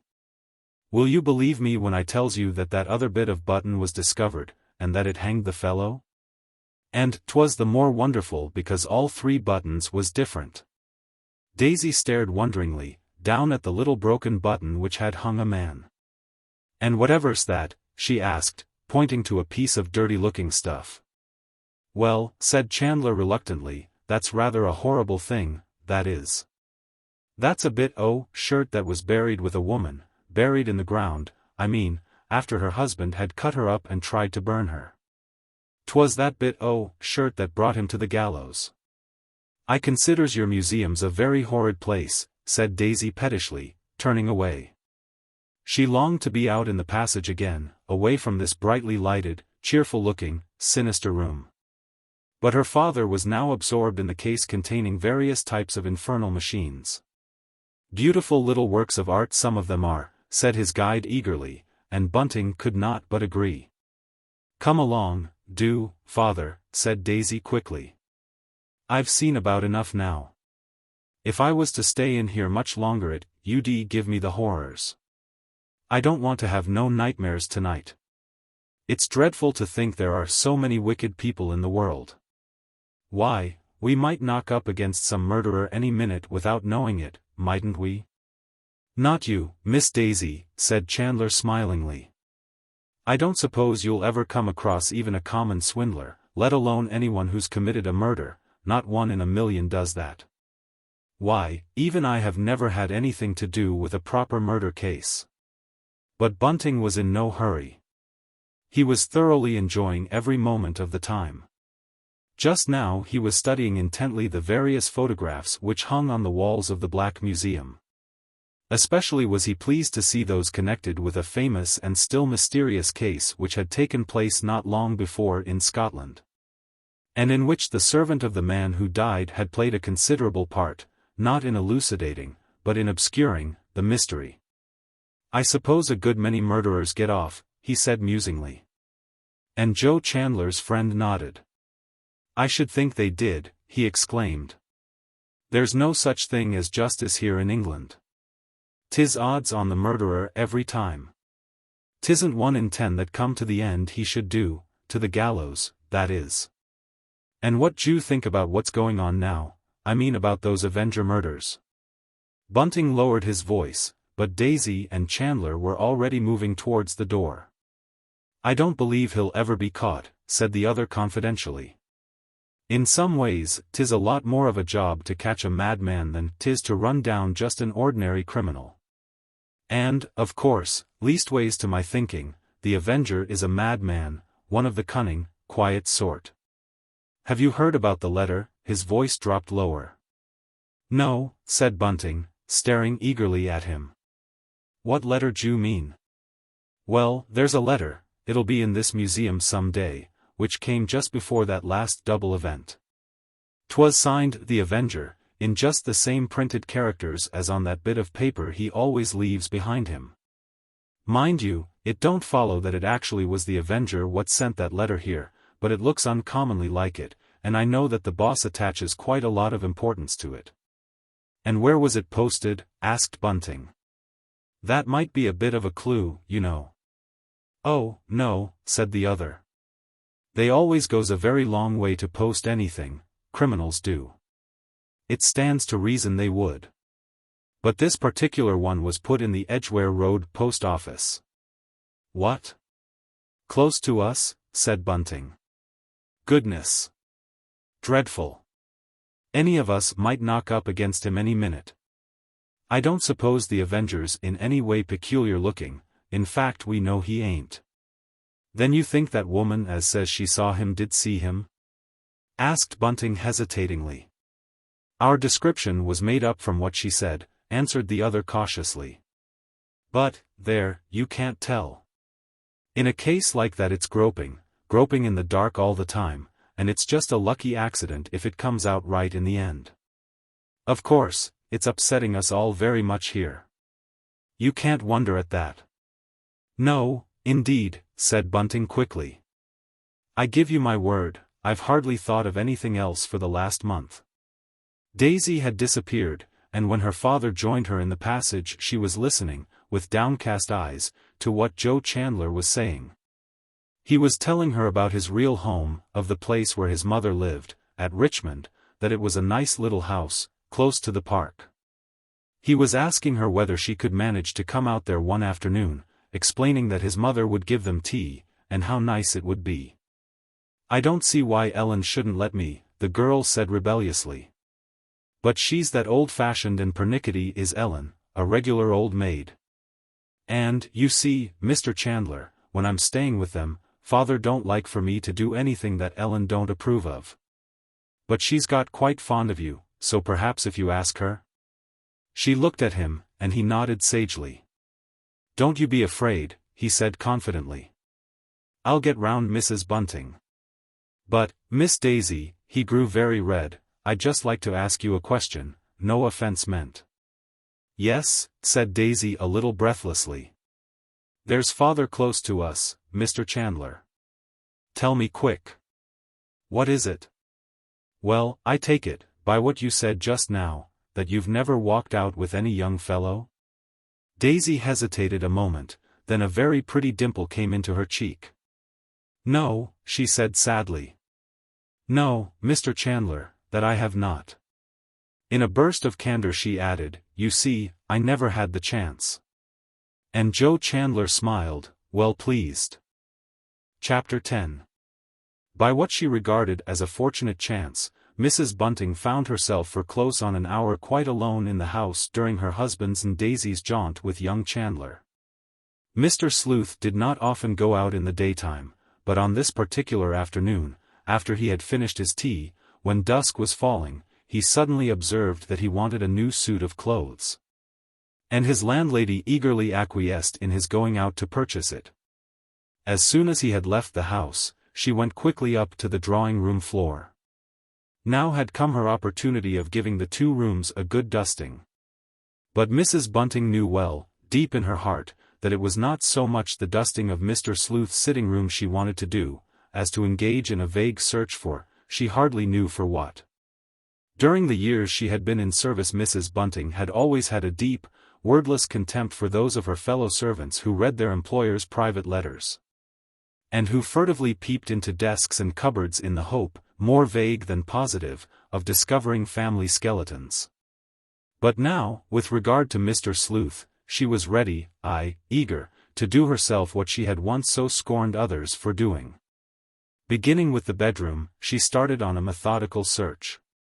He was a very tidy gentleman was the lodger, and his few things, undergarments, and so on, were in apple-pie order. She had early undertaken, much to his satisfaction, to do the very little bit of washing he required done, with her own and Bunting's. Luckily he wore soft shirts. At one time Mrs. Bunting had always had a woman in to help her with this tiresome weekly job, but lately she had grown quite clever at it herself. The only things she had to send out were Bunting's shirts. Everything else she managed to do herself. From the chest of drawers she now turned her attention to the dressing table. Mr. Sleuth did not take his money with him when he went out, he generally left it in one of the drawers below the old-fashioned looking-glass. And now, in a perfunctory way, his landlady pulled out the little drawer, but she did not touch what was lying there, she only glanced at the heap of sovereigns and a few bits of silver. The lodger had taken just enough money with him to buy the clothes he required. He had consulted her as to how much they would cost, making no secret of why he was going out, and the fact had vaguely comforted Mrs. Bunting. Now she lifted the toilet cover, and even rolled up the carpet a little way, but no, there was nothing there, not so much as a scrap of paper. And at last, when more or less giving up the search, as she came and went between the 2 rooms, leaving the connecting door wide open, Her mind became full of uneasy speculation and wonder as to the lodger's past life. Odd Mr. Sleuth must surely always have been, but odd in a sensible sort of way, having on the whole the same moral ideals of conduct as have other people of his class. He was queer about the drink, one might say almost crazy on the subject, but there, as to that, he wasn't the only one. She, Ellen Bunting, had once lived with a lady who was just like that, who was quite crazed, that is. On the question of drink and drunkards, she looked round the neat drawing-room with vague dissatisfaction. There was only one place where anything could be kept concealed, that place was the substantial if small mahogany chiffonier. And then an idea suddenly came to Mrs. Bunting, one she had never thought of before. After listening intently for a moment, lest something should suddenly bring Mr. Sleuth home earlier than she expected, she went to the corner where the chiffonier stood, and, exerting the whole of her not very great physical strength, she tipped forward the heavy piece of furniture. As she did so, she heard a queer rumbling sound, something rolling about on the second shelf, something which had not been there before Mr. Sleuth's arrival. Slowly, laboriously, she tipped the chiffonier backwards and forwards, once, twice, thrice, satisfied, yet strangely troubled in her mind. For she now felt sure that the bag of which the disappearance had so surprised her was there, safely locked away by its owner. Suddenly a very uncomfortable thought came to Mrs. Bunting's mind. She hoped Mr. Sleuth would not notice that his bag had shifted inside the cupboard. A moment later, with sharp dismay, Mr. Sleuth's landlady realized that the fact that she had moved the chiffonier must become known to her lodger. For a thin trickle of some dark-colored liquid was oozing out through the bottom of the little cupboard door. She stooped down and touched the stuff. It showed red, bright red, on her finger. Mrs. Bunting grew chalky white, then recovered herself quickly. In fact, the color rushed into her face, and she grew hot all over. It was only a bottle of red ink she had upset, that was all. How could she have thought it was anything else? It was the more silly of her, so she told herself in scornful condemnation, because she knew that the lodger used red ink. Certain pages of Cruden's Concordance were covered with notes written in Mr. Sleuth's peculiar upright handwriting. In fact, in some places you couldn't see the margin, so closely covered was it with remarks and notes of interrogation. Mr. Sleuth had foolishly placed his bottle of red ink in the chiffonier, that was what her poor, foolish gentleman had done. And it was owing to her inquisitiveness, her restless wish to know things she would be none the better, none the happier, for knowing, that this accident had taken place. She mopped up with her duster the few drops of ink which had fallen on the green carpet and then, still feeling, as she angrily told herself, foolishly upset, she went once more into the back room. It was curious that Mr. Sleuth possessed no notepaper. She would have expected him to have made that one of his first purchases, the more so that paper is so very cheap, especially that rather dirty-looking grey Silurian paper. Mrs. Bunting had once lived with a lady who always used two kinds of notepaper, white for her friends and equals, grey for those whom she called common people. She, Ellen Green, as she then was, had always resented the fact. Strange she should remember it now, stranger in a way because that employer of hers had not been a real lady, and Mr. Sleuth, whatever his peculiarities, was, in every sense of the word, a real gentleman. Somehow Mrs. Bunting felt sure that if he had bought any notepaper it would have been white and probably cream-laid, not grey and cheap. Again she opened the drawer of the old-fashioned wardrobe and lifted up the few pieces of underclothing Mr. Sleuth now possessed. But there was nothing there, nothing, that is, hidden away. When one came to think of it, there seemed something strange in the notion of leaving all one's money where anyone could take it, and in locking up such a valueless thing as a cheap sham leather bag. To say nothing of a bottle of ink. Mrs. Bunting once more opened out each of the tiny drawers below the looking-glass, each delicately fashioned of fine old mahogany. Mr. Sleuth kept his money in the center drawer. The glass had only cost 7 and 6pence, and, after the auction, a dealer had come and offered her first 15 shillings, and then a guinea for it. Not long ago, in Baker Street, she had seen a looking-glass which was the very spit of this one, labelled Chippendale, Antique, £21 5s. 0d. There lay Mr. Sleuth's money. The sovereigns, as the landlady well knew, would each and all gradually pass into hers and Bunting's possession.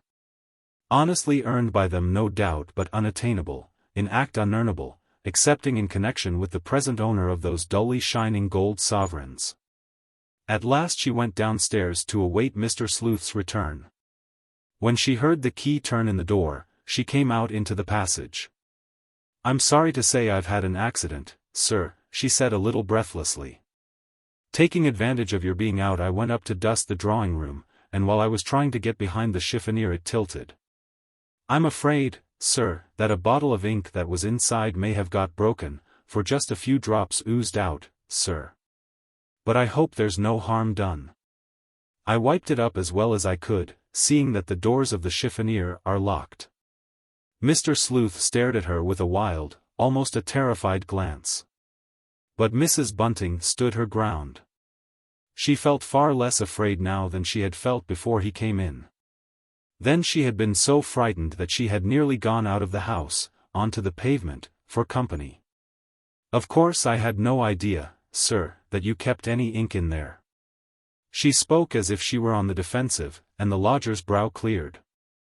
"I was aware you used ink, sir," Mrs. Bunting went on, "for I have seen you marking that book of yours, I mean the book you read together with the Bible.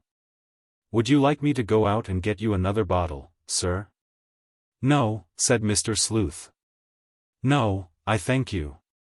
I will at once proceed upstairs and see what damage has been done. When I require you I shall ring." He shuffled past her, and 5 minutes later the drawing-room bell did ring. At once, from the door, Mrs. Bunting saw that the chiffonier was wide open, and that the shelves were empty save for the bottle of red ink which had turned over and now lay in a red pool of its own making on the lower shelf. "I'm afraid it will have stained the wood, Mrs. Bunting. Perhaps I was ill-advised to keep my ink in there." "Oh, no, sir. That doesn't matter at all. Only a drop or two fell out onto the carpet, and they don't show, as you see, sir, for it's a dark corner. Shall I take the bottle away?" "I may as well." Mr. Sleuth hesitated. "No," he said, after a long pause, "I think not, Mrs. Bunting.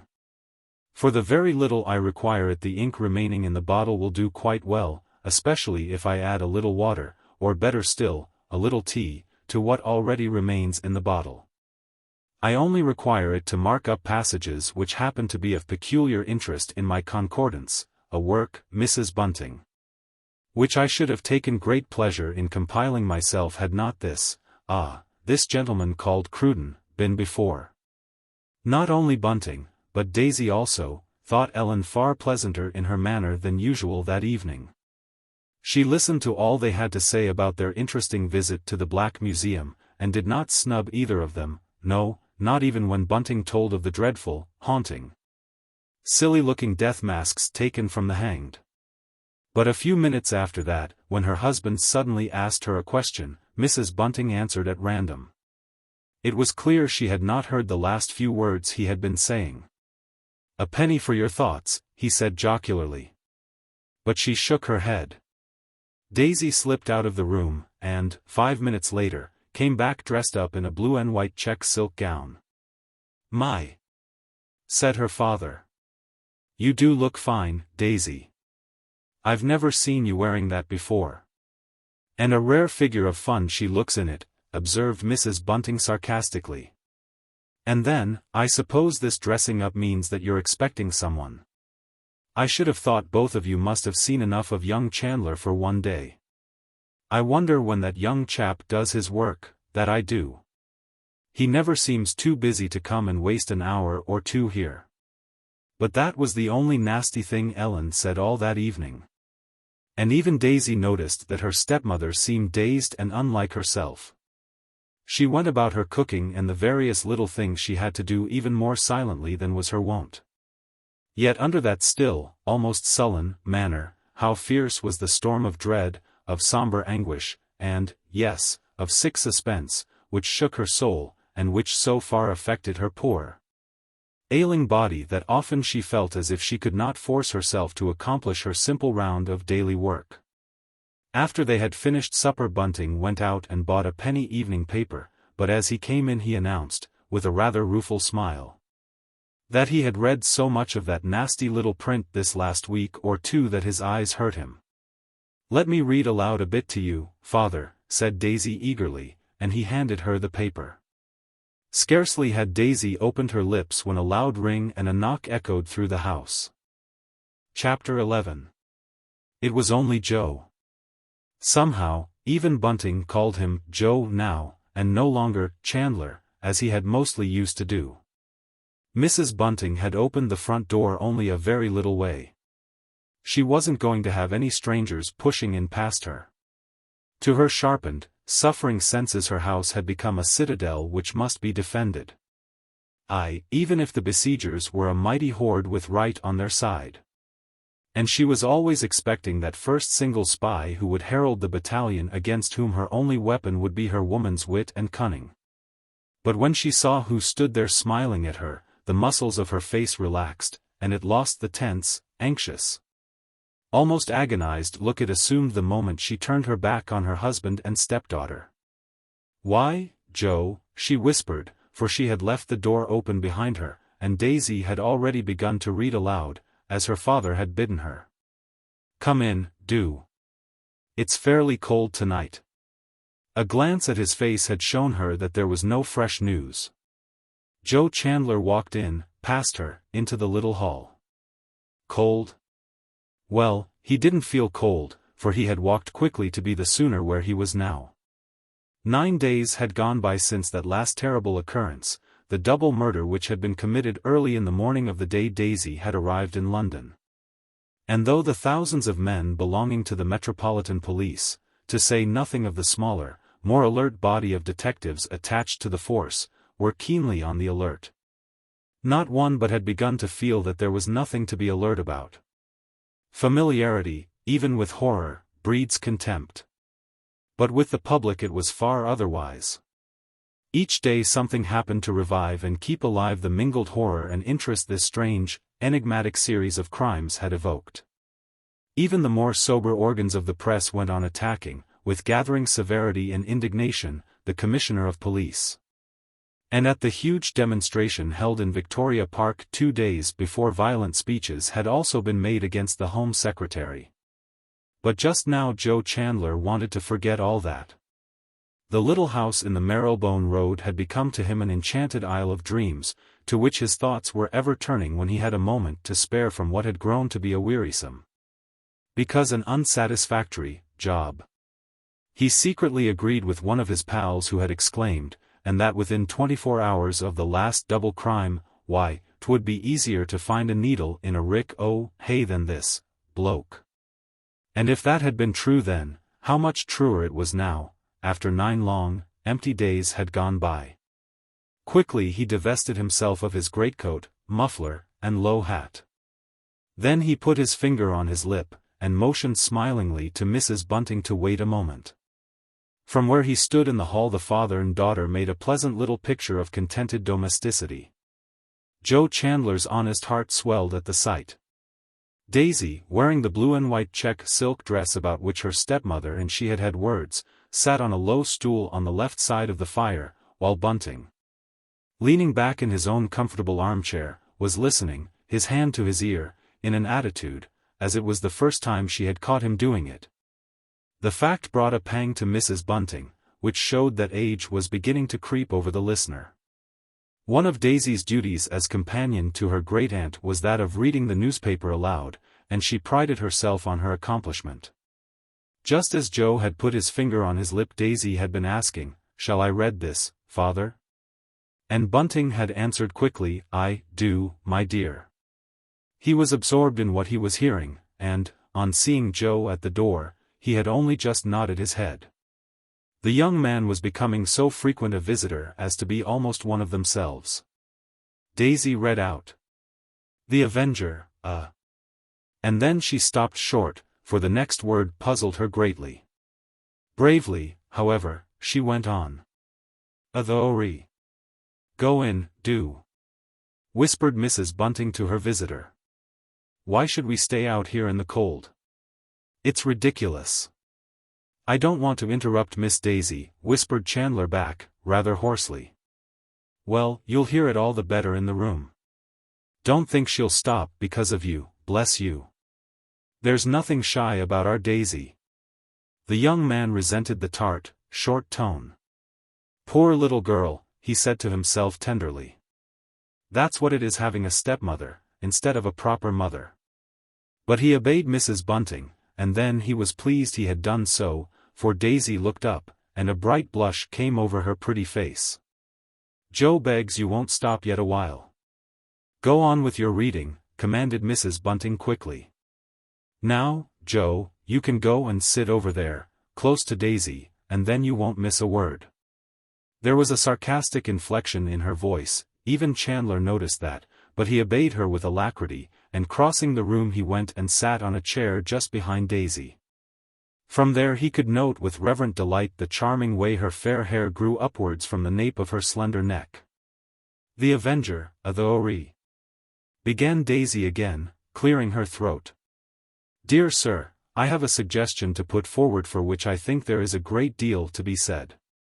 It seems to me very probable that the Avenger, to give him the name by which he apparently wishes to be known, comprises in his own person the peculiarities of Jekyll and Hyde.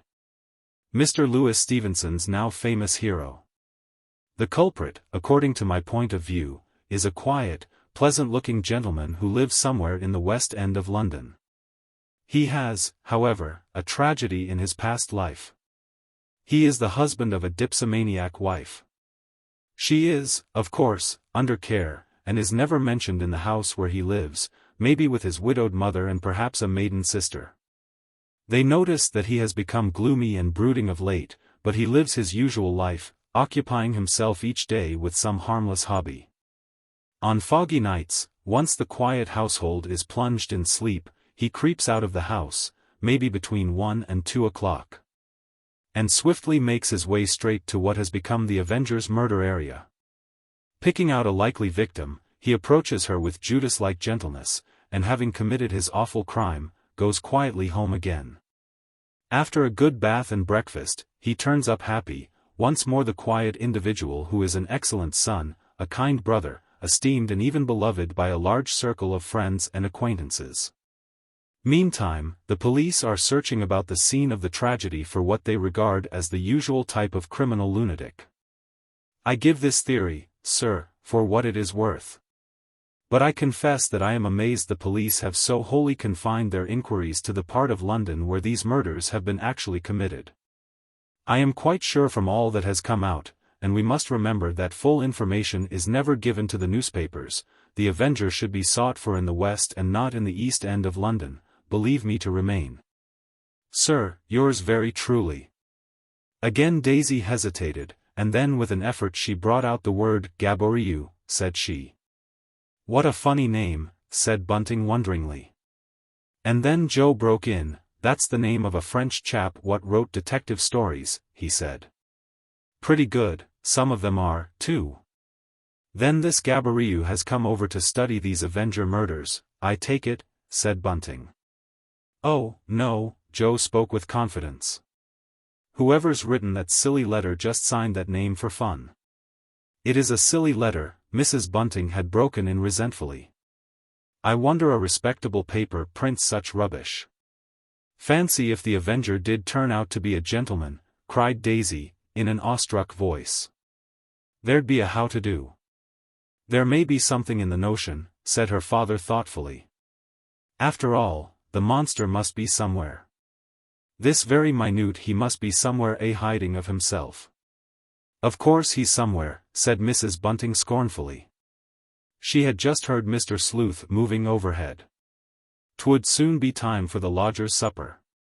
She hurried on, but what I do say is that, he has nothing to do with the West End.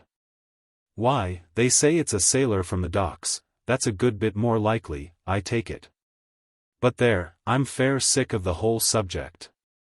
We talk of nothing else in this house. The Avenger this, the Avenger that. "I expect Joe has something to tell us new tonight," said Bunting cheerfully. "Well, Joe, is there anything new?" "I say, Father, just listen to this."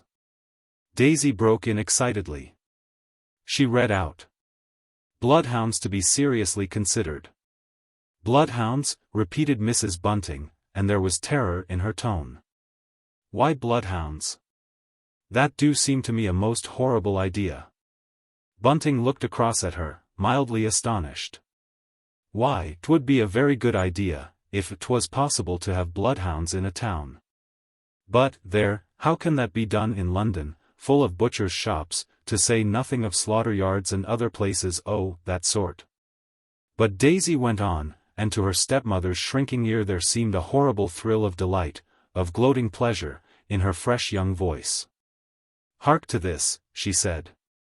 "A man who had committed a murder in a lonely wood near Blackburn was traced by the help of a bloodhound, and thanks to the sagacious instincts of the animal. The miscreant was finally convicted and hanged. La, now! Who'd ever have thought of such a thing?" Bunting exclaimed, in admiration. "The newspapers do have some useful hints in sometimes, Joe." But young Chandler shook his head. "Bloodhounds ain't no use," he said, "no use at all. If the Yard was to listen to all the suggestions that the last few days have brought in, well, all I can say is our work would be cut out for us, not but what it's cut out for us now. If it comes to that." He sighed ruefully. He was beginning to feel very tired. If only he could stay in this pleasant, cozy room listening to Daisy Bunting reading on and on forever, instead of having to go out, as he would presently have to do, into the cold and foggy night. Joe Chandler was fast becoming very sick of his new job. There was a lot of unpleasantness attached to the business, too. Why, even in the house where he lived, and in the little cook-shop where he habitually took his meals, the people round him had taken to taunt him with the remissness of the police.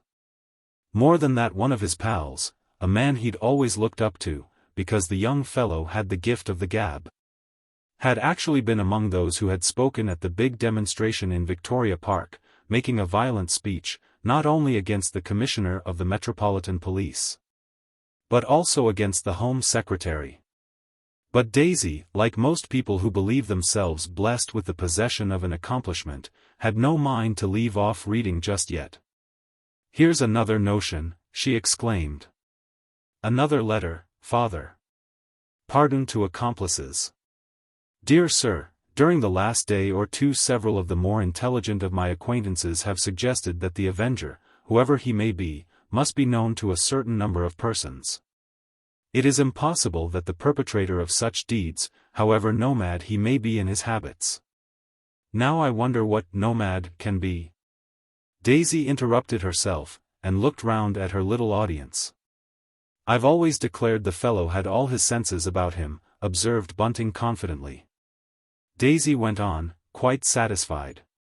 "However nomad he may be in his habit, must have some habitat where his ways are known to at least one person. Now the person who knows the terrible secret is evidently withholding information in expectation of a reward, or maybe because, being an accessory after the fact, he or she is now afraid of the consequences. My suggestion, sir, is that the Home Secretary promise a free pardon. The more so that only thus can this miscreant be brought to justice.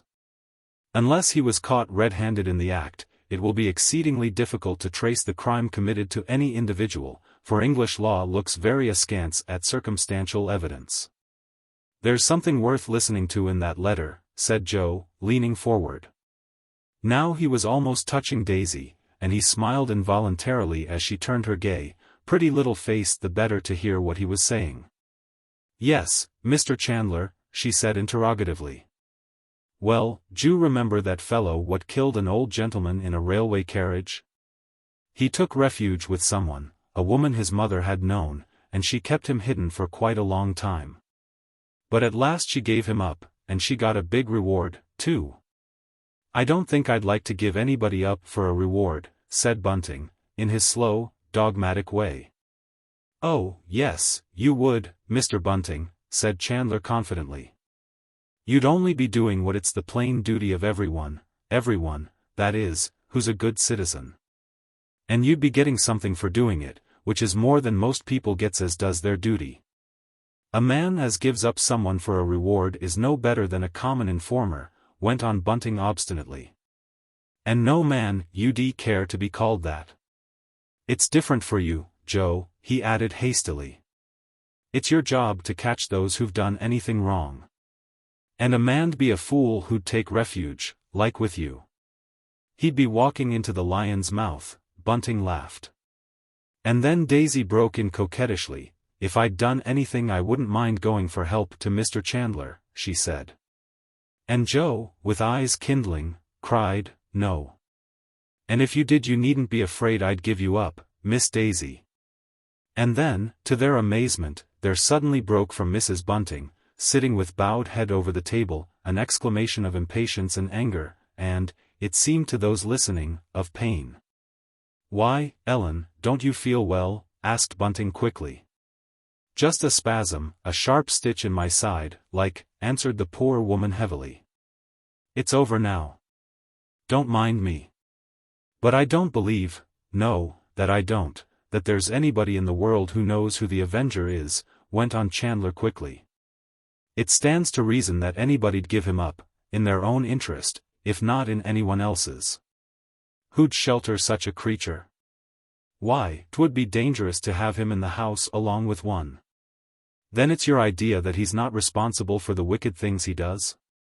Mrs. Bunting raised her head, and looked over at Chandler with eager, anxious eyes. I'd be sorry to think he wasn't responsible enough to hang, said Chandler deliberately. After all the trouble he's been giving us, too. Hanging'd be too good for that chap, said Bunting. Not if he's not responsible, said his wife sharply. I never heard of anything so cruel, that I never did. If the man's a madman, he ought to be in an asylum, that's where he ought to be. Hark to her now. Bunting looked at his Ellen with amusement. Contrary isn't the word for her. But there, I've noticed the last few days that she seemed to be taking that monster's part. That's what comes of being a born total abstainer. Mrs. Bunting had got up from her chair. What nonsense you do talk, she said angrily. Not but what it's a good thing if these murders have emptied the public houses of women for a bit. England's drink is England's shame, I'll never depart from that. Now, Daisy, child, get up, do. Put down that paper. We've heard quite enough. You can be laying the cloth while I goes down the kitchen. Yes, you mustn't be forgetting the lodger's supper, called out Bunting. Mr. Sleuth don't always ring, he turned to Chandler. For one thing, he's often out about this time. Not often, just now and again, when he wants to buy something, snapped out Mrs. Bunting. But I hadn't forgot his supper. He never do want it before 8 o'clock. Let me take up the lodger's supper, Ellen, Daisy's eager voice broke in. She had got up in obedience to her stepmother, and was now laying the cloth. Certainly not. I told you he only wanted me to wait on him. You have your work cut out looking after things down here, that's where I wants you to help me. Chandler also got up. Somehow he didn't like to be doing nothing while Daisy was so busy. Yes, he said, looking across at Mrs. Bunting, I'd forgotten about your lodger. Going on all right, eh? Never knew so quiet and well-behaved a gentleman, said Bunting. He turned our luck, did Mr. Sleuth. His wife left the room, and after she had gone Daisy laughed. You'll hardly believe it, Mr. Chandler, but I've never seen this wonderful lodger. Ellen keeps him to herself, that she does. If I was father I'd be jealous. Both men laughed. Ellen? No, the idea was too funny. Chapter 12. All I can say is, I think Daisy ought to go. One can't always do just what one wants to do, not in this world, at any rate. Mrs. Bunting did not seem to be addressing anyone in particular, though both her husband and her stepdaughter were in the room. She was standing by the table, staring straight before her, and as she spoke she avoided looking at either Bunting or Daisy. There was in her voice a tone of cross-decision, of thin finality, with which they were both acquainted, and to which each listener knew the other would have to bow. There was silence for a moment, then Daisy broke out passionately. "I don't see why I should go if I don't want to," she cried. "You'll allow I've been useful to you, Ellen? 'Tisn't even as if you was quite well." "I am quite well, perfectly well," snapped out Mrs. Bunting, and she turned her pale, drawn face, and looked angrily at her stepdaughter. "'Tain't often I has a chance of being with you and father." There were tears in Daisy's voice, and Bunting glanced deprecatingly at his wife. An invitation had come to Daisy, an invitation from her own dead mother's sister, who was housekeeper in a big house in Belgrave Square. The family had gone away for the Christmas holidays, and Aunt Margaret, Daisy was her godchild, had begged that her niece might come and spend 2 or 3 days with her. But the girl had already had more than one taste of what life was like in the great gloomy basement of 100 Belgrave Square. Aunt Margaret was one of those old-fashioned servants for whom the modern employer is always sighing. While the family were away, it was her joy, she regarded it as a privilege, to wash 67 pieces of very valuable china contained in 2 cabinets in the drawing-room. She also slept in every bed by turns, to keep them all well aired. These were the 2 duties with which she intended her young niece to assist her, and Daisy's soul sickened at the prospect. But the matter had to be settled at once. The letter had come an hour ago, containing a stamped telegraph form, and Aunt Margaret was not one to be trifled with. Since breakfast the 3 had talked of nothing else, and from the very first Mrs. Bunting had said that Daisy ought to go, that there was no doubt about it, that it did not admit of discussion. But discuss it they all did, and for once Bunting stood up to his wife. But that, as was natural, only made his Ellen harder and more set on her own view. "What the child says is true," he observed. "It isn't as if you was quite well. You've been took bad twice in the last few days, you can't deny of it, Ellen. Why shouldn't I just take a bus and go over and see Margaret? I'd tell her just how it is. She'd understand, bless you." "I won't have you doing nothing of the sort," cried Mrs. Bunting, speaking almost as passionately as her stepdaughter had done. "Haven't I a right to be ill, haven't I a right to be took bad, and to feel all right again, same as other people?" Daisy turned round and clasped her hands. "Oh, Ellen," she cried. "Do say that you can't spare me. I don't want to go across to that horrid old dungeon of a place." "Do as you like," said Mrs. Bunting sullenly.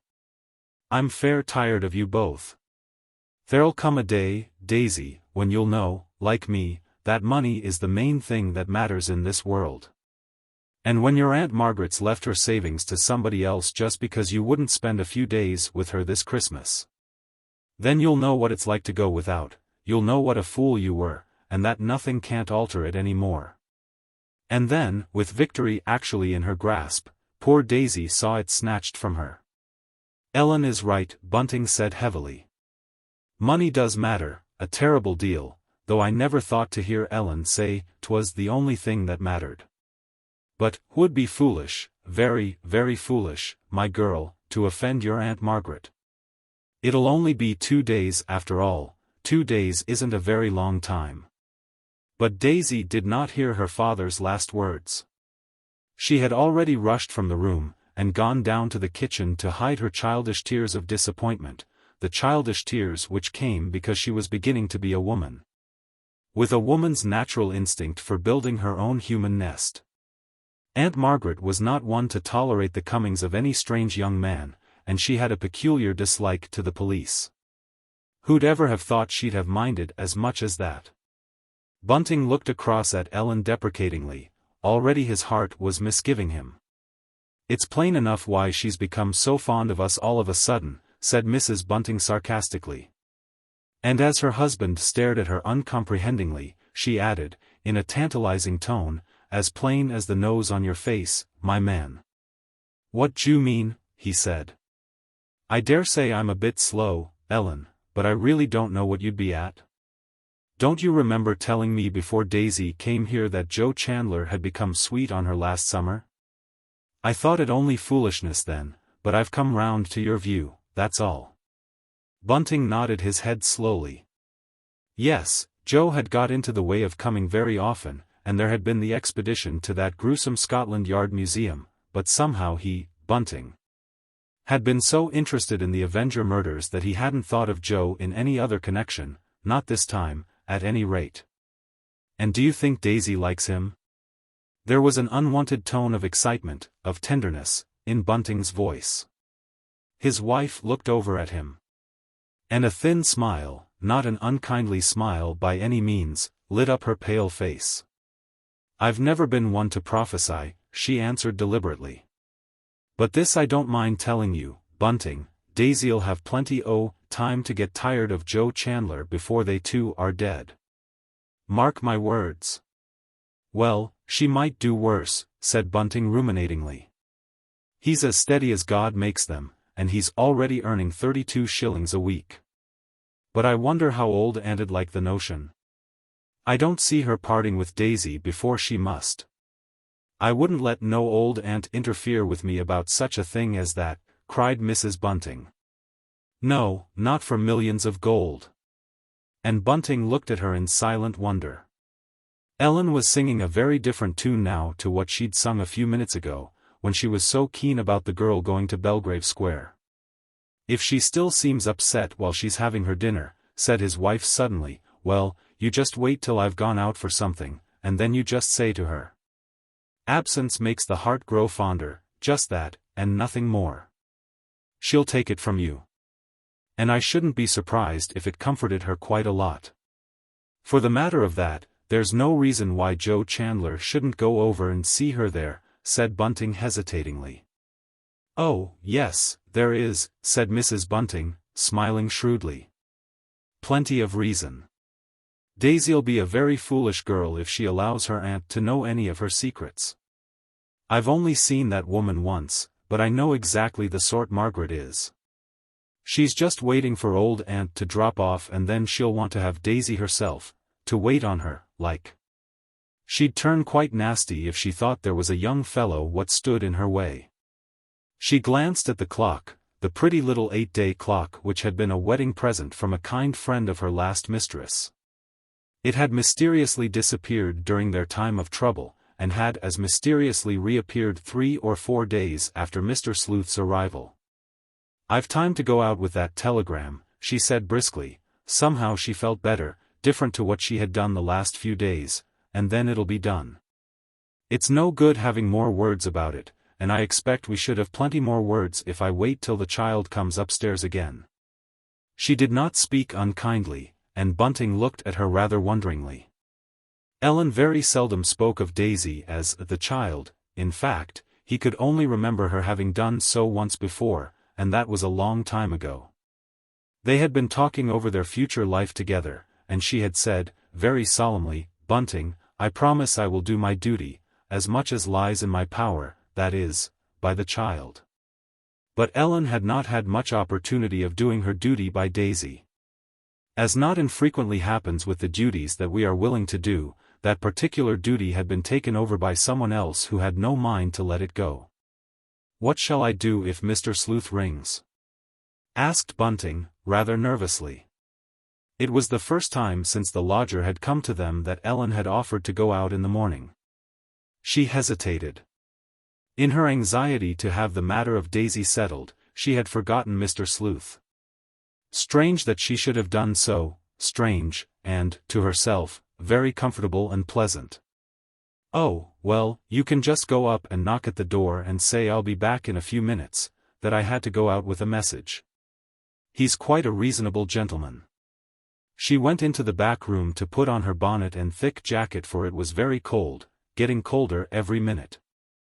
As she stood, buttoning her gloves, she wouldn't have gone out untidy for the world. Bunting suddenly came across to her. Give us a kiss, old girl, he said. And his wife turned up her face. You'd think it was catching, she said, but there was a lilt in her voice. So it is, Bunting briefly answered. Didn't that old cook get married just after us? She'd never thought of it if it hadn't been for you. But once she was out, walking along the damp, uneven pavement, Mr. Sleuth revenged himself for his landlady's temporary forgetfulness. During the last 2 days the lodger had been queer, odder than usual, unlike himself, or, rather, very much as he had been some 10 days ago, just before that double murder had taken place. The night before, while Daisy was telling all about the dreadful place to which Joe Chandler had taken her and her father, Mrs. Bunting had heard Mr. Sleuth moving about overhead, restlessly walking up and down his sitting room.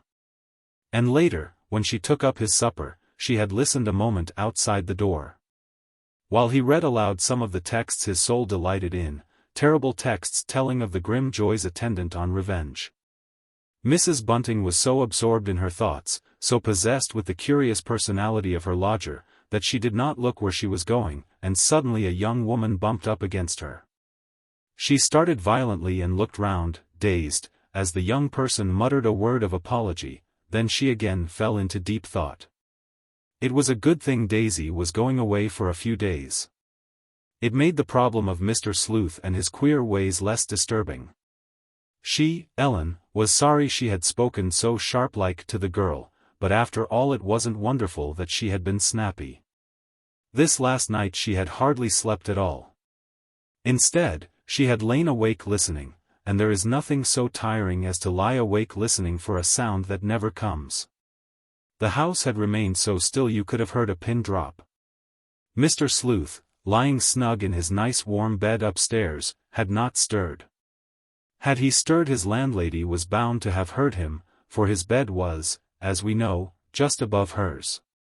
No, during those long hours of darkness Daisy's light, regular breathing was all that had fallen on Mrs. Bunting's ears.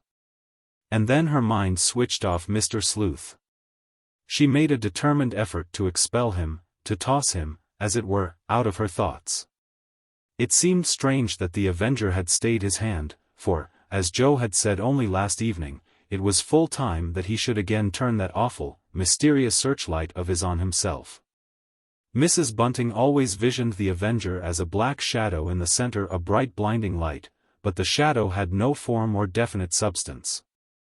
Sometimes he looked like one thing, sometimes like another. Mrs. Bunting had now come to the corner which led up the street where there was a post office.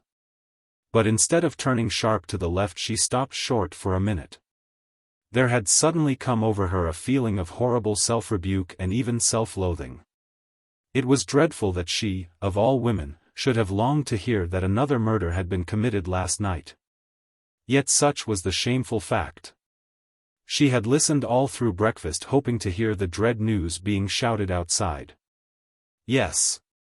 And more or less during the long discussion which had followed on the receipt of Margaret's letter she had been hoping against hope, that those dreadful triumphant shouts of the newspaper sellers still might come echoing down the Marylebone Road.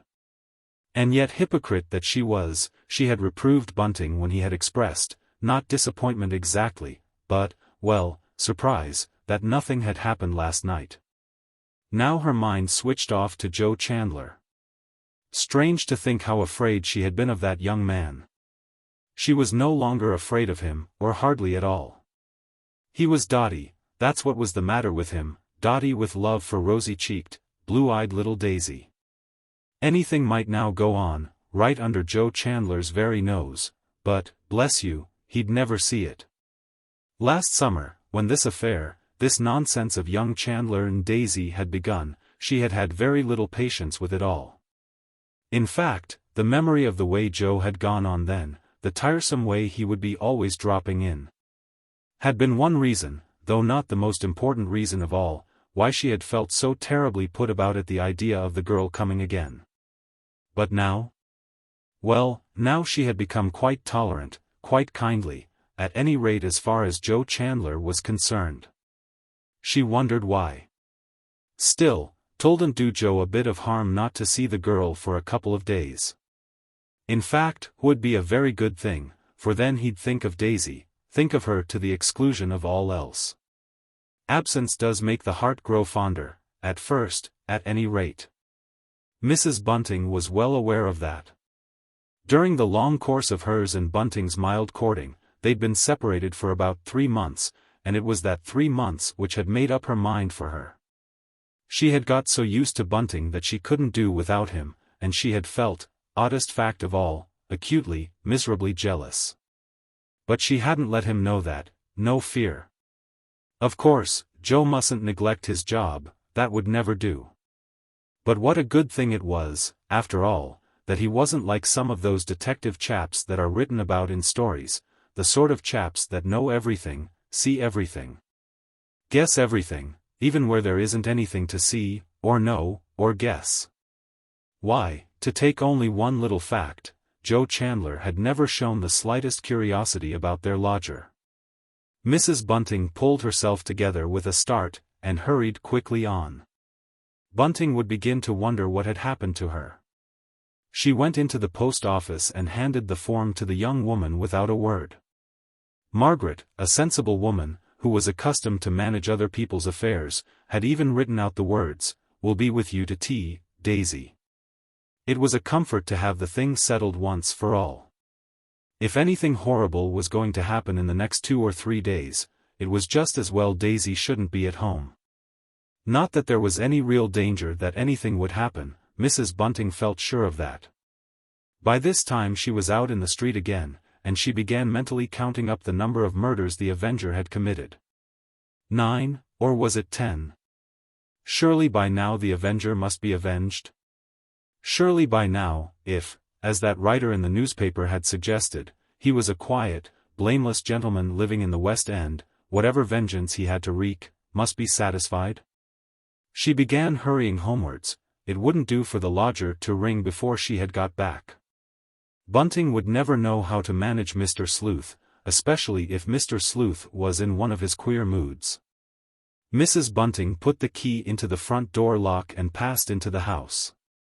Then her heart stood still with fear and terror. There came the sound of voices she thought she did not know, in the sitting room. She opened the door, and then drew a long breath. It was only Joe Chandler, Joe, Daisy, and Bunting, talking together.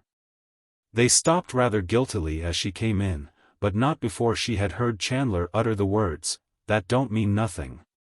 I'll just run out and send another saying you won't come, Miss Daisy." And then the strangest smile came over Mrs. Bunting's face. There had fallen on her ear the still distant, but unmistakable shouts which betokened that something had happened last night, something which made it worth while for the newspaper sellers to come crying down the Marylebone Road. "Well," she said a little breathlessly. "Well, Joe? I suppose you've brought us news? I suppose there's been another?" He looked at her, surprised. "No, that there hasn't, Mrs. Bunting, not as far as I know, that is." "Oh, you're thinking of those newspaper chaps? They've got to cry out something," he grinned. "You wouldn't a thought folk was so bloodthirsty. They're just shouting out that there's been an arrest, but we don't take no stock of that. It's a Scotchman what gave himself up last night at Dorking. He'd been drinking, and was pitying of himself. Why, since this business began, there's been about 20 arrests, but they've all come to nothing." "Why, Ellen, you looks quite sad, quite disappointed," said Bunting jokingly. "Come to think of it, it's high time the Avenger was at work again." He laughed as he made his grim joke. Then turned to young Chandler. "Well, you'll be glad when it's all over, my lad." "Glad in a way," said Chandler unwillingly. "But one would have liked to have caught him. One doesn't like to know such a creature's at large, now, does one?" Mrs. Bunting had taken off her bonnet and jacket. "I must just go and see about Mr. Sleuth's breakfast," she said in a weary, dispirited voice, and left them there. She felt disappointed, and very, very depressed. As to the plot which had been hatching when she came in, that had no chance of success. Bunting would never dare let Daisy send out another telegram contradicting the first. Besides, Daisy's stepmother shrewdly suspected that by now the girl herself wouldn't care to do such a thing. Daisy had plenty of sense tucked away somewhere in her pretty little head. If it ever became her fate to live as a married woman in London, it would be best to stay on the right side of Aunt Margaret. And when she came into her kitchen the stepmother's heart became very soft, for Daisy had got everything beautifully ready. In fact, there was nothing to do but to boil Mr. Sleuth's 2 eggs. Feeling suddenly more cheerful than she had felt of late, Mrs. Bunting took the tray upstairs. "As it was rather late, I didn't wait for you to ring, sir," she said. And the lodger looked up from the table where, as usual, he was studying with painful, almost agonizing intentness, the book. "Quite right, Mrs. Bunting, quite right. I have been pondering over the command, 'Work while it is yet light.'" "Yes, sir," she said, and a queer, cold feeling stole over her heart. "Yes, sir. The spirit is willing, but the flesh is weak," said Mr. Sleuth, with a heavy sigh. "You studies too hard, and too long, that's what's ailing you, sir," said Mr. Sleuth's landlady suddenly. When Mrs. Bunting went down again she found that a great deal had been settled in her absence, among other things, that Joe Chandler was going to escort Miss Daisy across to Belgrave Square. He could carry Daisy's modest bag, and if they wanted to ride instead of walk, why, they could take the bus from Baker Street Station to Victoria, that would land them very near Belgrave Square. But Daisy seemed quite willing to walk. She hadn't had a walk, she declared, for a long, long time, and then she blushed rosy red, and even her stepmother had to admit to herself that Daisy was very nice looking. Not at all the sort of girl who ought to be allowed to go about the London streets by herself. Chapter 13. Daisy's father and stepmother stood side by side at the front door, watching the girl and young Chandler walk off into the darkness. A yellow pall of fog had suddenly descended on London, and Joe had come a full half-hour before they expected him, explaining, rather lamely, that it was the fog which had brought him so soon. "If we was to have waited much longer, perhaps, 'twouldn't have been possible to walk a yard," he explained, and they had accepted, silently, his explanation. "I hope it's quite safe sending her off like that?" Bunting looked deprecatingly at his wife. She had already told him more than once that he was too fussy about Daisy, that about his daughter he was like an old hen with her last chicken. "She's safer than she would be, with you or me. She couldn't have a smarter young fellow to look after her." "It'll be awful thick at Hyde Park Corner," said Bunting. "It's always worse there than anywhere else. If I was Joe I'd taken her by the Underground Railway to Victoria, that 'ud been the best way, considering the weather 'tis." "They don't think anything of the weather, bless you," said his wife. "They'll walk and walk as long as there's a glimmer left for 'em to steer by. Daisy's just been pining to have a walk with that young chap. I wonder you didn't notice how disappointed they both were when you was so set on going along with them to that horrid place." "D'you really mean that, Ellen?" Bunting looked upset. "I understood Joe to say he liked my company." "Oh, did you?" said Mrs. Bunting dryly. "I expect he liked it just about as much as we liked the company of that old cook who would go out with us when we was courting. It always was a wonder to me how the woman could force herself upon 2 people who didn't want her." "But I'm Daisy's father, and an old friend of Chandler," said Bunting remonstratingly. "I'm quite different from that cook. She was nothing to us, and we was nothing to her." "She'd have liked to be something to you, I make no doubt," observed his Ellen, shaking her head, and her husband smiled, a little foolishly.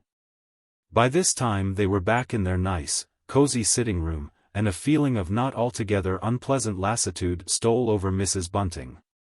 It was a comfort to have Daisy out of her way for a bit. The girl, in some ways, was very wide awake and inquisitive, and she had early betrayed what her stepmother thought to be a very unseemly and silly curiosity concerning the lodger. "You might just let me have one peep at him, Ellen," she had pleaded, only that morning. But Ellen had shaken her head. "No, that I won't. He's a very quiet gentleman. But he knows exactly what he likes, and he don't like anyone but me waiting on him. Why, even your father's hardly seen him." But that, naturally, had only increased Daisy's desire to view Mr. Sleuth. There was another reason why Mrs. Bunting was glad that her stepdaughter had gone away for 2 days. During her absence young Chandler was far less likely to haunt them in the way he had taken to doing lately, the more so that, in spite of what she had said to her husband, Mrs. Bunting felt sure that Daisy would ask Joe Chandler to call at Belgrave Square. 'Twouldn't be human nature, at any rate, not girlish human nature, not to do so, even if Joe's coming did anger Aunt Margaret. Yes, it was pretty safe that with Daisy away they, the Buntings, would be rid of that young chap for a bit, and that would be a good thing. When Daisy wasn't there to occupy the whole of his attention, Mrs. Bunting felt queerly afraid of Chandler. After all, he was a detective, it was his job to be always nosing about, trying to find out things. And, though she couldn't fairly say to herself that he had done much of that sort of thing in her house, he might start doing it any minute. And then, where would she, and Mr. Sleuth, be? She thought of the bottle of red ink, of the leather bag which must be hidden somewhere, and her heart almost stopped beating. Those were the sort of things which, in the stories Bunting was so fond of reading, always led to the detection of famous criminals. Mr. Sleuth's bell for tea rang that afternoon far earlier than usual. The fog had probably misled him, and made him think it later than it was. When she went up, "I would like a cup of tea now, and just one piece of bread and butter," the lodger said wearily. "I don't feel like having anything else this afternoon." "It's a horrible day," Mrs. Bunting observed, in a cheerier voice than usual. "No wonder you don't feel hungry, sir. And then it isn't so very long since you had your dinner, is it?" "No," he said absently. "No, it isn't, Mrs. Bunting." She went down, made the tea, and brought it up again.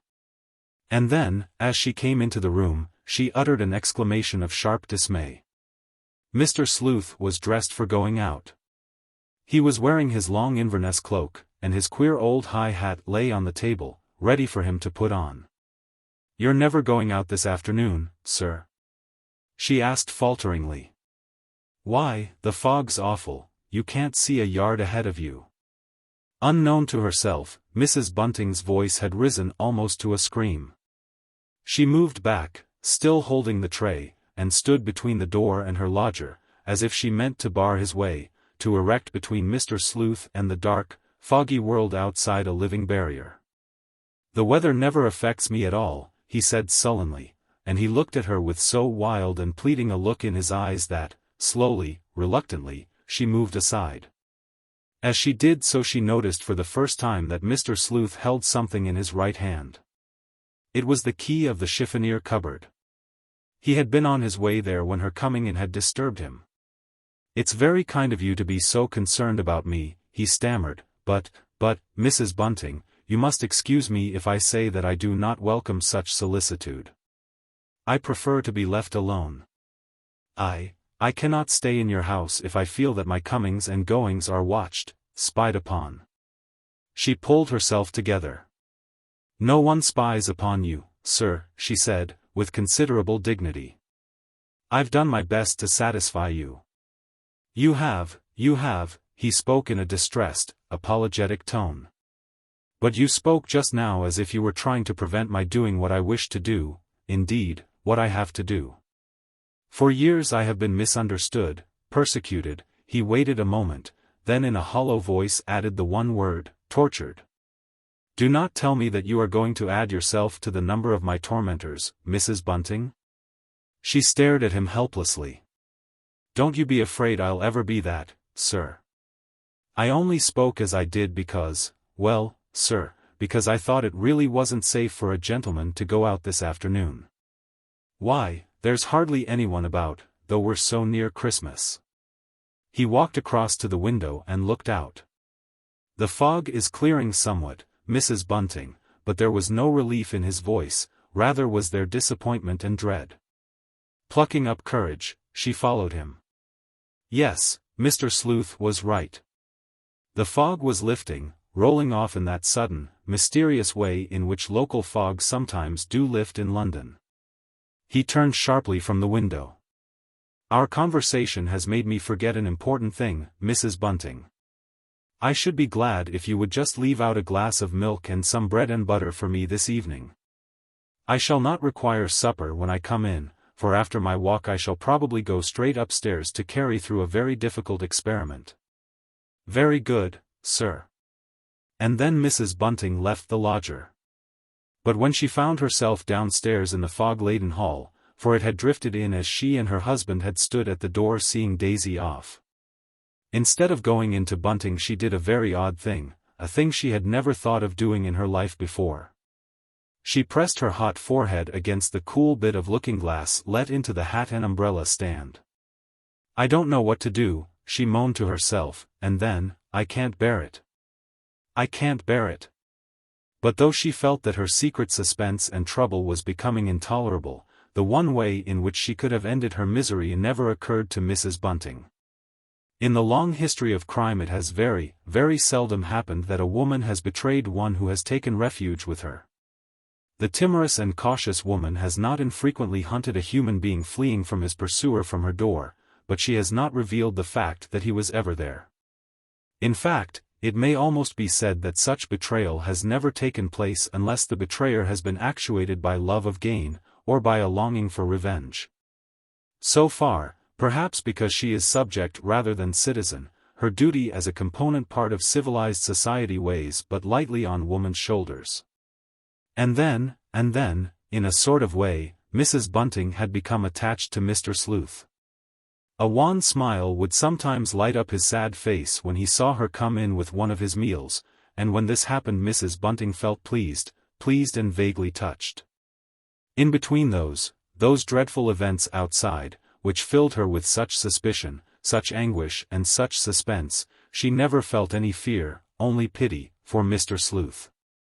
Often and often, when lying wide awake at night, she turned over the strange problem in her mind. After all, the lodger must have lived somewhere during his 40-odd years of life.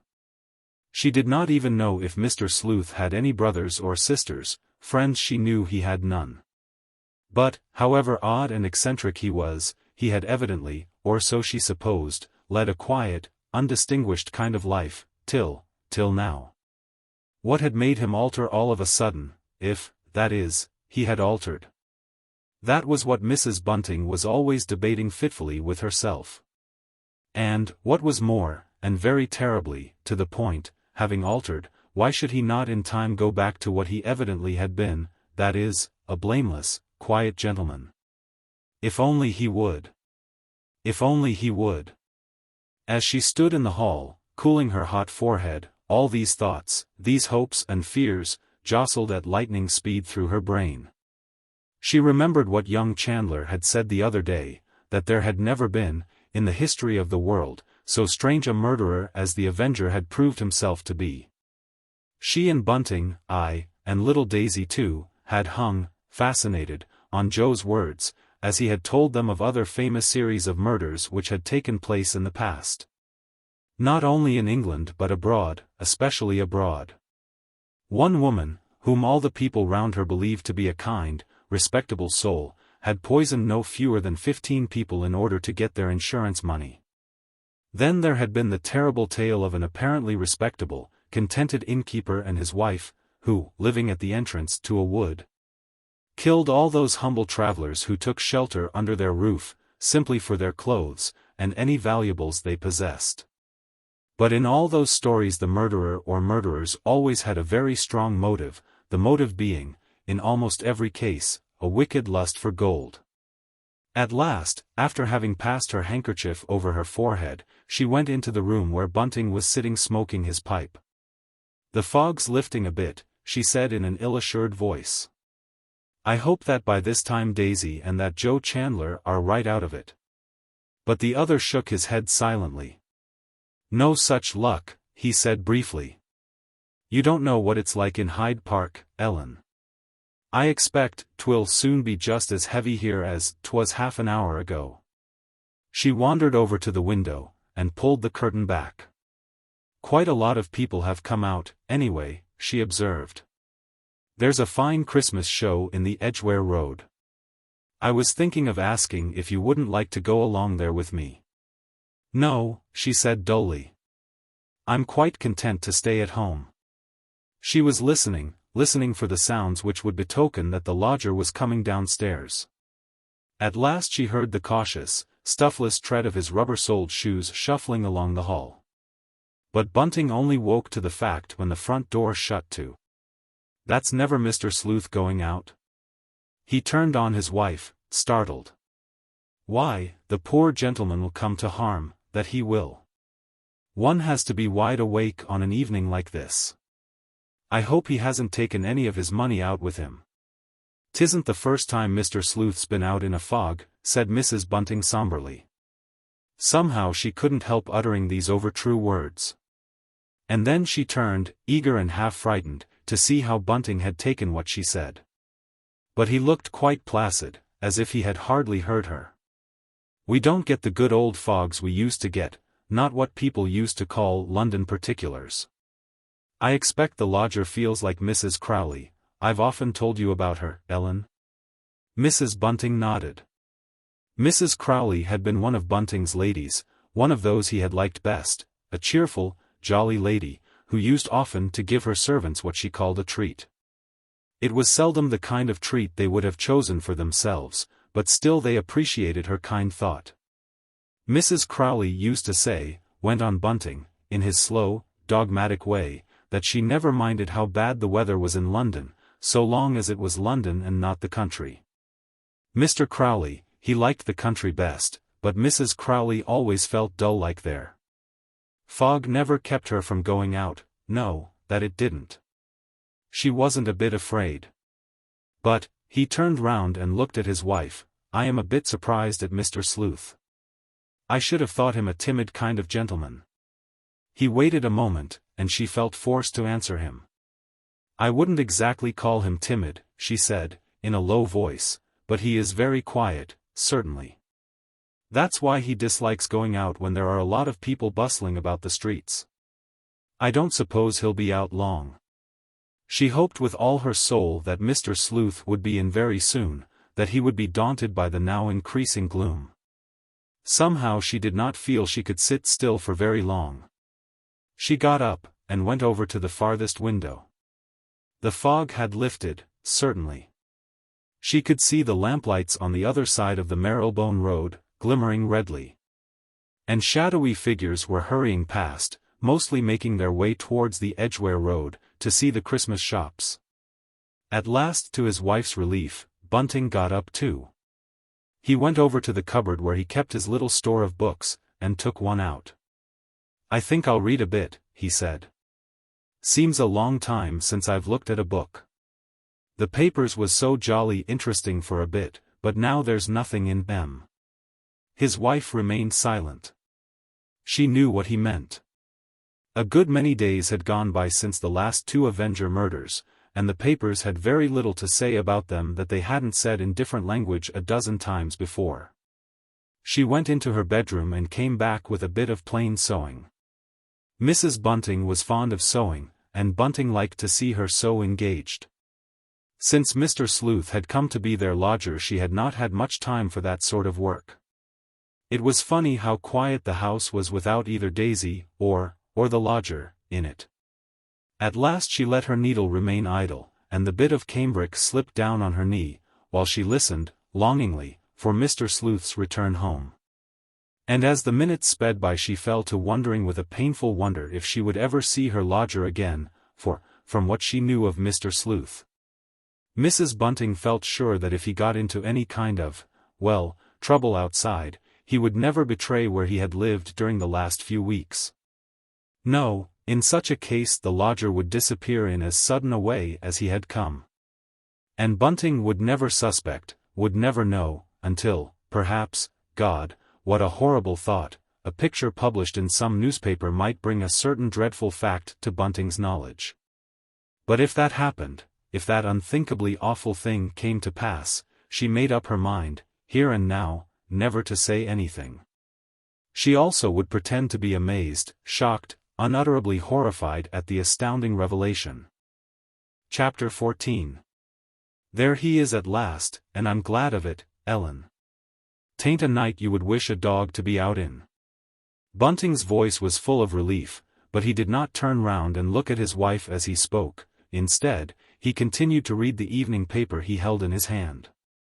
He was still close to the fire, sitting back comfortably in his nice armchair. He looked very well and ruddy. Mrs. Bunting stared across at him with a touch of sharp envy, nay, more, of resentment.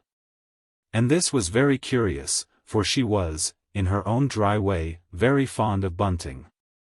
"You needn't feel so nervous about him, Mr. Sleuth can look out for himself all right." Bunting laid the paper he had been reading down on his knee.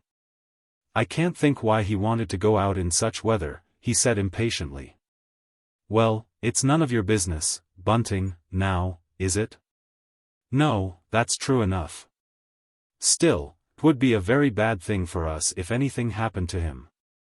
This lodger's the first bit of luck we've had for a terrible long time, Ellen." Mrs. Bunting moved a little impatiently in her high chair. She remained silent for a moment. What Bunting had said was too obvious to be worth answering. Also she was listening, following in imagination her lodger's quick, singularly quiet progress, stealthy, she called it to herself, through the fog-filled, lamplit hall. Yes, now he was going up the staircase. What was that Bunting was saying? It isn't safe for decent folk to be out in such weather, no, that it ain't, not unless they have something to do that won't wait till tomorrow. The speaker was looking straight into his wife's narrow, colorless face. Bunting was an obstinate man, and liked to prove himself right. "I've a good mind to speak to him about it, that I have. He ought to be told that it isn't safe, not for the sort of man he is, to be wandering about the streets at night. I read you out the accidents in Lloyd's, shocking, they were, and all brought about by the fog. And then, that horrid monster, you'll soon be at his work again." "Monster?" repeated Mrs. Bunting absently. She was trying to hear the lodger's footsteps overhead. She was very curious to know whether he had gone into his nice sitting room, or straight upstairs, to that cold experiment room, as he now always called it. But her husband went on as if he had not heard her, and she gave up trying to listen to what was going on above. "It wouldn't be very pleasant to run up against such a party as that in the fog, Ellen?" He spoke as if the notion had a certain pleasant thrill in it after all. "What stuff you do talk," said Mrs. Bunting sharply. And then she got up. Her husband's remarks had disturbed her. Why couldn't they talk of something pleasant when they did have a quiet bit of time together? Bunting looked down again at his paper, and she moved quietly about the room. Very soon it would be time for supper, and tonight she was going to cook her husband a nice piece of toasted cheese. That fortunate man, as she was fond of telling him, with mingled contempt and envy, had the digestion of an ostrich, and yet he was rather fanciful. As gentlemen servants who have lived in good places often are. Yes, Bunting was very lucky in the matter of his digestion. Mrs. Bunting prided herself on having a nice mind, and she would never have allowed an unrefined word, such a word as stomach, for instance, to say nothing of an even plainer term, to pass her lips. Except, of course, to a doctor in a sick room. Mr. Sleuth's landlady did not go down at once into her cold kitchen.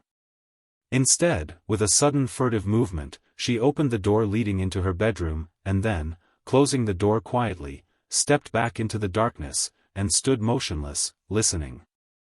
At first she heard nothing, but gradually there stole on her listening ears the sound of someone moving softly about in the room just overhead, that is, in Mr. Sleuth's bedroom. But, try as she might, it was impossible for her to guess what the lodger was doing. At last she heard him open the door leading out on the little landing. She could hear the stairs creaking. That meant, no doubt, that Mr. Sleuth would pass the rest of the evening in the cheerless room above. He hadn't spent any time up there for quite a long while, in fact, not for nearly 10 days. 'Twas odd he chose tonight, when it was so foggy, to carry out an experiment. She groped her way to a chair and sat down. She felt very tired, strangely tired, as if she had gone through some great physical exertion. Yes, it was true that Mr. Sleuth had brought her and Bunting luck, and it was wrong, very wrong, of her ever to forget that. As she sat there she also reminded herself, and not for the first time, what the lodger's departure would mean. It would almost certainly mean ruin. Just as his staying meant all sorts of good things, of which physical comfort was the least. If Mr. Sleuth stayed on with them, as he showed every intention of doing, it meant respectability, and, above all, security. Mrs. Bunting thought of Mr. Sleuth's money. He never received a letter, and yet he must have some kind of income, so much was clear. She supposed he went and drew his money, in sovereigns, out of a bank as he required it. Her mind swung round, consciously, deliberately, away from Mr. Sleuth. The Avenger? What a strange name. Again she assured herself that there would come a time when the Avenger, whoever he was, must feel satiated, when he would feel himself to be, so to speak, avenged. To go back to Mr. Sleuth. It was lucky that the lodger seemed so pleased, not only with the rooms, but with his landlord and landlady, indeed. There was no real reason why Mr. Sleuth should ever wish to leave such nice lodgings. Mrs. Bunting suddenly stood up. She made a strong effort, and shook off her awful sense of apprehension and unease. Feeling for the handle of the door giving into the passage she turned it, and then, with light, firm steps, she went down into the kitchen. When they had first taken the house, the basement had been made by her care, if not into a pleasant, then, at any rate, into a very clean place. She had had it whitewashed, and against the still white walls the gas stove loomed up, a great square of black iron and bright steel. It was a large gas stove, the kind for which one pays 4 shillings a quarter rent to the gas company, and here, in the kitchen, there was no foolish shilling in the slot arrangement. Mrs. Bunting was too shrewd a woman to have anything to do with that kind of business. There was a proper gas meter, and she paid for what she consumed after she had consumed it. Putting her candle down on the well-scrubbed wooden table, she turned up the gas jet, and blew out the candle. Then, lighting one of the gas rings, she put a frying pan on the stove, and once more her mind reverted, as if in spite of herself, to Mr. Sleuth. Never had there been a more confiding or trusting gentleman than the lodger, and yet in some ways he was so secret, so peculiar. She thought of the bag, that bag which had rumbled about so queerly in the chiffonier. Something seemed to tell her that tonight the lodger had taken that bag out with him. And then she thrust away the thought of the bag almost violently from her mind, and went back to the more agreeable thought of Mr. Sleuth's income, and of how little trouble he gave. Of course, the lodger was eccentric, otherwise he wouldn't be their lodger at all, he would be living in quite a different sort of way with some of his relations, or with a friend in his own class. While these thoughts galloped disconnectedly through her mind, Mrs. Bunting went on with her cooking, preparing the cheese, cutting it up into little shreds, carefully measuring out the butter. Doing everything, as was always her way, with a certain delicate and cleanly precision. And then, while in the middle of toasting the bread on which was to be poured the melted cheese, she suddenly heard sounds which startled her, made her feel uncomfortable. Shuffling, hesitating steps were creaking down the house. She looked up and listened. Surely the lodger was not going out again into the cold and foggy night, going out, as he had done the other evening, for a second time? But no. The sounds she heard, the sounds of now familiar footsteps, did not continue down the passage leading to the front door. Instead, why, what was this she heard now? She began to listen so intently that the bread she was holding at the end of the toasting fork grew quite black. With a start she became aware that this was so, and she frowned, vexed with herself. That came of not attending to one's work. Mr. Sleuth was evidently about to do what he had never yet done. He was coming down into the kitchen. Nearer and nearer came the thudding sounds, treading heavily on the kitchen stairs, and Mrs. Bunting's heart began to beat as if in response. She put out the flame of the gas ring, unheedful of the fact that the cheese would stiffen and spoil in the cold air. Then she turned and faced the door. There came a fumbling at the handle, and a moment later the door opened, and revealed, as she had at once known and feared it would do, the lodger. Mr. Sleuth looked even odder than usual. He was clad in a plaid dressing gown, which she had never seen him wear before, though she knew that he had purchased it not long after his arrival. In his hand was a lighted candle. When he saw the kitchen all lighted up, and the woman standing in it, the lodger looked inexplicably taken aback, almost aghast. "Yes, sir.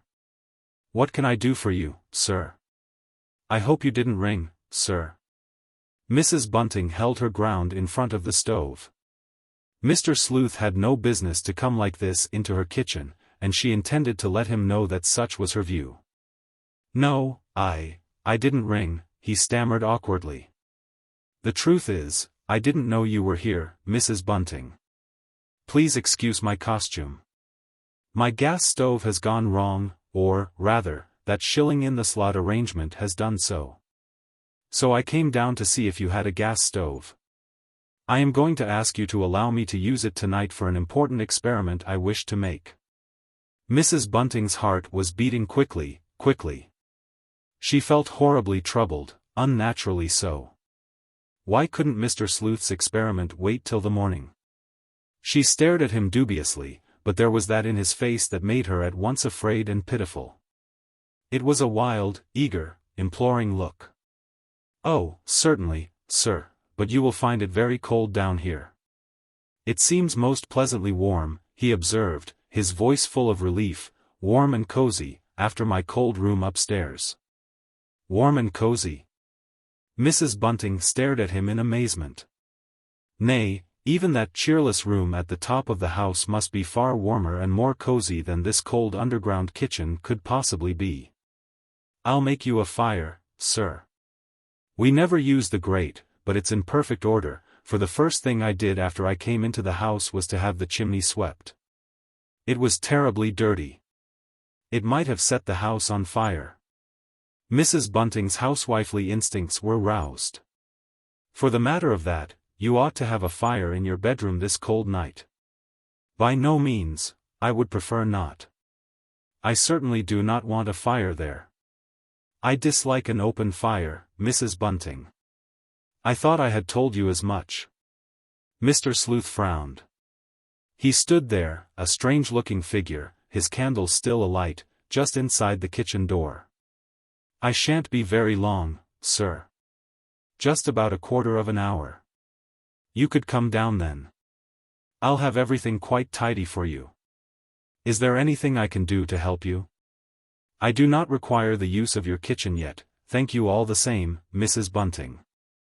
I shall come down later, altogether later, after you and your husband have gone to bed. But I should be much obliged if you would see that the gas people come tomorrow and put my stove in order. It might be done while I am out. That the shilling in the slot machine should go wrong is very unpleasant. It has upset me greatly. Perhaps Bunting could put it right for you, sir. For the matter of that, I could ask him to go up now." No, I don't want anything of that sort done tonight. Besides, he couldn't put it right. I am something of an expert, Mrs. Bunting, and I have done all I could. The cause of the trouble is quite simple. The machine is choked up with shillings. A very foolish plan, so I always felt it to be." Mr. Sleuth spoke pettishly, with far more heat than he was wont to speak, but Mrs. Bunting sympathized with him in this matter. She had always suspected that those slot machines were as dishonest as if they were human. It was dreadful, the way they swallowed up the shillings. She had had one once, so she knew. And as if he were divining her thoughts, Mr. Sleuth walked forward and stared at the stove. "Then you haven't got a slot machine?" he said wonderingly. "I'm very glad of that, for I expect my experiment will take some time. But, of course, I shall pay you something for the use of the stove, Mrs. Bunting." "Oh, no, sir, I wouldn't think of charging you anything for that. We don't use our stove very much, you know, sir. I'm never in the kitchen a minute longer than I can help this cold weather." Mrs. Bunting was beginning to feel better. When she was actually in Mr. Sleuth's presence her morbid fears would be lulled, perhaps because his manner almost invariably was gentle and very quiet. But still there came over her an eerie feeling, as, with him preceding her, they made a slow progress to the ground floor.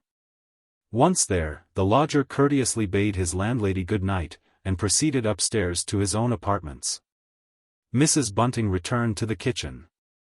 Again she lighted the stove. But she felt unnerved, afraid of she knew not what. As she was cooking the cheese, she tried to concentrate her mind on what she was doing, and on the whole she succeeded.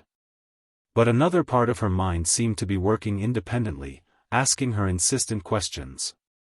The place seemed to her alive with alien presences, and once she caught herself listening, which was absurd, for, of course, she could not hope to hear what Mr. Sleuth was doing 2, if not 3 flights upstairs. She wondered in what the lodger's experiments consisted. It was odd that she had never been able to discover what it was he really did with that big gas stove. All she knew was that he used a very high degree of heat. Chapter 15. The Buntings went to bed early that night. But Mrs. Bunting made up her mind to keep awake. She was set upon knowing at what hour of the night the lodger would come down into her kitchen to carry through his experiment, and, above all, she was anxious to know how long he would stay there. But she had had a long and a very anxious day, and presently she fell asleep. The church clock hard by struck 2, and, suddenly Mrs. Bunting awoke. She felt put out, sharply annoyed with herself. How could she have dropped off like that? Mr. Sleuth must have been down and up again hours ago. Then, gradually, she became aware that there was a faint acrid odor in the room. Elusive, intangible, it yet seemed to encompass her and the snoring man by her side, almost as a vapor might have done. Mrs. Bunting sat up in bed and sniffed. And then, in spite of the cold, she quietly crept out of her nice, warm bedclothes, and crawled along to the bottom of the bed. When there, Mr. Sleuth's landlady did a very curious thing. She leaned over the brass rail and put her face close to the hinge of the door giving into the hall. Yes, it was from here that this strange, horrible odor was coming. The smell must be very strong in the passage. As, shivering, she crept back under the bedclothes, she longed to give her sleeping husband a good shake, and in fancy she heard herself saying, "Bunting, get up.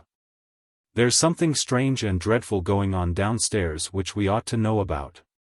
But as she lay there, by her husband's side, listening with painful intentness for the slightest sound, she knew very well that she would do nothing of the sort. What if the lodger did make a certain amount of mess, a certain amount of smell, in her nice clean kitchen? Was he not an almost perfect lodger? If they did anything to upset him, where could they ever hope to get another like him? 3 o'clock struck before Mrs. Bunting heard slow, heavy steps creaking up the kitchen stairs. But Mr. Sleuth did not go straight up to his own quarters, as she had expected him to do. Instead, he went to the front door, and, opening it, put on the chain. Then he came past her door, and she thought, but could not be sure, that he sat down on the stairs. At the end of 10 minutes or so she heard him go down the passage again. Very softly he closed the front door. By then she had divined why the lodger had behaved in this funny fashion. He wanted to get the strong, acrid smell of burning, was it of burning wool? Out of the house. But Mrs. Bunting, lying there in the darkness, listening to the lodger creeping upstairs, felt as if she herself would never get rid of the horrible odor. Mrs. Bunting felt herself to be all smell. At last the unhappy woman fell into a deep, troubled sleep, and then she dreamed a most terrible and unnatural dream.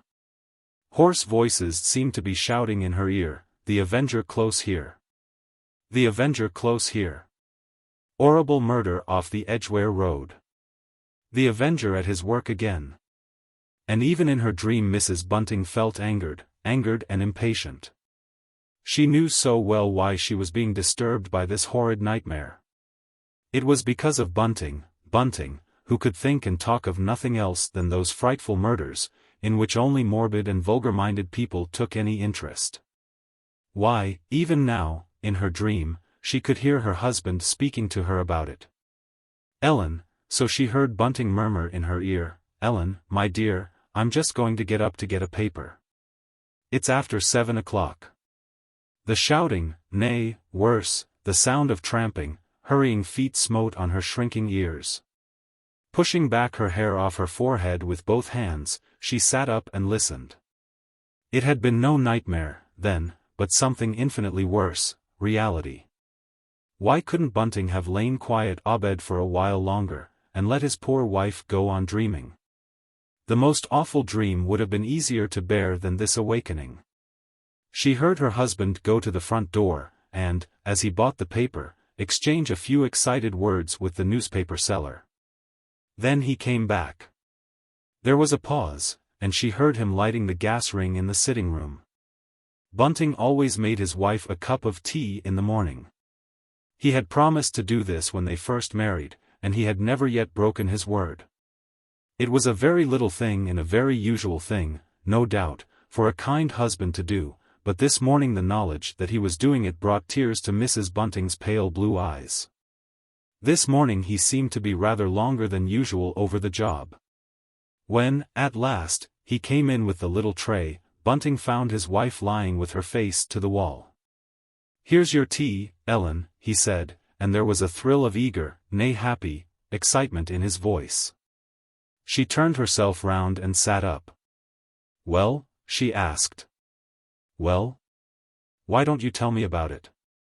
"I thought you was asleep," he stammered out. "I thought, Ellen, you never heard nothing." "How could I have slept through all that din?" "Of course I heard." "Why don't you tell me?" "I've hardly had time to glance at the paper myself," he said slowly. "You was reading it just now," she said severely, "for I heard the rustling. You begun reading it before you lit the gas ring." "Don't tell me. What was that they was shouting about the Edgware Road?" "Well," said Bunting, "as you do know, I may as well tell you. The Avenger's moving west, that's what he's doing. Last time 'twas King's Cross, now 'tis the Edgware Road. I said he'd come our way, and he has come our way. You just go and get me that paper," she commanded. "I wants to see for myself."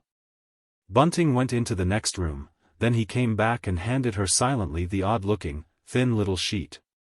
"Why, whatever's this?" she asked. "This ain't our paper." "Course not," he answered, a trifle crossly. "It's a special early edition of the Sun, just because of the Avenger. Here's the bit about it." He showed her the exact spot. But she would have found it, even by the comparatively bad light of the gas jet now flaring over the dressing table, for the news was printed in large, clear characters. "Once more the murder fiend who chooses to call himself the Avenger has escaped detection. While the whole attention of the police, and of the great army of amateur detectives who are taking an interest in this strange series of atrocious crimes, were concentrating their attention round the East End and King's Cross, he moved swiftly and silently westward. And, choosing a time when the Edgware Road is at its busiest and most thronged, did another human being to death with lightning-like quickness and savagery. Within 50 yards of the deserted warehouse yard where he had lured his victim to destruction were passing up and down scores of happy, busy people, intent on their Christmas shopping. Into that cheerful throng he must have plunged within a moment of committing his atrocious crime. And it was only owing to the merest accident that the body was discovered as soon as it was, that is, just after midnight. Doutre, who was called to the spot at once, is of opinion that the woman had been dead at least 3 hours, if not 4. It was at first thought, we were going to say, hoped, that this murder had nothing to do with the series which is now puzzling and horrifying the whole of the civilized world. But no, pinned on the edge of the dead woman's dress was the usual now familiar triangular piece of grey paper, the grimmest visiting card ever designed by the wit of man. And this time the Avenger has surpassed himself as regards his audacity and daring, so cold in its maniacal fanaticism and abhorrent wickedness. All the time that Mrs. Bunting was reading with slow, painful intentness, her husband was looking at her, longing, yet afraid to burst out with a new idea which he was burning to confide even to his Ellen's unsympathetic ears. At last, when she had quite finished, she looked up defiantly. "Haven't you anything better to do than to stare at me like that?" she said irritably. "Murder or no murder, I've got to get up. Go away, do." And Bunting went off into the next room. After he had gone, his wife lay back and closed her eyes. She tried to think of nothing. Nay, more, so strong, so determined was her will that for a few moments she actually did think of nothing. She felt terribly tired and weak, brain and body both quiescent, as does a person who is recovering from a long, wearing illness. Presently detached, puerile thoughts drifted across the surface of her mind like little clouds across a summer sky. She wondered if those horrid newspaper men were allowed to shout in Belgrave Square. She wondered if, in that case, Margaret, who was so unlike her brother-in-law, would get up and buy a paper. But no. Margaret was not one to leave her nice warm bed for such a silly reason as that. Was it tomorrow Daisy was coming back? Yes, tomorrow, not today. Well, that was a comfort, at any rate. What amusing things Daisy would be able to tell about her visit to Margaret. The girl had an excellent gift of mimicry. And Margaret, with her precise, funny ways, her perpetual talk about the family, lent herself to the cruel gift. And then Mrs. Bunting's mind, her poor, weak, tired mind, wandered off to young Chandler. A funny thing love was, when you came to think of it, which she, Ellen Bunting, didn't often do. There was Joe, a likely young fellow, seeing a lot of young women, and pretty young women, too, quite as pretty as Daisy, and 10 times more artful, and yet there. He passed them all by, had done so ever since last summer, though you might be sure that they, artful minxes, by no manner of means passed him by, without giving them a thought. As Daisy wasn't here, he would probably keep away today. There was comfort in that thought, too. And then Mrs. Bunting sat up, and memory returned in a dreadful turgid flood. If Joe did come in, she must nerve herself to hear all that talk there'd be about the Avenger between him and Bunting. Slowly she dragged herself out of bed, feeling exactly as if she had just recovered from an illness which had left her very weak, very, very tired in body and soul. She stood for a moment listening, and shivering, for it was very cold. Considering how early it still was, there seemed a lot of coming and going in the Marylebone Road. She could hear the unaccustomed sounds through her closed door and the tightly fastened windows of the sitting room. There must be a regular crowd of men and women, on foot and in cabs, hurrying to the scene of the Avenger's last extraordinary crime.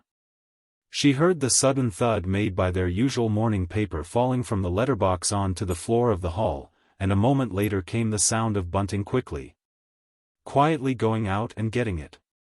She visualized him coming back, and sitting down with a sigh of satisfaction by the newly lit fire. Languidly she began dressing herself to the accompaniment of distant tramping and of noise of passing traffic, which increased in volume and in sound as the moments slipped by. When Mrs. Bunting went down into her kitchen everything looked just as she had left it, and there was no trace of the acrid smell she had expected to find there. Instead, the cavernous, whitewashed room was full of fog, but she noticed that, though the shutters were bolted and barred as she had left them, the windows behind them had been widely opened to the air. She had left them shut. Making a spill out of a twist of newspaper, she had been taught the art as a girl by one of her old mistresses. She stooped and flung open the oven door of her gas stove. Yes, it was as she had expected, a fierce heat had been generated there since she had last used the oven, and through to the stone floor below had fallen a mass of black, gluey soot. Mrs. Bunting took the ham and eggs that she had bought the previous day for her own and Bunting's breakfast upstairs, and broiled them over the gas ring in their sitting room. Her husband watched her in surprised silence. She had never done such a thing before. "I couldn't stay down there," she said, "it was so cold and foggy. I thought I'd make breakfast up here, just for today." "Yes," he said kindly, "that's quite right, Ellen. I think you've done quite right, my dear." But, when it came to the point, his wife could not eat any of the nice breakfast she had got ready. she only had another cup of tea. "I'm afraid you're ill, Ellen?" Bunting asked solicitously. "No," she said shortly, "I'm not ill at all. Don't be silly. The thought of that horrible thing happening so close by has upset me, and put me off my food. Just hark to them now." Through their closed windows penetrated the sound of scurrying feet and loud, ribald laughter. What a crowd! Nay, what a mob must be hastening busily to and from the spot where there was now nothing to be seen. Mrs. Bunting made her husband lock the front gate. "I don't want any of those ghouls in here," she exclaimed angrily.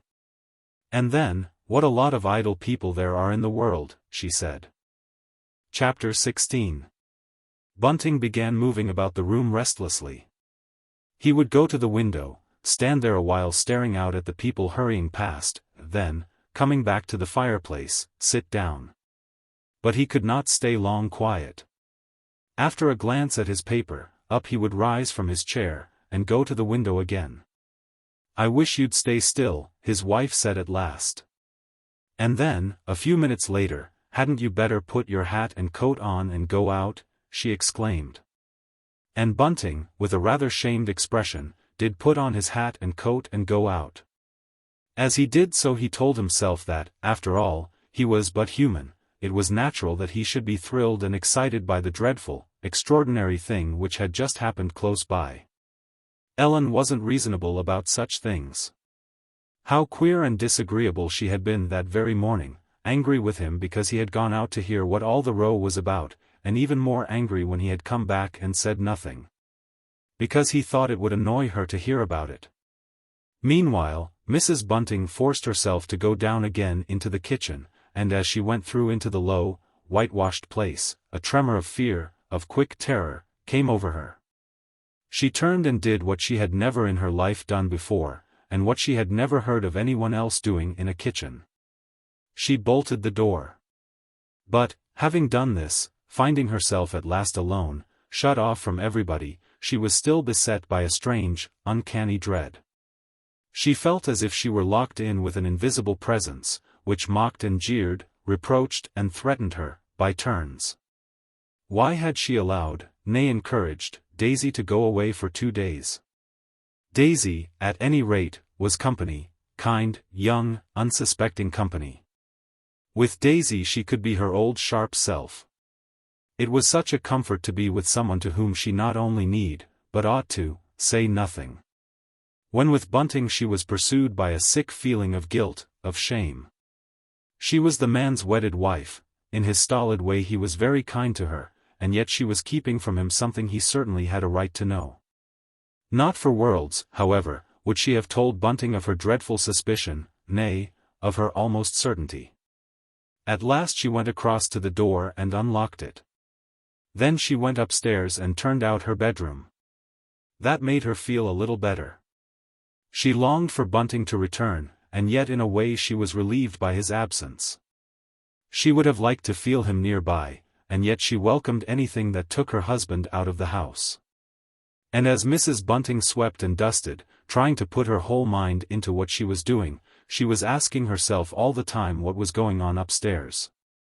What a good rest the lodger was having. But there, that was only natural. Mr. Sleuth, as she well knew, had been up a long time last night, or rather this morning. Suddenly, the drawing-room bell rang.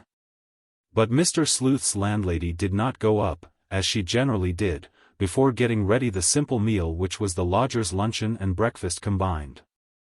Instead, she went downstairs again and hurriedly prepared the lodger's food. Then, very slowly, with her heart beating queerly, she walked up, and just outside the sitting room, for she felt sure that Mr. Sleuth had got up, that he was there already. Waiting for her, she rested the tray on the top of the banisters and listened. For a few moments she heard nothing. Then through the door came the high, quavering voice with which she had become so familiar. She saith to him, "Stolen waters are sweet, and bread eaten in secret is pleasant. But he knoweth not that the dead are there, and that her guests are in the depths of hell." There was a long pause. Mrs. Bunting could hear the leaves of her Bible being turned over, eagerly, busily, and then again Mr. Sleuth broke out, this time in a softer voice. "She hath cast down many wounded from her. Yea, many strong men have been slain by her." And in a softer, lower, plaintive tone came the words, "I applied my heart to know, and to search, and to seek out wisdom and the reason of things. And to know the wickedness of folly, even of foolishness and madness." And as she stood there listening, a feeling of keen distress, of spiritual oppression, came over Mrs. Bunting. For the first time in her life she visioned the infinite mystery, the sadness and strangeness, of human life. Poor Mr. Sleuth, poor unhappy, distraught Mr. Sleuth. An overwhelming pity blotted out for a moment the fear, and the loathing, she had been feeling for her lodger. She knocked at the door, and then she took up her tray. "Come in, Mrs. Bunting." Mr. Sleuth's voice sounded feebler, more toneless than usual. She turned the handle of the door and walked in. The lodger was not sitting in his usual place. He had taken the little round table on which his candle generally rested when he read in bed, out of his bedroom, and placed it over by the drawing-room window. On it were placed, open, the Bible and the concordance. But as his landlady came in, Mr. Sleuth hastily closed the Bible, and began staring dreamily out of the window, down at the sordid, hurrying crowd of men and women which now swept along the Marylebone Road. "There seem a great many people out today," he observed, without looking round. "Yes, sir, there do." Mrs. Bunting began busying herself with laying the cloth and putting out the breakfast lunch, and as she did so she was seized with a mortal, instinctive terror of the man sitting there. At last Mr. Sleuth got up and turned round. She forced herself to look at him. How tired, how worn, he looked, and, how strange. Walking towards the table on which lay his meal, he rubbed his hands together with a nervous gesture. It was a gesture he only made when something had pleased, nay, satisfied him. Mrs. Bunting, looking at him, remembered that he had rubbed his hands together thus when he had first seen the room upstairs, and realized that it contained a large gas stove and a convenient sink. What Mr. Sleuth was doing now also reminded her in an odd way of a play she had once seen, a play to which a young man had taken her when she was a girl, unnumbered years ago, and which had thrilled and fascinated her. Out, damned spot, that was what the tall, fierce, beautiful lady who had played the part of a queen had said, twisting her hands together just as the lodger was doing now. "It's a fine day," said Mr. Sleuth, sitting down and unfolding his napkin. "The fog has cleared. I do not know if you will agree with me, Mrs. Bunting, but I always feel brighter when the sun is shining, as it is now, at any rate, trying to shine." He looked at her inquiringly, but Mrs. Bunting could not speak. She only nodded. However, that did not affect Mr. Sleuth adversely. He had acquired a great liking and respect for this well-balanced, taciturn woman. She was the first woman for whom he had experienced any such feeling for many years past. He looked down at the still covered dish, and shook his head. "I don't feel as if I could eat very much today," he said plaintively. And then he suddenly took a half-sovereign out of his waistcoat pocket. Already Mrs. Bunting had noticed that it was not the same waistcoat Mr. Sleuth had been wearing the day before. "Mrs. Bunting, may I ask you to come here?" And after a moment of hesitation his landlady obeyed him. "Will you please accept this little gift for the use you kindly allowed me to make of your kitchen last night?" he said quietly. "I tried to make as little mess as I could, Mrs. Bunting, but, well, the truth is I was carrying out a very elaborate experiment." Mrs. Bunting held out her hand, she hesitated, and then she took the coin. The fingers which for a moment brushed lightly against her palm were icy cold and clammy. Mr. Sleuth was evidently not well. As she walked down the stairs, the winter sun, a scarlet ball hanging in the smoky sky, glinted in on Mr. Sleuth's landlady, and threw blood-red gleams, or so it seemed to her, onto the piece of gold she was holding in her hand. The day went by, as other days had gone by in that quiet household, but, of course, there was far greater animation outside the little house than was usually the case.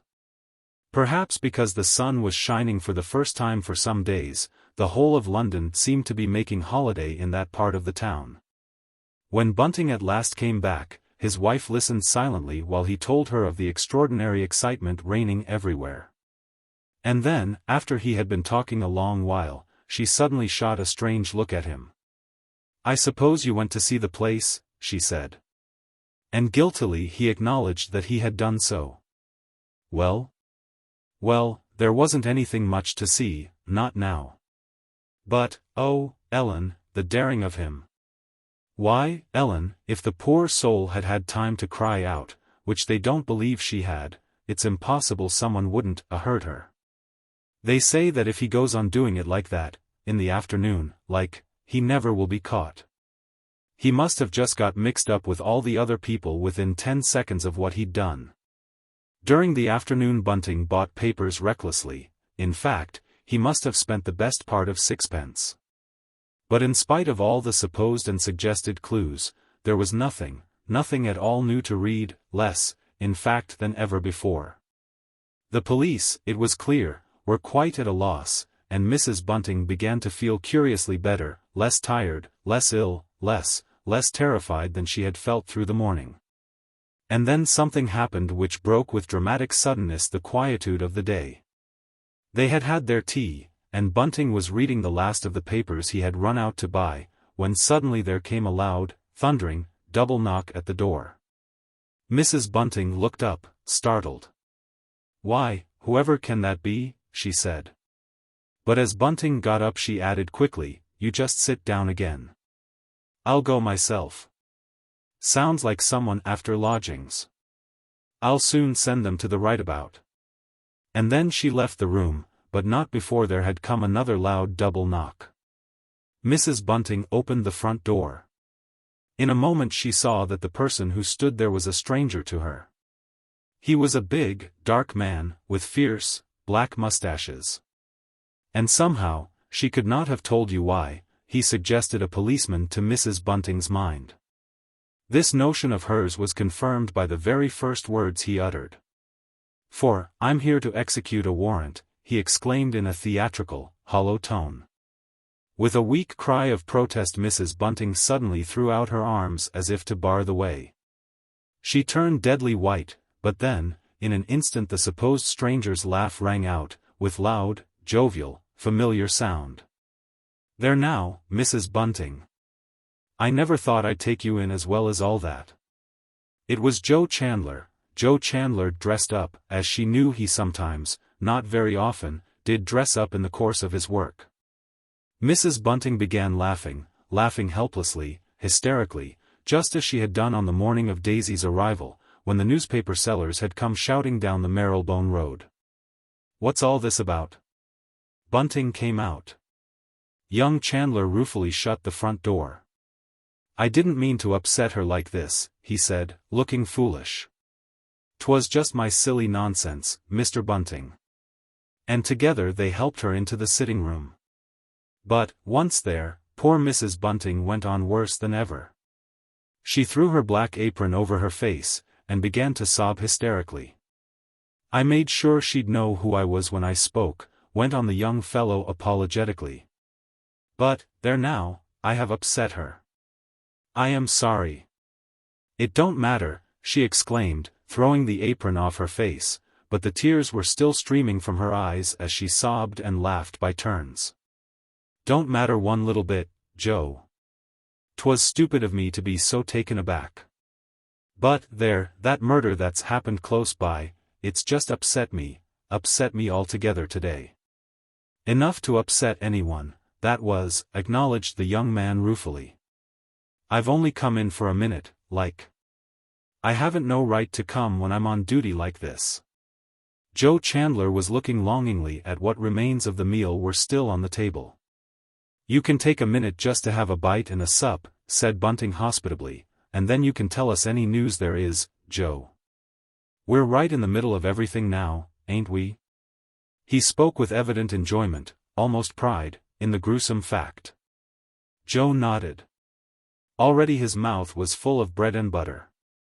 He waited a moment, and then, "Well, I have got one piece of news, not that I suppose it'll interest you very much." They both looked at him, Mrs. Bunting suddenly calm, though her breast still heaved from time to time. "Our boss has resigned," said Joe Chandler slowly, impressively. "No. Not the commissioner o' police," exclaimed Bunting. "Yes, he has. He just can't bear what's said about us any longer, and I don't wonder. He done his best, and so's we all. The public have just gone daft, in the West End, that is, today. As for the papers, well, they're something cruel, that's what they are. And the ridiculous ideas they print. You'd never believe the things they asks us to do, and quite serious like." "What d'you mean?" questioned Mrs. Bunting. She really wanted to know. "Well, the Courier declares that there ought to be a house-to-house investigation, all over London. Just think of it. Everybody to let the police go all over their house, from garret to kitchen, just to see if the Avenger isn't concealed there. Dotty, I calls it. Why, 'twould take us months and months just to do that one job in a town like London." "I'd like to see them dare come into my house," said Mrs. Bunting angrily. "It's all along of them blarsted papers that the Avenger went to work a different way this time," said Chandler slowly. Bunting had pushed a tin of sardines towards his guest, and was eagerly listening. "How d'you mean?" he asked. "I don't take your meaning, Joe." "Well, you see, it's this way. The newspapers was always saying how extraordinary it was that the Avenger chose such a peculiar time to do his deeds, I mean, the time when no one's about the streets. Now, doesn't it stand to reason that the fellow, reading all that, and seeing the sense of it, said to himself, 'I'll go on another tack this time'? Just listen to this." He pulled a strip of paper, part of a column cut from a newspaper, out of his pocket. "An ex-Lord Mayor of London on the Avenger. Will the murderer be caught?" "Yes," replied Sir John, "he will certainly be caught, probably when he commits his next crime. A whole army of bloodhounds, metaphorical and literal, will be on his track the moment he draws blood again. With the whole community against him, he cannot escape, especially when it be remembered that he chooses the quietest hour in the 24 to commit his crimes. Londoners are now in such a state of nerves, if I may use the expression, in such a state of funk, that every passer-by, however innocent, is looked at with suspicion by his neighbor if his avocation happens to take him abroad between the hours of 1 and 3 in the morning. I'd like to gag that ex-Lord Mayor," concluded Joe Chandler wrathfully. Just then the lodger's bell rang. "Let me go up, my dear," said Bunting. His wife still looked pale and shaken by the fright she had had. "No, no," she said hastily. "You stop down here, and talk to Joe. I'll look after Mr. Sleuth. He may be wanting his supper just a bit earlier than usual today." Slowly, painfully, again feeling as if her legs were made of cotton wool, she dragged herself up to the first floor, knocked at the door, and then went in. "You did ring, sir?" she said, in her quiet, respectful way. And Mr. Sleuth looked up.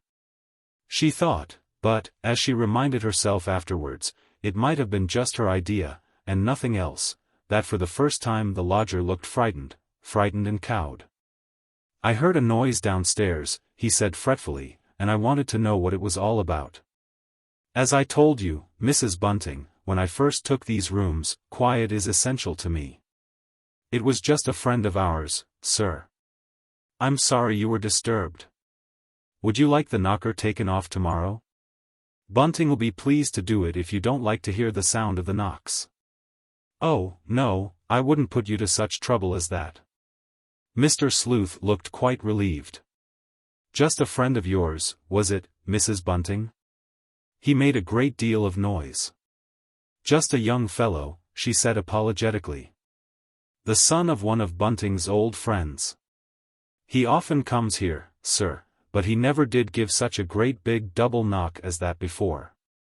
I'll speak to him about it." "Oh, no, Mrs. Bunting. I would really prefer you did nothing of the kind. It was just a passing annoyance, nothing more. She waited a moment. How strange that Mr. Sleuth said nothing of the hoarse cries which had made of the road outside a perfect bedlam every hour or two throughout that day.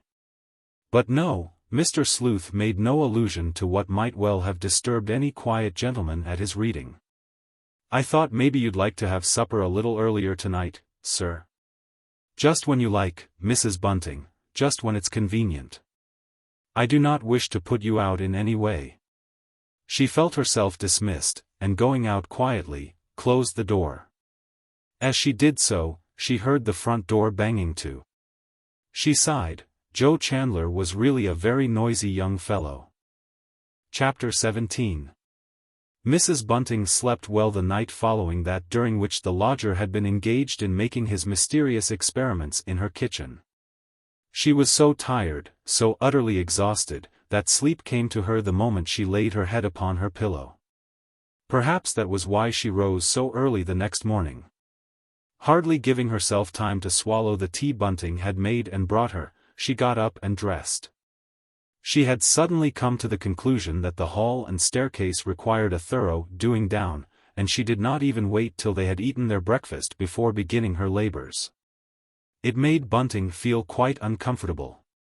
As he sat by the fire reading his morning paper, the paper which was again of such absorbing interest, he called out, "There's no need for so much hurry, Ellen.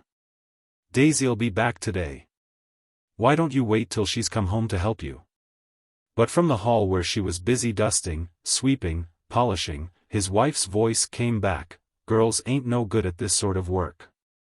Don't you worry about me. I feel as if I'd enjoy doing an extra bit of cleaning today. I don't like to feel as anyone could come in and see my place dirty." "No fear of that." Bunting chuckled. And then a new thought struck him. "Ain't you afraid of waking the lodger?" he called out. "Mr. Sleuth slept most of yesterday, and all last night," she answered quickly. "As it is, I study him overmuch. It's a long, long time since I've done this staircase down." All the time she was engaged in doing the hall, Mrs. Bunting left the sitting-room door wide open. That was a queer thing of her to do, but Bunting didn't like to get up and shut her out, as it were. Still, try as he would, he couldn't read with any comfort while all that noise was going on. He had never known Ellen make such a lot of noise before. Once or twice he looked up and frowned rather crossly. There came a sudden silence, and he was startled to see that Ellen was standing in the doorway, staring at him, doing nothing. "Come in," he said, "do. Ain't you finished yet?" "I was only resting a minute," she said. "You don't tell me nothing. I'd like to know if there's anything, I mean anything new, in the paper this morning." She spoke in a muffled voice, almost as if she were ashamed of her unusual curiosity, and her look of fatigue, of pallor, made Bunting suddenly uneasy. "Come in, do," he repeated sharply.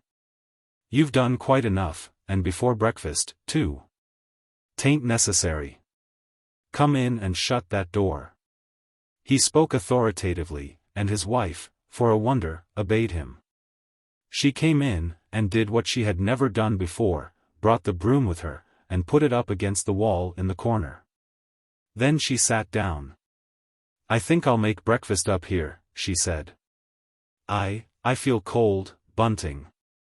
And her husband stared at her surprised, for drops of perspiration were glistening on her forehead. He got up. "All right. I'll go down and bring the eggs up. Don't you worry. For the matter of that, I can cook them downstairs if you like." "No," she said obstinately. "I'd rather do my own work. You just bring them up here, that'll be all right. Tomorrow morning we'll have Daisy to help see to things. Come over here and sit down comfortable in my chair," he suggested kindly. "You never do take any bit of rest, Ellen. I never seed such a woman." And again she got up and meekly obeyed him, walking across the room with languid steps. He watched her, anxiously, uncomfortably. She took up the newspaper he had just laid down, and Bunting took 2 steps towards her. "I'll show you the most interesting bit," he said eagerly. "It's the piece headed, 'Our Special Investigator.' You see, they've started a special investigator of their own, and he's got hold of a lot of little facts the police seem to have overlooked.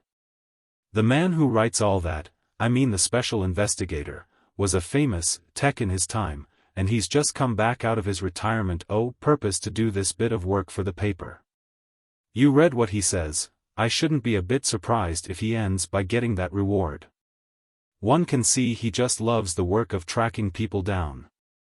"There's nothing to be proud of in such a job," said his wife listlessly. "He'll have something to be proud of if he catches the Avenger," cried Bunting. He was too keen about this affair to be put off by Ellen's contradictory remarks. "You just noticed that bit about the rubber soles. Now, no one's thought that. I'll just tell Chandler, he don't seem to me to be half awake, that young man don't. He's quite wide awake enough without you saying things to him. How about those eggs, Bunting? I feel quite ready for my breakfast even if you don't." Mrs. Bunting now spoke in what her husband sometimes secretly described to himself as Ellen's snarling voice. He turned away and left the room, feeling oddly troubled.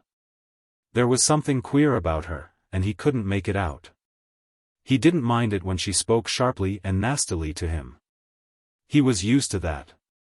But now she was so up and down, so different from what she used to be. In old days she had always been the same, but now a man never knew where to have her. And as he went downstairs he pondered uneasily over his wife's changed ways and manner. Take the question of his easy chair. A very small matter, no doubt, but he had never known Ellen sit in that chair, no, not even once, for a minute, since it had been purchased by her as a present for him. They had been so happy, and so restful, during that first week after Mr. Sleuth had come to them. Perhaps it was the sudden, dramatic change from agonizing anxiety to peace and security which had been too much for Ellen. Yes, that was what was the matter with her. That and the universal excitement about these Avenger murders, which were shaking the nerves of all London.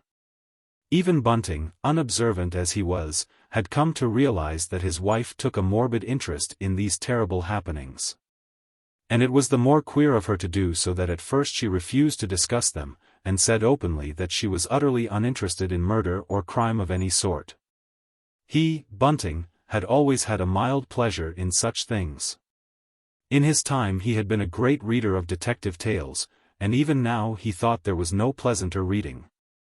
It was that which had first drawn him to Joe Chandler, and made him welcome the young chap as cordially as he had done when they first came to London. But though Ellen had tolerated, she had never encouraged, that sort of talk between the two men. More than once she had exclaimed reproachfully, "To hear you two, one would think there was no nice, respectable, quiet people left in the world." But now all that was changed. She was as keen as anyone could be to hear the latest details of an Avenger crime. True, she took her own view of any theory suggested. But there. Ellen always had had her own notions about everything under the sun. Ellen was a woman who thought for herself, a clever woman, not an everyday woman by any manner of means. While these thoughts were going disconnectedly through his mind, Bunting was breaking 4 eggs into a basin. He was going to give Ellen a nice little surprise, to cook an omelette as a French chef had once taught him to do, years and years ago. He didn't know how she would take his doing such a thing after what she had said, but never mind, she would enjoy the omelette when done. Ellen hadn't been eating her food properly of late. And when he went up again, his wife, to his relief, and, it must be admitted, to his surprise, took it very well.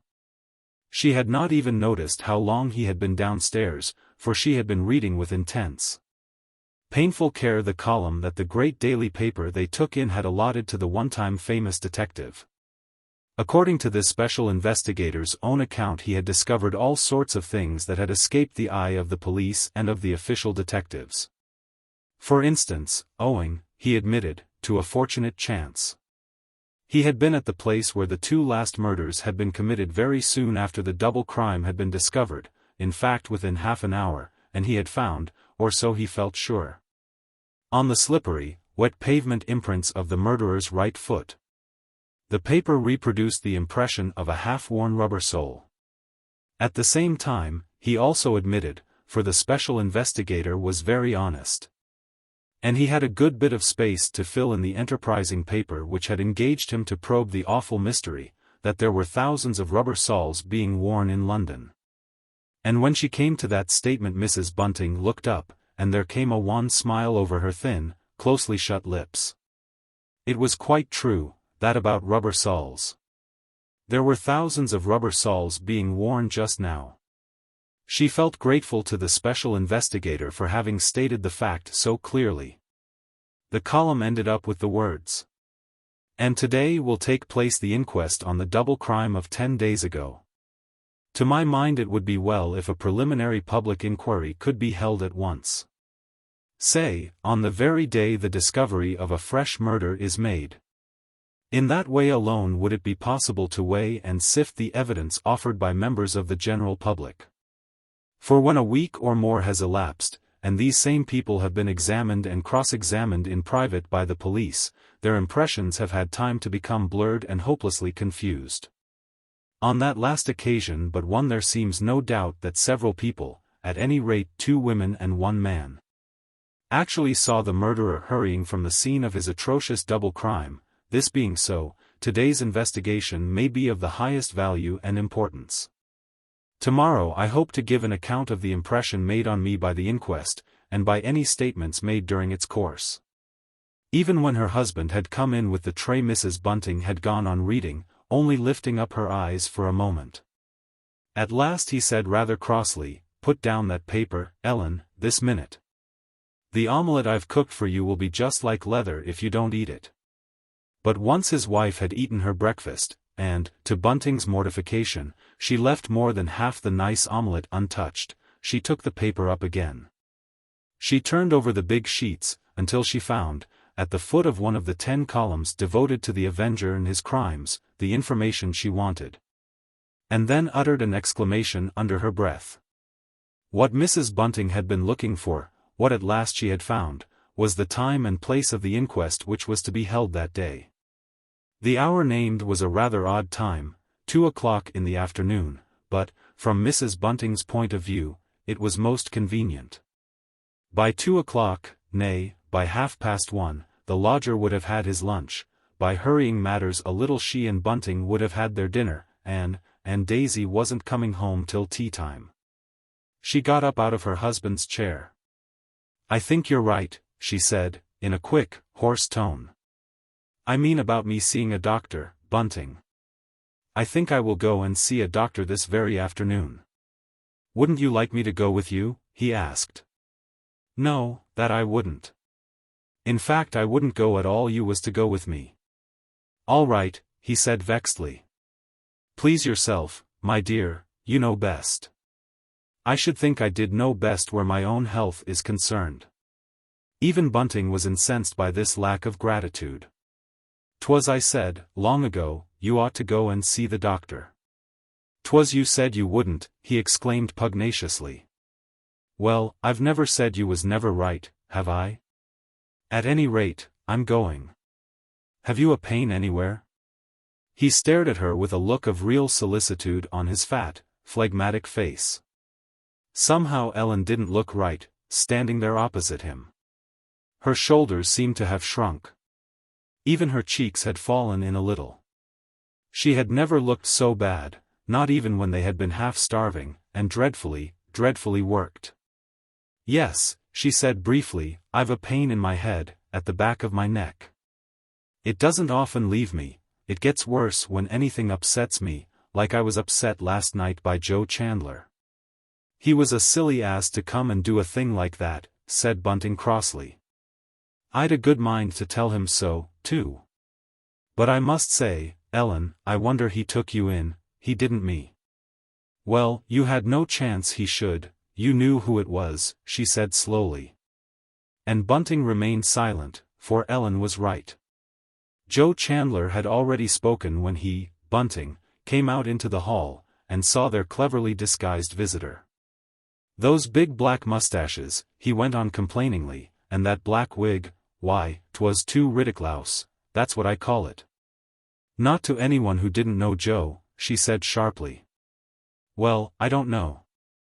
He didn't look like a real man, nohow. If he's a wise lad, he won't let our Daisy ever see him looking like that, and Bunting laughed, a comfortable laugh. He had thought a good deal about Daisy and young Chandler the last 2 days, and, on the whole, he was well pleased. It was a dull, unnatural life the girl was leading with old Aunt. And Joe was earning good money.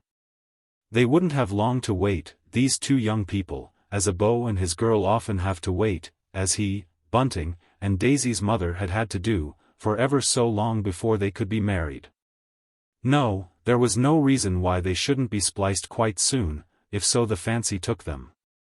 And Bunting had very little doubt that so the fancy would take Joe, at any rate. But there was plenty of time. Daisy wouldn't be 18 till the week after next. They might wait till she was 20. By that time old Aunt might be dead, and Daisy might have come into quite a tidy little bit of money. What are you smiling at? Said his wife sharply. And he shook himself. Smiling? At nothing that I knows of. Then he waited a moment. Well, if you will know, Ellen, I was just thinking of Daisy and that young chap Joe Chandler. He is gone on her, ain't he? Gone? And then Mrs. Bunting laughed, a queer, odd, not unkindly laugh. Gone, Bunting? She repeated. Why, he's out o' sight, right, out of sight. Then hesitatingly, and looking narrowly at her husband, she went on, twisting a bit of her black apron with her fingers as she spoke, I suppose he'll be going over this afternoon to fetch her? Or d'you think he'll have to be at that inquest, Bunting? Inquest? What inquest? He looked at her puzzled. Why, the inquest on them bodies found in the passage near by King's Cross. Oh, no, he'd have no call to be at the inquest. For the matter o' that, I know he's going over to fetch Daisy. He said so last night, just when you went up to the lodger. That's just as well. Mrs. Bunting spoke with considerable satisfaction. Otherwise I suppose you'd had to go. I wouldn't like the house left, not with us out of it. Mr. Sleuth would be upset if there came a ring at the door. Oh, I won't leave the house, don't you be afraid, Ellen, not while you're out. Not even if I'm out a good while, Bunting. No fear. Of course, you'll be a long time if it's your idea to see that doctor at Ealing? He looked at her questioningly, and Mrs. Bunting nodded. Somehow nodding didn't seem as bad as speaking a lie. Chapter 18. Any ordeal is far less terrifying, far easier to meet with courage, when it is repeated, than is even a milder experience which is entirely novel. Mrs. Bunting had already attended an inquest, in the character of a witness. And it was one of the few happenings of her life which was sharply etched against the somewhat blurred screen of her memory. In a country house where the then Ellen Green had been staying for a fortnight with her elderly mistress, there had occurred one of those sudden, pitiful tragedies which occasionally destroy the serenity, the apparent decorum, of a large, respectable household. The under-housemaid, a pretty, happy-natured girl, had drowned herself for love of the footman, who had given his sweetheart cause for bitter jealousy. The girl had chosen to speak of her troubles to the strange lady's maid rather than to her own fellow servants. And it was during the conversation the two women had had together that the girl had threatened to take her own life. As Mrs. Bunting put on her outdoor clothes, preparatory to going out, she recalled very clearly all the details of that dreadful affair, and of the part she herself had unwillingly played in it. She visualized the country inn where the inquest on that poor, unfortunate creature had been held. The butler had escorted her from the hall, for he also was to give evidence, and as they came up there had been a look of cheerful animation about the inn yard. People coming and going, many women as well as men, village folk, among whom the dead girl's fate had aroused a great deal of interest. And the kind of horror which those who live on a dull countryside welcome rather than avoid. Everyone there had been particularly nice and polite to her, to Ellen Green. There had been a time of waiting in a room upstairs in the old inn, and the witnesses had been accommodated, not only with chairs, but with cake and wine. She remembered how she had dreaded being a witness, how she had felt as if she would like to run away from her nice, easy place, rather than have to get up and tell the little that she knew of the sad business. But it had not been so very dreadful after all. The coroner had been a kindly spoken gentleman. In fact, he had complimented her on the clear, sensible way she had given her evidence concerning the exact words the unhappy girl had used. One thing Ellen Green had said, in answer to a question put by an inquisitive juryman, had raised a laugh in the crowded, low-ceilinged room. Ought not Miss Ellen Green, so the man had asked, to have told someone of the girl's threat? If she had done so, might not the girl have been prevented from throwing herself into the lake? And she, the witness, had answered, with some asperity, for by that time the coroner's kind manner had put her at her ease, that she had not attached any importance to what the girl had threatened to do. Never believing that any young woman could be so silly as to drown herself for love. Vaguely Mrs. Bunting supposed that the inquest at which she was going to be present this afternoon would be like that country inquest of long ago. It had been no mere perfunctory inquiry. She remembered very well how little by little that pleasant-spoken gentleman, the coroner, had got the whole truth out, the story, that is, of how that horrid footman, whom she, Ellen Green, had disliked from the first minute she had set eyes on him, had taken up with another young woman. It had been supposed that this fact would not be elicited by the coroner, but it had been, quietly, remorselessly. More, the dead girl's letters had been read out, piteous, queerly expressed letters, full of wild love and bitter, threatening jealousy. And the jury had censured the young man most severely. She remembered the look on his face when the people, shrinking back, had made a passage for him to slink out of the crowded room. Come to think of it now, it was strange she had never told Bunting that long-ago tale. It had occurred years before she knew him, and somehow nothing had ever happened to make her tell him about it. She wondered whether Bunting had ever been to an inquest. She longed to ask him. But if she asked him now, this minute, he might guess where she was thinking of going. And then, while still moving about her bedroom, she shook her head. No, Bunting would never guess such a thing, he would never suspect her of telling him a lie. Stop, had she told a lie? She did mean to go to the doctor after the inquest was finished, if there was time, that is. She wondered uneasily how long such an inquiry was likely to last. In this case, as so very little had been discovered, the proceedings would surely be very formal and therefore short. She herself had one quite definite object, that of hearing the evidence of those who believed they had seen the murderer leaving the spot where his victims lay weltering in their still flowing blood. She was filled with a painful, secret, and, yes, eager curiosity to hear how those who were so positive about the matter would describe the appearance of the avenger. After all, a lot of people must have seen him, for, as Bunting had said only the day before to young Chandler, the avenger was not a ghost. He was a living man with some kind of hiding place where he was known, and where he spent his time between his awful crimes. As she came back to the sitting room, her extreme pallor struck her husband. "Why, Ellen," he said, "it is time you went to the doctor. You looks just as if you was going to a funeral. I'll come along with you as far as the station. You're going by train, ain't you? Not by bus, eh? It's a very long way to Ealing, you know. There you go. Breaking your solemn promise to me the very first minute." But somehow she did not speak unkindly, only fretfully and sadly. And Bunting hung his head. "Why, to be sure I'd gone and clean forgot the lodger. But will you be all right, Ellen? Why not wait till tomorrow, and take Daisy with you? I like doing my own business in my own way, and not in someone else's way," she snapped out. And then more gently, for Bunting really looked concerned, and she did feel very far from well, "I'll be all right, old man. Don't you worry about me." As she turned to go across to the door, she drew the black shawl she had put over her long jacket more closely round her. She felt ashamed, deeply ashamed, of deceiving so kind a husband. And yet, what could she do? How could she share her dreadful burden with poor Bunting? Why, 'twould be enough to make a man go daft. Even she often felt as if she could stand it no longer, as if she would give the world to tell someone, anyone, what it was that she suspected, what deep in her heart she so feared to be the truth. But, unknown to herself, the fresh outside air, fog-laden though it was, soon began to do her good.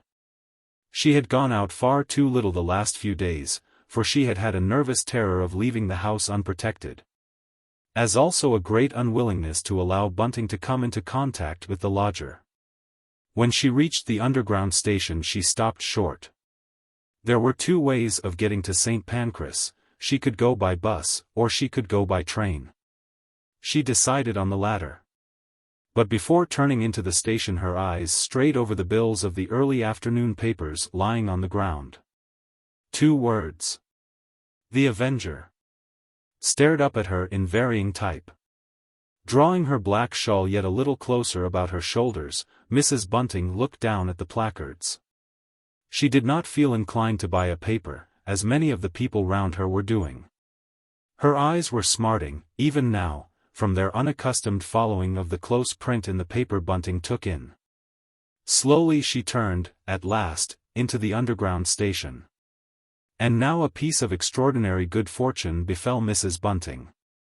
The third-class carriage in which she took her place happened to be empty, save for the presence of a police inspector. And once they were well away she summoned up courage, and asked him the question she knew she would have to ask of someone within the next few minutes.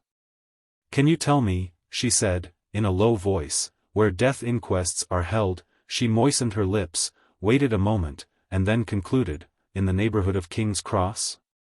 The man turned and looked at her attentively. She did not look at all the sort of Londoner who goes to an inquest, there are many such, just for the fun of the thing. Approvingly, for he was a widower, he noted her neat black coat and skirt, and the plain princess bonnet which framed her pale, refined face. "I'm going to the coroner's court myself," he said good-naturedly. "So you can come along of me. You see there's that big Avenger inquest going on today, so I think they'll have had to make other arrangements for, ordinary cases." And as she looked at him dumbly, he went on, "There'll be a mighty crowd of people at the Avenger inquest, a lot of ticket folk to be accommodated, to say nothing of the public." "That's the inquest I'm going to," faltered Mrs. Bunting. She could scarcely get the words out.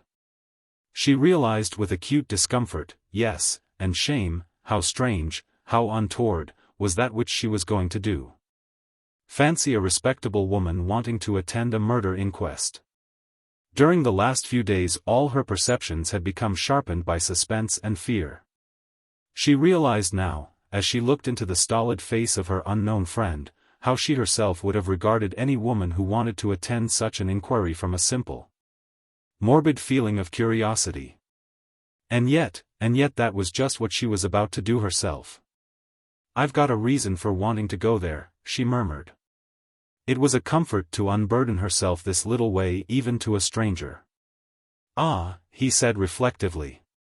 A relative connected with one of the two victims' husbands, I presume?" And Mrs. Bunting bent her head. "Going to give evidence?" he asked casually, and then he turned and looked at Mrs. Bunting with far more attention than he had yet done. "Oh, no." There was a world of horror, of fear in the speaker's voice. And the inspector felt concerned and sorry. "Hadn't seen her for quite a long time, I suppose?" "Never had seen her. I'm from the country." Something impelled Mrs. Bunting to say these words. But she hastily corrected herself, "At least, I was." "Will he be there?" She looked at him dumbly, not in the least knowing to whom he was alluding. "I mean the husband," went on the inspector hastily. "I felt sorry for the last poor chap, I mean the husband of the last one, he seemed so awfully miserable. You see, she'd been a good wife and a good mother till she took to the drink." "It always is so," breathed out Mrs. Bunting. He waited a moment. "Do you know anyone about the court?" he asked. She shook her head. "Well, don't you worry. I'll take you in along me. You'd never get in by yourself." They got out. And the comfort of being in someone's charge, of having a determined man in uniform to look after one. And yet even now there was to Mrs. Bunting something dreamlike, unsubstantial about the whole business. If he only knew what I know," she kept saying over and over again to herself as she walked lightly by the big, burly form of the police inspector. "'Tisn't far, not 3 minutes," he said suddenly. "Am I walking too quick for you, ma'am?" "No, not at all. I'm a quick walker."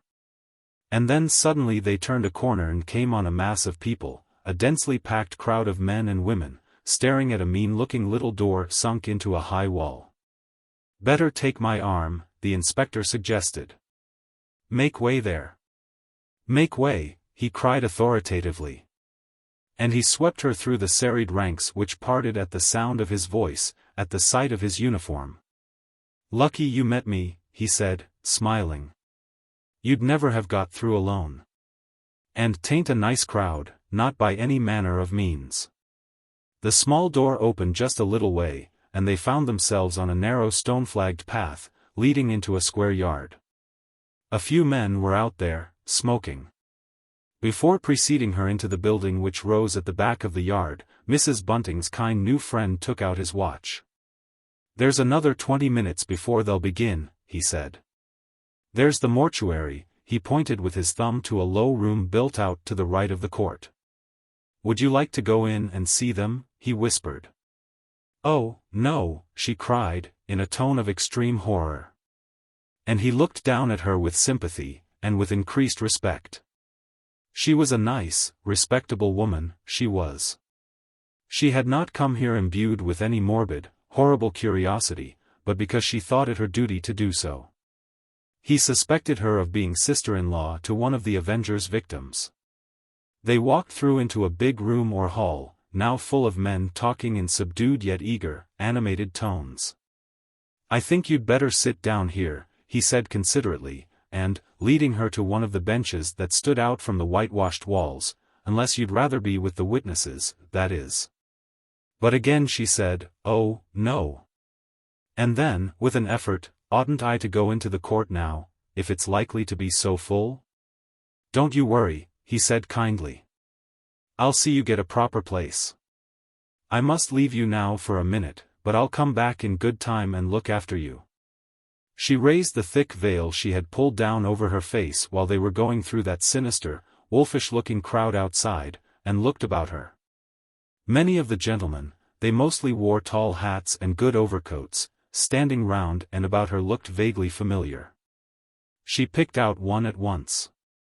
He was a famous journalist, whose shrewd, animated face was familiar to her owing to the fact that it was widely advertised in connection with a preparation for the hair, the preparation which in happier, more prosperous days Bunting had had great faith in, and used, or so he always said, with great benefit to himself. This gentleman was the center of an eager circle, half a dozen men were talking to him, listening deferentially when he spoke, and each of these men, so Mrs. Bunting realized, was a somebody. How strange, how amazing, to reflect that from all parts of London, from their doubtless important avocations, one unseen, mysterious beckoner had brought all these men here together. To this sordid place, on this bitterly cold, dreary day. Here they were, all thinking of, talking of, evoking one unknown, mysterious personality, that of the shadowy and yet terribly real human being who chose to call himself the Avenger. And somewhere, not so very far away from them all the Avenger was keeping these clever, astute, highly trained minds, and bodies, too, at bay. Even Mrs. Bunting, sitting here unnoticed, realized the irony of her presence among them. Chapter 19. It seemed to Mrs. Bunting that she had been sitting there a long time. It was really about a quarter of an hour, when her official friend came back. "Better come along now," he whispered, "it'll begin soon." She followed him out into a passage, up a row of steep stone steps, and so into the coroner's court. The court was big, well-lighted room, in some ways not unlike a chapel, the more so that a kind of gallery ran halfway round, a gallery evidently set aside for the general public. For it was now crammed to its utmost capacity. Mrs. Bunting glanced timidly towards the serried row of faces. Had it not been for her good fortune in meeting the man she was now following, it was there that she would have had to try and make her way. And she would have failed. Those people had rushed in the moment the doors were opened, pushing, fighting their way in a way she could never have pushed or fought. There were just a few women among them, set, determined-looking women, belonging to every class. But made one by their love of sensation and their power of forcing their way in where they wanted to be. But the women were few, the great majority of those standing there were men who were also representative of every class of Londoner. The center of the court was like an arena. It was sunk 2 or 3 steps below the surrounding gallery. Just now it was comparatively clear of people, save for the benches on which sat the men who were to compose the jury. Some way from these men, huddled together in a kind of big pew, stood 7 people, 3 women and 4 men. "Do you see the witnesses?" whispered the inspector, pointing these out to her. He supposed her to know one of them with familiar knowledge, but, if that were so, she made no sign. Between the windows, facing the whole room, was a kind of little platform, on which stood a desk and an armchair. Mrs. Bunting guessed rightly that it was there the coroner would sit. And to the left of the platform was the witness stand, also raised considerably above the jury. Amazingly different, and far more grim and awe-inspiring than the scene of the inquest which had taken place so long ago, on that bright April day, in the village inn. There the coroner had sat on the same level as the jury, and the witnesses had simply stepped forward one by one, and taken their place before him. Looking round her fearfully, Mrs. Bunting thought she would surely die if ever she were exposed to the ordeal of standing in that curious box-like stand. And she stared across at the bench where sat the 7 witnesses with a feeling of sincere pity in her heart. But even she soon realized that her pity was wasted. Each woman witness looked eager, excited, and animated, well pleased to be the center of attention and attraction to the general public. It was plain each was enjoying her part of important, if humble, actress in the thrilling drama which was now absorbing the attention of all London, it might almost be said of the whole world. Looking at these women, Mrs. Bunting wondered vaguely which was which. Was it that rather draggle-tailed-looking young person who had certainly, or almost certainly, seen the avenger within 10 seconds of the double crime being committed? The woman who, aroused by one of his victims' cry of terror, had rushed to her window and seen the murderer's shadowy form pass swiftly by in the fog? Yet another woman, so Mrs. Bunting now remembered, had given a most circumstantial account of what the avenger looked like, for he, it was supposed, had actually brushed by her as he passed. Those 2 women now before her had been interrogated and cross-examined again and again, not only by the police, but by representatives of every newspaper in London. It was from what they had both said, unluckily their accounts materially differed, that official description of the avenger had been worked up, that which described him as being a good-looking, respectable young fellow of 28, carrying a newspaper parcel. As for the 3rd woman, she was doubtless an acquaintance, a boon companion of the dead. Mrs. Bunting looked away from the witnesses, and focused her gaze on another unfamiliar sight. Specially prominent, running indeed through the whole length of the shut-in space, that is, from the coroner's high dais right across to the opening in the wooden barrier, was an ink-splashed table at which, when she had first taken her place, there had been sitting 3 men busily sketching. But now every seat at the table was occupied by tired, intelligent-looking men, each with a notebook, or with some loose sheets of paper, before him. "Them's the reporters," whispered her friend. "They don't like coming till the last minute, for they has to be the last to go. At an ordinary inquest there are only 2, maybe 3, attending, but now every paper in the kingdom has pretty well applied for a pass to that reporter's table." He looked consideringly down into the well of the court. Now let me see what I can do for you." Then he beckoned to the coroner's officer. "Perhaps you could put this lady just over there, in a corner by herself? Related to a relation of the deceased, but doesn't want to be." He whispered a word or two, and the other nodded sympathetically, and looked at Mrs. Bunting with interest. "I'll put her just here," he muttered. "There's no one coming there today. You see, there are only 7 witnesses, sometimes we have a lot more than that."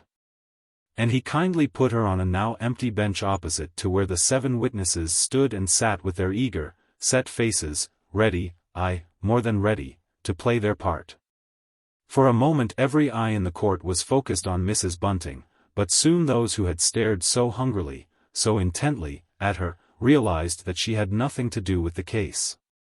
She was evidently there as a spectator, and, more fortunate than most, she had a friend at court, and so was able to sit comfortably, instead of having to stand in the crowd.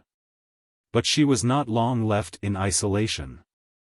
Very soon some of the important-looking gentlemen she had seen downstairs came into the court, and were ushered over to her seat while 2 or 3 among them, including the famous writer whose face was so familiar that it almost seemed to Mrs. Bunting like that of a kindly acquaintance, were accommodated at the reporter's table. "Gentlemen, the coroner." The jury stood up, shuffling their feet, and then sat down again. Over the spectators there fell a sudden silence. And then what immediately followed recalled to Mrs. Bunting, for the first time, that informal little country inquest of long ago. First came the "Oh yes. Oh yes." The old Norman French summons to all whose business it is to attend a solemn inquiry into the death, sudden, unexplained, terrible, of a fellow being. The jury, there were 14 of them, all stood up again. They raised their hands and solemnly chanted together the curious words of their oath. Then came a quick, informal exchange of sentences, twixt the coroner and his officer. Yes, everything was in order. The jury had viewed the bodies. He quickly corrected himself. The body, for, technically speaking, the inquest just about to be held only concerned one body. And then, amid a silence so absolute that the slightest rustle could be heard through the court, the coroner, a clever-looking gentleman, though not so old as Mrs. Bunting thought he ought to have been to occupy so important a position on so important a day, gave a little history, as it were, of the terrible and mysterious Avenger crimes. He spoke very clearly, warming to his work as he went on. He told them that he had been present at the inquest held on one of the Avenger's former victims. "I only went through professional curiosity," he threw in by way of parenthesis, little thinking, gentlemen, that the inquest on one of these unhappy creatures would ever be held in my court. On and on, he went, though he had, in truth, but little to say, and though that little was known to every one of his listeners. Mrs. Bunting heard one of the older gentlemen sitting near her whisper to another, "Drawing it out all he can, that's what he's doing. Having the time of his life, evidently." And then the other whispered back, so low that she could only just catch the words, "Aye. But he's a good chap, I knew his father, we were at school together. Takes his job very seriously, you know, he does today, at any rate." She was listening intently, waiting for a word, a sentence, which would relieve her hidden terrors, or, on the other hand, confirm them. But the word, the sentence, was never uttered. And yet, at the very end of his long peroration, the coroner did throw out a hint which might mean anything, or nothing. "I am glad to say that we hope to obtain such evidence today as will in time lead to the apprehension of the miscreant who has committed, and is still committing, these terrible crimes." Mrs. Bunting stared uneasily up into the coroner's firm, determined-looking face. What did he mean by that? Was there any new evidence of which Joe Chandler, for instance, was ignorant? And, as if in answer to the unspoken question, her heart gave a sudden leap, for a big, burly man had taken his place in the witness box, a policeman who had not been sitting with the other witnesses. But soon her uneasy terror became stilled. This witness was simply the constable who had found the first body. In quick, businesslike tones he described exactly what had happened to him on that cold, foggy morning 10 days ago. He was shown a plan, and he marked it slowly, carefully, with a thick finger. That was the exact place. No, he was making a mistake, that was the place where the other body had lain. He explained apologetically that he had got rather mixed up between the two bodies, that of Johanna Cobbett and Sophie Hurtle. And then the coroner intervened authoritatively. For the purpose of this inquiry, he said, we must, I think, for a moment consider the two murders together. After that, the witness went on far more comfortably. And as he proceeded, in a quick monotone, the full and deadly horror of the Avenger's acts came over Mrs. Bunting in a great seething flood of sick fear and, yes, remorse. Up to now she had given very little thought, if, indeed, any thought, to the drink-sodden victims of the Avenger. It was he who had filled her thoughts, he and those who were trying to track him down. But now? Now she felt sick and sorry she had come here today. She wondered if she would ever be able to get the vision the policeman's words had conjured up out of her mind, out of her memory. And then there came an eager stir of excitement and of attention throughout the whole court, for the policeman had stepped down out of the witness box. And one of the women witnesses was being conducted to his place. Mrs. Bunting looked with interest and sympathy at the woman, remembering how she herself had trembled with fear, trembled as that poor, bedraggled, common-looking person was trembling now. The woman had looked so cheerful, so well pleased with herself till a minute ago, but now she had become very pale, and she looked round her as a hunted animal might have done. But the coroner was very kind, very soothing and gentle in his manner, just as that other coroner had been when dealing with Ellen Green at the inquest on that poor drowned girl. After the witness had repeated in a toneless voice the solemn words of the oath, she began to be taken, step by step, though her story.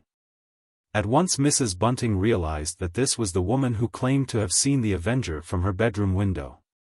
Gaining confidence, as she went on, the witness described how she had heard a long-drawn, stifled screech, and, aroused from deep sleep, had instinctively jumped out of bed and rushed to her window. The coroner looked down at something lying on his desk. Let me see. Here is the plan. Yes, I think I understand that the house in which you are lodging exactly faces the alley where the two crimes were committed? And there arose a quick, futile discussion. The house did not face the alley, but the window of the witness's bedroom faced the alley. A distinction without a difference, said the coroner testily. And now tell us as clearly and quickly as you can what you saw when you looked out. There fell a dead silence on the crowded court. And then the woman broke out, speaking more volubly and firmly than she had yet done. I saw him, she cried. I shall never forget it, no, not till my dying day. And she looked round defiantly. Mrs. Bunting suddenly remembered a chat one of the newspaper men had had with a person who slept under this woman's room. That person had unkindly said she felt sure that Lizzie Cole had not got up that night, that she had made up the whole story. She, the speaker, slept lightly, and that night had been tending a sick child. Accordingly, she would have heard if there had been either the scream described by Lizzie Cole, or the sound of Lizzie Cole jumping out of bed. We quite understand that you think you saw the coroner hesitated, the individual who had just perpetrated these terrible crimes. But what we want to have from you is a description of him.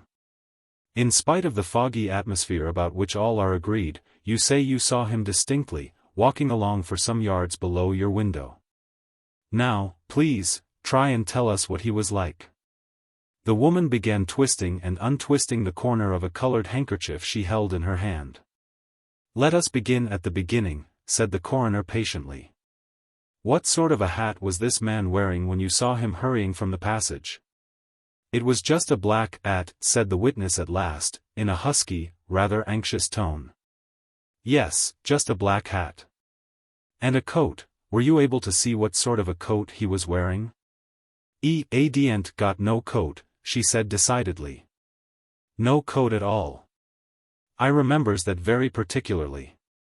I thought it queer, as it was so cold, everybody as can wears some sort o' coat this weather. A juryman who had been looking at a strip of newspaper, and apparently not attending at all to what the witness was saying, here jumped up and put out his hand. "Yes," the coroner turned to him. "I just want to say that this witness, if her name is Lizzie Cole, began by saying the Avenger was wearing a coat, a big, heavy coat. I've got it here, in this bit of paper." "I never said so," cried the woman passionately. "I was made to say all those things by the young man what came to me from the Evening Sun. Just put in what liked in his paper, did, not what I said at all." At this there was some laughter, quickly suppressed. "In future," said the coroner severely, addressing the juryman, who had now sat down again, "you must ask any question you wish to ask through your foreman. And please wait till I have concluded my examination of the witness." But this interruption, this accusation, had utterly upset the witness. She began contradicting herself hopelessly. The man she had seen hurrying by in the semi-darkness below was tall, no, he was short. He was thin, no, he was a stoutish young man. And as to whether he was carrying anything, there was quite an acrimonious discussion. Most positively, most confidently, the witness declared that she had seen a newspaper parcel under his arm. It had bulged out at the back, so she declared. But it was proved, very gently and firmly, that she had said nothing of the kind to the gentleman from Scotland Yard who had taken down her first account. In fact, to him she had declared confidently that the man had carried nothing at all. That she had seen his arms swinging up and down. One fact, if fact it could be called, the coroner did elicit. Lizzie Cole suddenly volunteered the statement that as he had passed her window he had looked up at her. This was quite a new statement. "He looked up at you?" repeated the coroner. "You said nothing of that in your examination." "I said nothing because I was scared, nigh scared to death. If you could really see his countenance, for we know the night was dark and foggy, will you please tell me what he was like?" But the coroner was speaking casually, his hand straying over his desk. Not a creature in that court now believed the woman's story. "Dark," she answered dramatically. "Dark, almost black. If you can take my meaning, with a sort of nigger look." And then there was a titter. Even the jury smiled. And sharply the coroner bade Lizzie Cole stand down. Far more credence was given to the evidence of the next witness. This was an older, quieter-looking woman, decently dressed in black. Being the wife of a night watchman whose work lay in a big warehouse situated about 100 yards from the alley or passage where the crimes had taken place. She had gone out to take her husband some food he always had at 1 in the morning. And a man had passed her, breathing hard and walking very quickly.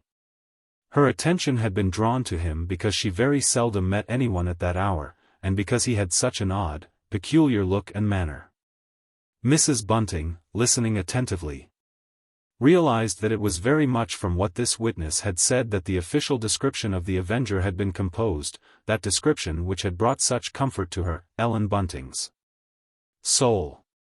This witness spoke quietly, confidently, and her account of the newspaper parcel the man was carrying was perfectly clear and positive. It was a neat parcel, she said, done up with string. She had thought it an odd thing for a respectably dressed young man to carry such a parcel. That was what had made her notice it. But when pressed, she had to admit that it had been a very foggy night, so foggy that she herself had been afraid of losing her way, though every step was familiar. When the third woman went into the box, and with sighs and tears told of her acquaintance with one of the deceased, with Johanna Cobbett, there was a stir of sympathetic attention. But she had nothing to say throwing any light on the investigation, save that she admitted reluctantly that Annie would have been such a nice, respectable young woman if it hadn't been for the drink. Her examination was shortened as much as possible, and so was that of the next witness, the husband of Johanna Cobbett. He was a very respectable-looking man, a foreman in a big business house at Croydon. He seemed to feel his position most acutely. He hadn't seen his wife for 2 years. He hadn't had news of her for 6 months. Before she took to drink she had been an admirable wife, and yes, mother. Yet another painful few minutes, to anyone who had a heart, or imagination to understand, was spent when the father of the murdered woman was in the box. He had had later news of his unfortunate daughter than her husband had had, but of course he could throw no light at all on her murder or murderer. A barman, who had served both the women with drink just before the public house closed for the night, was handled rather roughly. He had stepped with a jaunty air into the box, and came out of it looking cast down, uneasy. And then there took place a very dramatic, because an utterly unexpected, incident. It was one of which the evening papers made the utmost much to Mrs. Bunting's indignation. But neither coroner nor jury, and they, after all, were the people who mattered, thought a great deal of it. There had come a pause in the proceedings. All 7 witnesses had been heard, and a gentleman near Mrs. Bunting whispered, "They are now going to call Dr. Gaunt. He's been in every big murder case for the last 30 years. He's sure to have something interesting to say." It was really to hear him I came. But before Dr. Gaunt had time even to get up from the seat with which he had been accommodated close to the coroner, there came a stir among the general public, or, rather, among those spectators who stood near the low wooden door which separated the official part of the court from the gallery. The coroner's officer, with an apologetic air, approached the coroner, and handed him up an envelope. And again in an instant, there fell absolute silence on the court. Looking rather annoyed, the coroner opened the envelope. He glanced down the sheet of notepaper it contained. Then he looked up. Then he glanced down again. Mr., is it cannot? He said doubtfully, "May come forward." There ran a titter through the spectators, and the coroner frowned. A neat, jaunty-looking old gentleman, in a nice fur-lined overcoat, with a fresh, red face and white side whiskers, was conducted from the place where he had been standing among the general public to the witness box. "This is somewhat out of order, Mr. Cannot," said the coroner severely. "You should have sent me this note before the proceedings began. This gentleman," he said, addressing the jury, "informs me that he has something of the utmost importance to reveal in connection with our investigation. I have remained silent, I have locked what I knew within my own breast," began Mr. Cannot in a quavering voice, "because I am so afraid of the press. I knew if I said anything, even to the police, that my house would be besieged by reporters and newspaper men. I have a delicate wife, Mr. Coroner. Such a state of things, the state of things I imagine, might cause her death. Indeed, I hope she will never read a report of these proceedings. Fortunately, she has an excellent trained nurse." "You will now take the oath," said the coroner sharply. He already regretted having allowed this absurd person to have his say. Mr. Cannot took the oath with a gravity and decorum which had been lacking in most of those who had preceded him. "I will address myself to the jury," he began. "You will do nothing of the sort," broke in the coroner. "Now, please attend to me. You assert in your letter that you know who is the avenger," put in Mr. Cannot promptly. "The perpetrator of these crimes. You further declare that you met him on the very night he committed the murder we are now investigating?" "I do so declare," said Mr. Cannot confidently. Though in the best of health myself, he beamed round the court, a now amused, attentive court. "It is my fate to be surrounded by sick people, to have only ailing friends. I have to trouble you with my private affairs, Mr. Coroner, in order to explain why I happen to be out at so undue an hour as 1 o'clock in the morning." Again a titter ran through the court. Even the jury broke into broad smiles. "Yes," went on the witness solemnly, "I was with a sick friend, in fact, I may say a dying friend, for since then he has passed away. I will not reveal my exact dwelling place, you, sir, have it on my notepaper. It is not necessary to reveal it, but you will understand me when I say that in order to come home I had to pass through a portion of the Regent's Park. And it was there, to be exact, about the middle of Prince's Terrace, when a very peculiar-looking individual stopped and accosted me." Mrs. Bunting's hand shot up to her breast.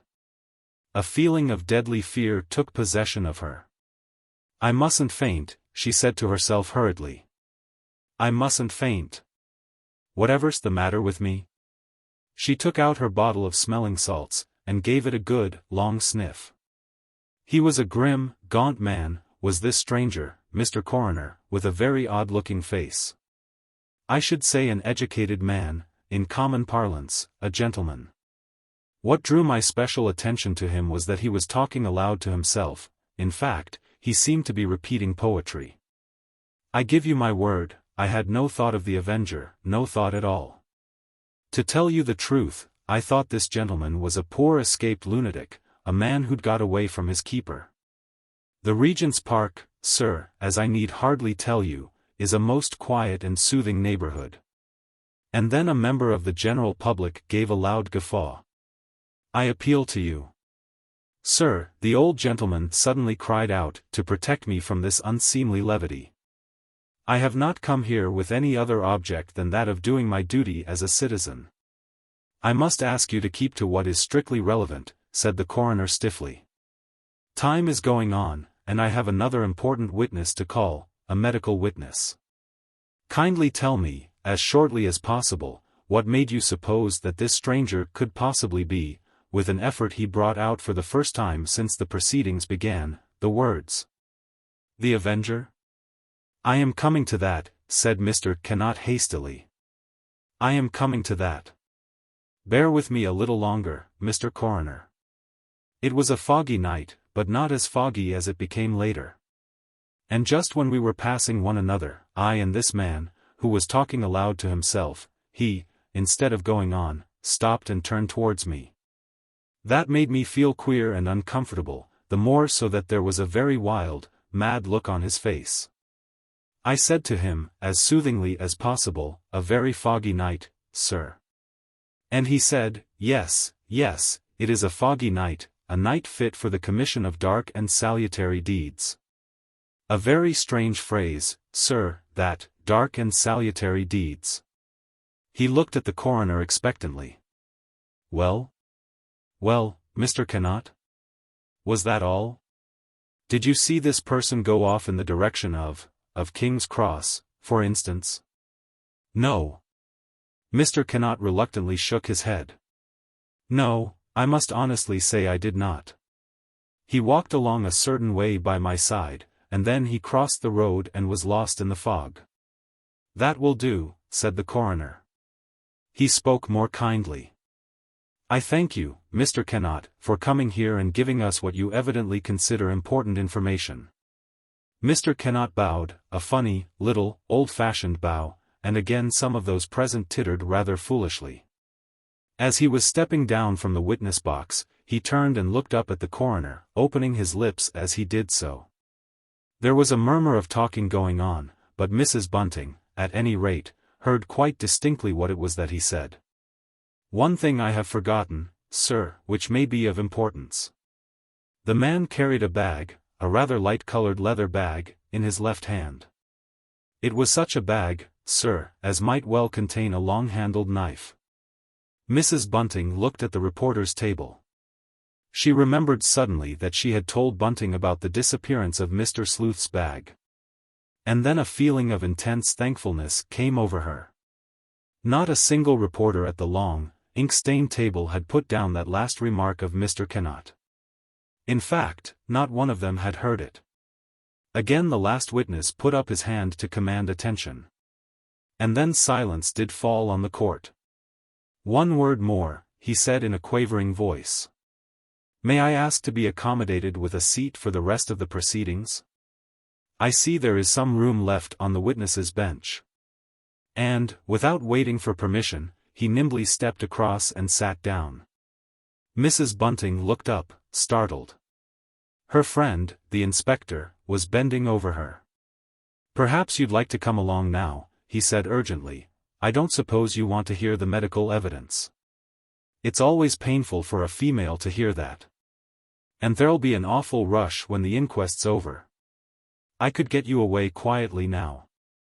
She rose, and, pulling her veil down over her pale face, followed him obediently. Down the stone staircase they went, and through the big, now empty, room downstairs. "I'll let you out the back way," he said. "I expect you're tired, ma'am, and will like to get home to a cup o' tea. I don't know how to thank you." There were tears in her eyes. She was trembling with excitement and emotion. "You have been good to me." "Oh, that's nothing," he said a little awkwardly. "I expect you went through a pretty bad time, didn't you?" "Will they be having that old gentleman again?" She spoke in a whisper, and looked up at him with a pleading, agonized look. "Good Lord, no. Crazy old fool. We're troubled with a lot of those sort of people, you know, ma'am, and they often do have funny names, too. You see, that sort is busy all their lives in the city, or whatnot. Then they retires when they gets about 60, and they're fit to hang themselves with dullness. Why, there's hundreds of loonies of the sort to be met in London. You can't go about at night and not meet them. Plenty of them." "Then you don't think there was anything in what he said?" she ventured. "In what that old gent said?" "Goodness, no." He laughed good-naturedly. "But I'll tell you what I do think. If it wasn't for the time that had gone by, I should believe that the second witness had seen that crafty devil." He lowered his voice. "But, there, Dr. Gaunt declares most positively, so did 2 other medical gentlemen, that the poor creatures had been dead hours when they was found. Medical gentlemen are always very positive about their evidence. They have to be, otherwise who'd believe them? If we'd time I could tell you of a case in which, well, 'twas all because of Dr. Gaunt that the murderer escaped. We all knew perfectly well the man we caught did it, but he was able to prove an alibi as to the time Dr. Gaunt said the poor soul was killed."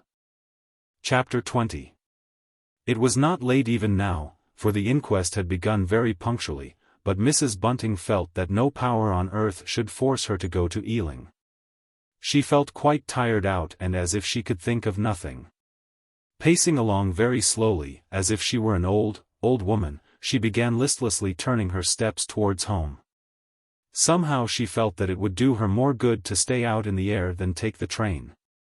Also she would thus put off the moment to which she looked forward with dread and dislike, when she would have to invent a circumstantial story as to what she had said to the doctor.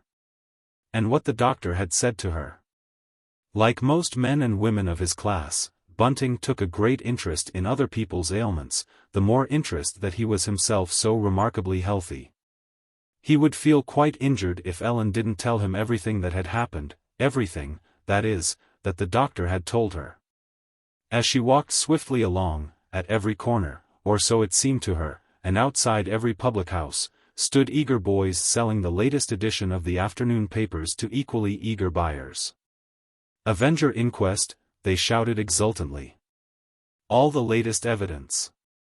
At one place, where there were a row of contents bills pinned to the pavement by stones, she stopped and looked down.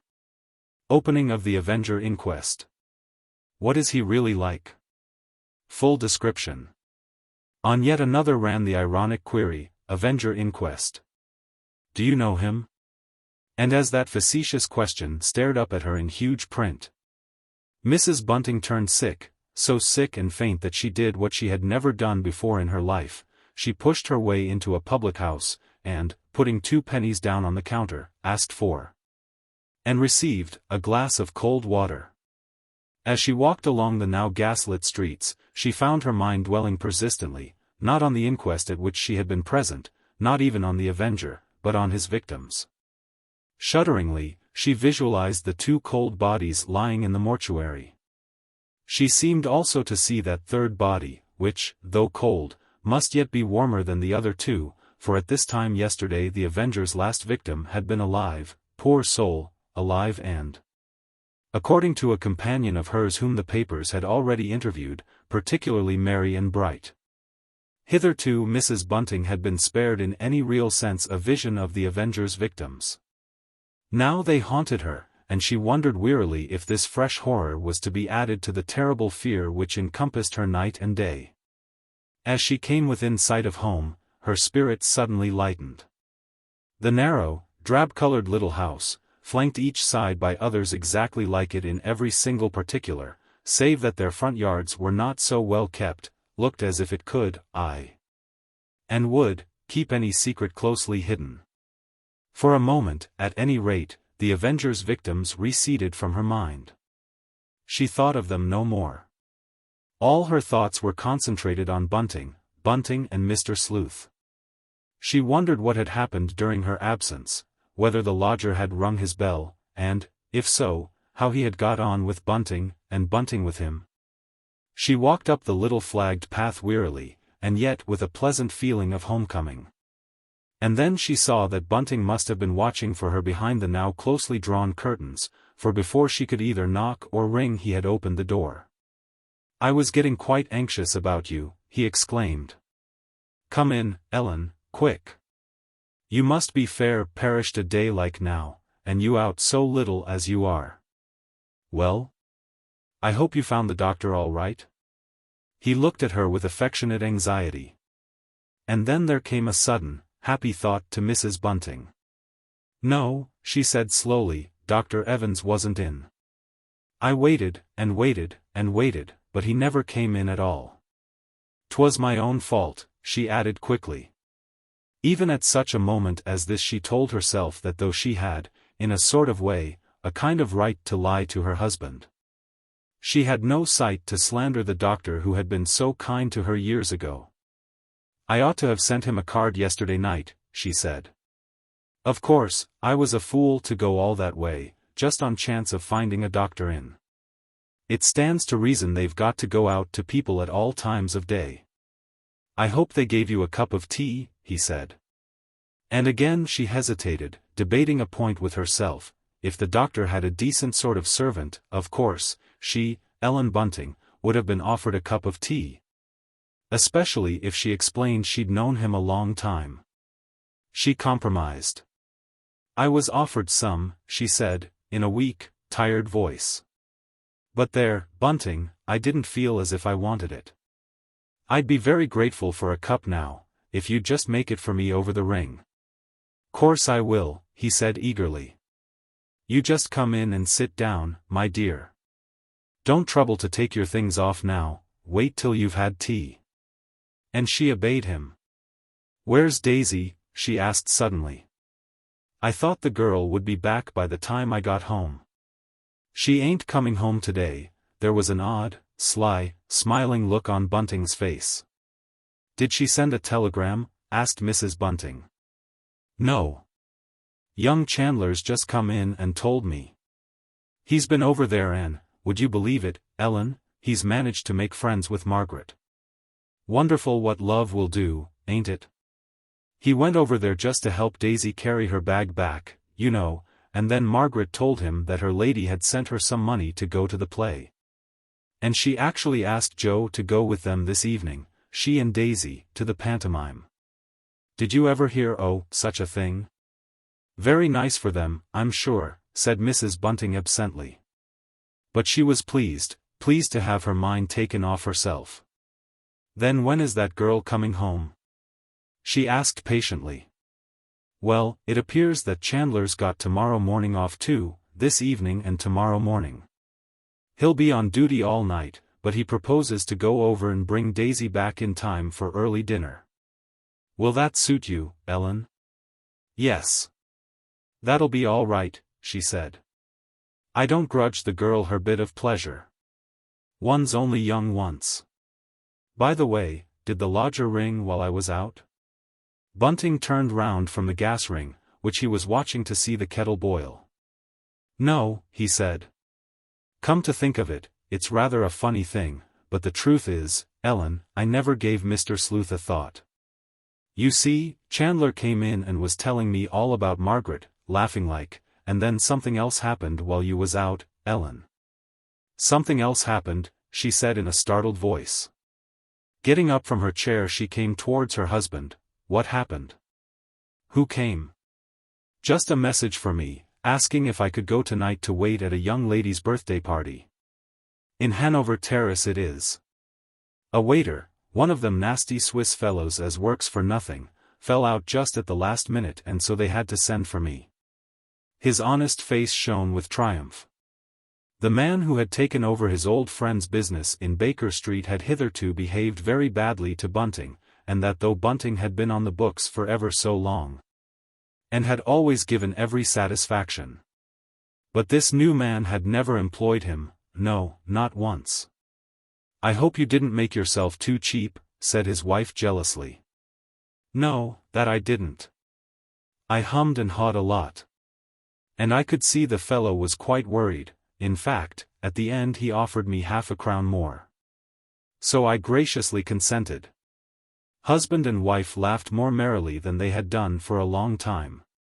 "You won't mind being alone, here?" "I don't count the lodger, he's no good." Bunting looked at her anxiously.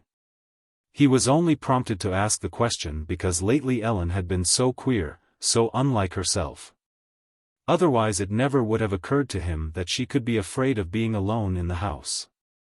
She had often been so in the days when he got more jobs. She stared at him, a little suspiciously. "I'd be afraid," she echoed. "Certainly not. Why should I be? I've never been afraid before." "What do you exactly mean by that, Bunting?" "Oh, nothing. I only thought you might feel funny like, all alone on this ground floor. You was so upset yesterday when that young fool Chandler came, dressed up, to the door." "I shouldn't have been frightened if he'd just been an ordinary stranger," she said shortly. "He said something silly to me, just in keeping with his character like, and it upset me. Besides, I feel better now." As she was sipping gratefully her cup of tea, there came a noise outside, the shouts of newspaper sellers. "I'll just run out," said Bunting apologetically, "and see what happened at that inquest today. Besides, they may have a clue about the horrible affair last night. Chandler was full of it, when he wasn't talking about Daisy and Margaret, that is. He's on tonight, luckily not till 12 o'clock, plenty of time to escort the two of them back after the play. Besides, he said he'll put them into a cab and blow the expense, if the panto goes on too long for him to take them home." "On tonight?" repeated Mrs. Bunting. "Whatever for?" "Well, you see, the Avengers always done in couples, so to speak. They've got an idea that he'll have a try again tonight. However, even so, Joe's only on from midnight till 5 o'clock. Then he'll go and turn in a bit before going off to fetch Daisy. Fine thing to be young, ain't it, Ellen? I can't believe that he'd go out on such a night as this." "What do you mean?" said Bunting, staring at her. Ellen had spoken so oddly, as if to herself, and in so fierce and passionate a tone. "What do I mean?" she repeated, and a great fear clutched at her heart. What had she said? She had been thinking aloud. "Why, by saying he won't go out. Of course, he has to go out. Besides, he'll have been to the play as it is. 'Twould be a pretty thing if the police didn't go out, just because it was cold." I was thinking of the Avenger," said Mrs. Bunting. She looked at her husband fixedly. Somehow she had felt impelled to utter those true words. "He don't take no heed of heat nor cold," said Bunting somberly. "I take it the man's dead to all human feeling, saving, of course, revenge. So that's your idea about him, is it?" She looked across at her husband. Somehow this dangerous, this perilous conversation between them attracted her strangely. She felt as if she must go on with it. "Do you think he was the man that woman said she saw? That young man what passed her with a newspaper parcel?" "Let me see," he said slowly. "I thought that 'twas from the bedroom window a woman saw him." No. I mean the other woman, what was taking her husband's breakfast to him in the warehouse. She was far the most respectable-looking woman of the two," said Mrs. Bunting impatiently. And then, seeing her husband's look of utter, blank astonishment, she felt a thrill of unreasoning terror. She must have gone suddenly mad to have said what she did. Hurriedly she got up from her chair. "There, now," she said. "Here I am gossiping all about nothing when I ought to be seeing about the lodger's supper. It was someone in the train talked to me about that person as thinks she saw the Avenger. Without waiting for an answer, she went into her bedroom, lit the gas, and shut the door. A moment later she heard Bunting go out to buy the paper they had both forgotten during their dangerous discussion. As she slowly, languidly took off her nice, warm coat and shawl, Mrs. Bunting found herself shivering. It was dreadfully cold, quite unnaturally cold even for the time of year. She looked longingly towards the fireplace. It was now concealed by the washhand stand, but how pleasant it would be to drag that stand aside and light a bit of fire, especially as Bunting was going to be out tonight. He would have to put on his dress clothes, and she didn't like his dressing in the sitting room. It didn't suit her ideas that he should do so. How if she did light the fire here, in their bedroom? It would be nice for her to have a bit of fire to cheer her up after he had gone. Mrs. Bunting knew only too well that she would have very little sleep the coming night. She looked over, with shuddering distaste, at her nice, soft bed. There she would lie, on that couch of little ease, listening. She went down to the kitchen. Everything was ready for Mr. Sleuth's supper, for she had made all her preparations before going out so as not to have to hurry back before it suited her to do so. Leaning the tray for a moment on the top of the banisters, she listened. Even in that nice warm drawing room, and with a good fire, how cold the lodger must feel sitting studying at the table. But unwanted sounds were coming through the door. Mr. Sleuth was moving restlessly about the room, not sitting reading, as was his wont at this time of the evening. She knocked, and then waited a moment. There came the sound of a sharp click, that of the key turning in the lock of the chiffonier cupboard, or so Mr. Sleuth's landlady could have sworn. There was a pause. She knocked again. "Come in," said Mr. Sleuth loudly, and she opened the door and carried in the tray. "You are a little earlier than usual, are you not, Mrs. Bunting?" he said, with a touch of irritation in his voice. "I don't think so, sir, but I've been out. Perhaps I lost count of the time. I thought you'd like your breakfast early, as you had dinner rather sooner than usual." "Breakfast? Did you say breakfast, Mrs. Bunting?" "I beg your pardon, sir, I'm sure. I meant supper." He looked at her fixedly. It seemed to Mrs. Bunting that there was a terrible questioning look in his dark, sunken eyes. "Aren't you well?" he said slowly. "You don't look well, Mrs. Bunting." "No, sir," she said. "I'm not well. I went over to see a doctor this afternoon, to Ealing, sir." "I hope he did you good, Mrs. Bunting." The lodger's voice had become softer, kinder in quality. "It always does me good to see the doctor," said Mrs. Bunting evasively. And then a very odd smile lit up Mr. Sleuth's face. "Doctors are a maligned body of men," he said. "I'm glad to hear you speak well of them. They do their best, Mrs. Bunting. Being human they are liable to err, but I assure you they do their best." "That I'm sure they do, sir," she spoke heartily, sincerely. Doctors had always treated her most kindly, and even generously. And then, having laid the cloth, and put the lodger's one hot dish upon it, she went towards the door. "Wouldn't you like me to bring up another scuttleful of coals, sir? It's bitterly cold, getting colder every minute. A fearful night to have to go out in." She looked at him deprecatingly. And then Mr. Sleuth did something which startled her very much. Pushing his chair back, he jumped up and drew himself to his full height. "What do you mean?" he stammered. "Why did you say that, Mrs. Bunting?" She stared at him, fascinated, affrighted. Again there came an awful questioning look over his face. "I was thinking of Bunting, sir. He's got a job tonight. He's going to act as waiter at a young lady's birthday party. I was thinking it's a pity he has to turn out, and in his thin clothes, too." She brought out her words jerkily. Mr. Sleuth seemed somewhat reassured, and again he sat down. "Ah," he said. "Dear me, I'm sorry to hear that. I hope your husband will not catch cold, Mrs. Bunting."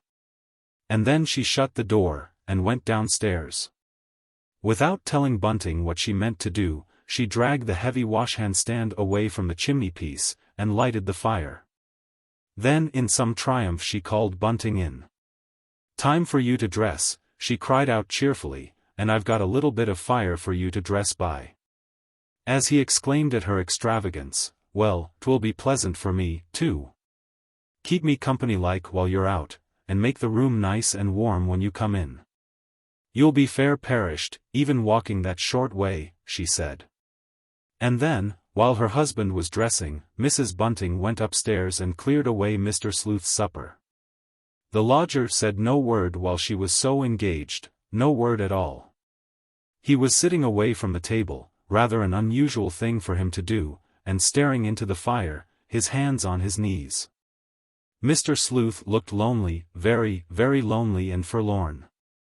Somehow, a great rush of pity, as well as of horror, came over Mrs. Bunting's heart. He was such she searched for a word in her mind, but could only find the word gentle. He was such a nice, gentle gentleman, was Mr. Sleuth. Lately he had again taken to leaving his money about, as he had done the first day or two, and with some concern his landlady had seen that the store had diminished a good deal. A very simple calculation had made her realize that almost the whole of that missing money had come her way, or, at any rate, had passed through her hands.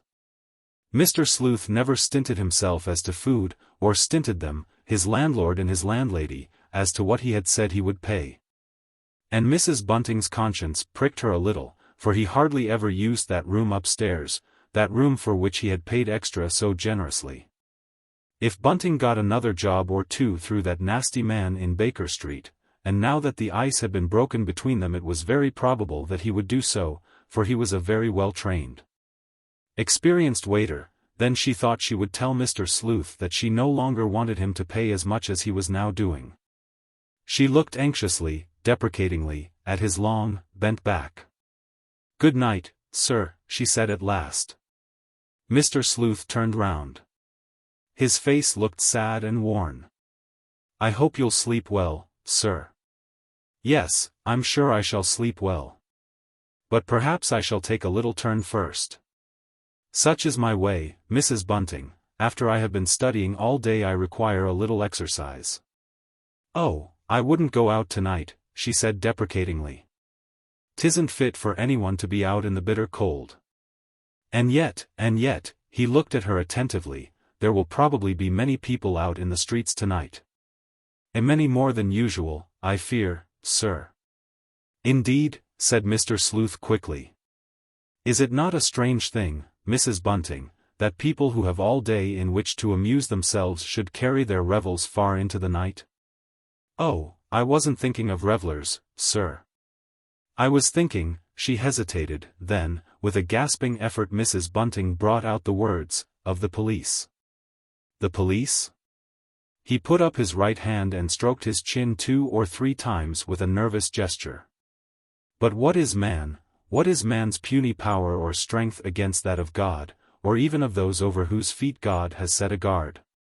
Mr. Sleuth looked at his landlady with a kind of triumph lighting up his face, and Mrs. Bunting felt a shuddering sense of relief. Then she had not offended her lodger? She had not made him angry by that, was it a hint she had meant to convey to him? "Very true, sir," she said respectfully. "But Providence means us to take care o' ourselves too." And then she closed the door behind her and went downstairs. But Mr. Sleuth's landlady did not go on, down to the kitchen.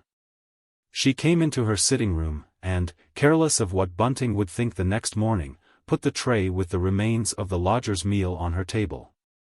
Having done that, and having turned out the gas in the passage and the sitting room, she went into her bedroom and closed the door. The fire was burning brightly and clearly. She told herself that she did not need any other light to undress by. What was it made the flames of the fire shoot up, shoot down, in that queer way? But watching it for a while, she did at last doze off a bit. And then Mrs. Bunting woke with a sudden thumping of her heart. Woke to see that the fire was almost out, woke to hear 11:45 chime out, woke at last to the sound she had been listening for before she fell asleep, the sound of Mr. Sleuth. Wearing his rubber-soled shoes, creeping downstairs, along the passage, and so out, very, very quietly by the front door.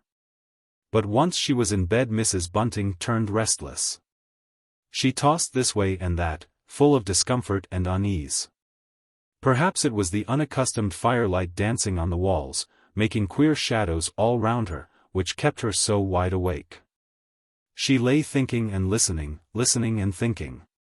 It even occurred to her to do the one thing that might have quieted her excited brain, to get a book, one of those detective stories of which Bunting had a slender store in the next room, and then, lighting the gas, to sit up and read.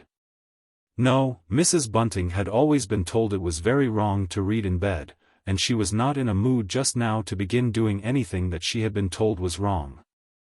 Chapter 21. It was a very cold night, so cold, so windy, so snow-laden was the atmosphere, that everyone who could do so stayed indoors. Bunting, however, was now on his way home from what had proved a really pleasant job. A remarkable piece of luck had come his way this evening, all the more welcome because it was quite unexpected. The young lady at whose birthday party he had been present in capacity of waiter had come into a fortune that day, and she had had the surprising thought of presenting each of the hired waiters with a sovereign. This gift, which had been accompanied by a few kind words, had gone to Bunting's heart. It had confirmed him in his conservative principles. Only gentlefolk ever behaved in that way. Quiet, old-fashioned, respectable, gentlefolk, the sort of people of whom those nasty radicals know nothing and care less. But the ex-butler was not as happy as he should have been. Slackening his footsteps, he began to think with puzzled concern of how queer his wife had seemed lately. Ellen had become so nervous, so jumpy, that he didn't know what to make of her sometimes. She had never been really good-tempered, your capable, self-respecting woman seldom is, but she had never been like what she was now. And she didn't get better as the days went on. In fact, she got worse. Of late she had been quite hysterical, and for no reason at all. Take that little practical joke of young Joe Chandler. Ellen knew quite well he often had to go about in some kind of disguise, and yet how she had gone on, quite foolish-like, not at all as one would have expected her to do. There was another queer thing about her which disturbed him in more senses than one. During the last 3 weeks or so Ellen had taken to talking in her sleep. No, no, no. She had cried out, only the night before. It isn't true, I won't have it said, it's a lie. And there had been a wail of horrible fear and revolt in her usually quiet, mincing voice. Phew! It was cold, and he had stupidly forgotten his gloves. He put his hands in his pockets to keep them warm, and began walking more quickly.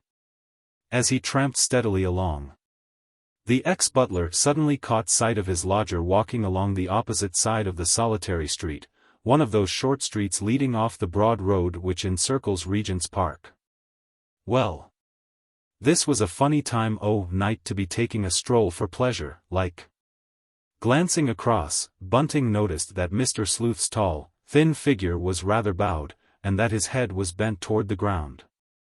His left arm was thrust into his long Inverness cape, and so was quite hidden, but the other side of the cape bulged out. As if the lodger were carrying a bag or parcel in the hand which hung down straight. Mr. Sleuth was walking rather quickly, and as he walked he talked aloud, which, as Bunting knew, is not unusual with gentlemen who live much alone. It was clear that he had not yet become aware of the proximity of his landlord. Bunting told himself that Ellen was right. Their lodger was certainly a most eccentric, peculiar person. Strange, was it not, that odd, loony-like gentleman should have made all the difference to his, Bunting's, and Mrs. Bunting's happiness and comfort in life? Again glancing across at Mr. Sleuth, he reminded himself, not for the first time, of this perfect lodger's one fault, his odd dislike to meat and to what Bunting vaguely called to himself sensible food. But there, you can't have everything. The more so that the lodger was not one of those crazy vegetarians who won't eat eggs and cheese. No, he was reasonable in this, as in everything else connected with his dealings with the Buntings. As we know, Bunting saw far less of the lodger than did his wife. Indeed, he had been upstairs only 3 or 4 times since Mr. Sleuth had been with them, and when his landlord had had occasion to wait on him the lodger had remained silent. Indeed, their gentleman had made it very clear that he did not like either the husband or wife to come up to his rooms without being definitely asked to do so. Now, surely, would be a good opportunity for a little genial conversation? Bunting felt pleased to see his lodger. It increased his general comfortable sense of satisfaction. So it was that the butler, still an active man for his years, crossed over the road, and, stepping briskly forward, began trying to overtake Mr. Sleuth. But the more he hurried along, the more the other hastened, and that without ever turning round to see whose steps he could hear echoing behind him on the now freezing pavement. Mr. Sleuth's own footsteps were quite inaudible, an odd circumstance, when you came to think of it, as Bunting did think of it later, lying awake by Mrs. Bunting's side in the pitch darkness. What it meant, of course, was that the lodger had rubber soles on his shoes. Now Bunting had never had a pair of rubber-soled shoes sent down to him to clean. He had always supposed the lodger had only one pair of outdoor boots. The two men, the pursued and the pursuer, at last turned into the Marylebone Road. They were now within a few hundred yards of home. Plucking up courage, Bunting called out, his voice echoing freshly on the still air. "Mr. Sleuth, sir. Mr. Sleuth."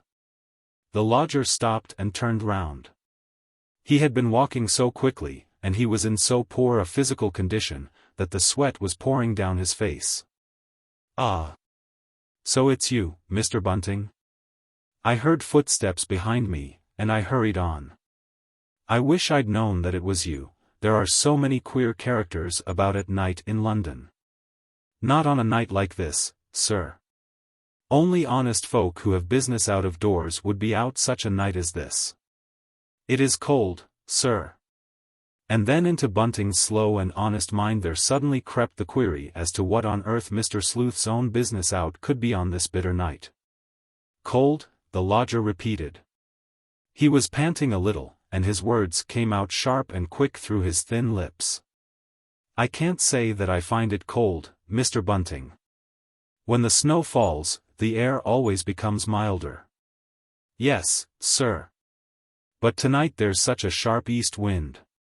Why, it freezes the very marrow in one's bones. Still, there's nothing like walking in cold weather to make one warm, as you seem to have found, sir." Bunting noticed that Mr. Sleuth kept his distance in a rather strange way. He walked at the edge of the pavement, leaving the rest of it, on the wall side, to his landlord. "I lost my way," he said abruptly. "I've been over Primrose Hill to see a friend of mine, a man with whom I studied when I was a lad, and then, coming back, I lost my way." Now they had come right up to the little gate which opened on the shabby, paved court in front of the house, that gate which now was never locked. Mr. Sleuth, pushing suddenly forward, began walking up the flagged path, when, with a "By your leave, sir," the ex-butler, stepping aside, slipped in front of his lodger, in order to open the front door for him. As he passed by Mr. Sleuth, the back of Bunting's bare left hand brushed lightly against the long Inverness cape the lodger was wearing, and, to Bunting's surprise, the stretch of cloth against which his hand lay for a moment was not only damp maybe from stray flakes of snow which had settled upon it, but wet and gluey. Bunting thrust his left hand into his pocket. It was with the other that he placed the key in the lock of the door. The two men passed into the hall together. The house seemed blackly dark in comparison with the lighted-up road outside, and as he groped forward, closely followed by the lodger, there came over Bunting a sudden, reeling sensation of mortal terror, an instinctive, assailing knowledge of frightful immediate danger. A stuffless voice, the voice of his first wife, the long-dead girl to whom his mind so seldom reverted nowadays, uttered into his ear the words, "Take care." And then the lodger spoke. His voice was harsh and grating, though not loud. "I'm afraid, Mr. Bunting, that you must have felt something dirty, foul, on my coat?" It's too long a story to tell you now, but I brushed up against a dead animal, a creature to whose misery some thoughtful soul had put an end, lying across a bench on Primrose Hill. No, sir, no. I didn't notice nothing. I scarcely touched you, sir. It seemed as if a power outside himself compelled Bunting to utter these lying words. And now, sir, I'll be saying good night to you, he said. Stepping back, he pressed with all the strength that was in him against the wall, and let the other pass him. There was a pause, and then, good night, returned Mr. Sleuth, in a hollow voice. Bunting waited until the lodger had gone upstairs, and then, lighting the gas, he sat down there, in the hall. Mr. Sleuth's landlord felt very queer and sick.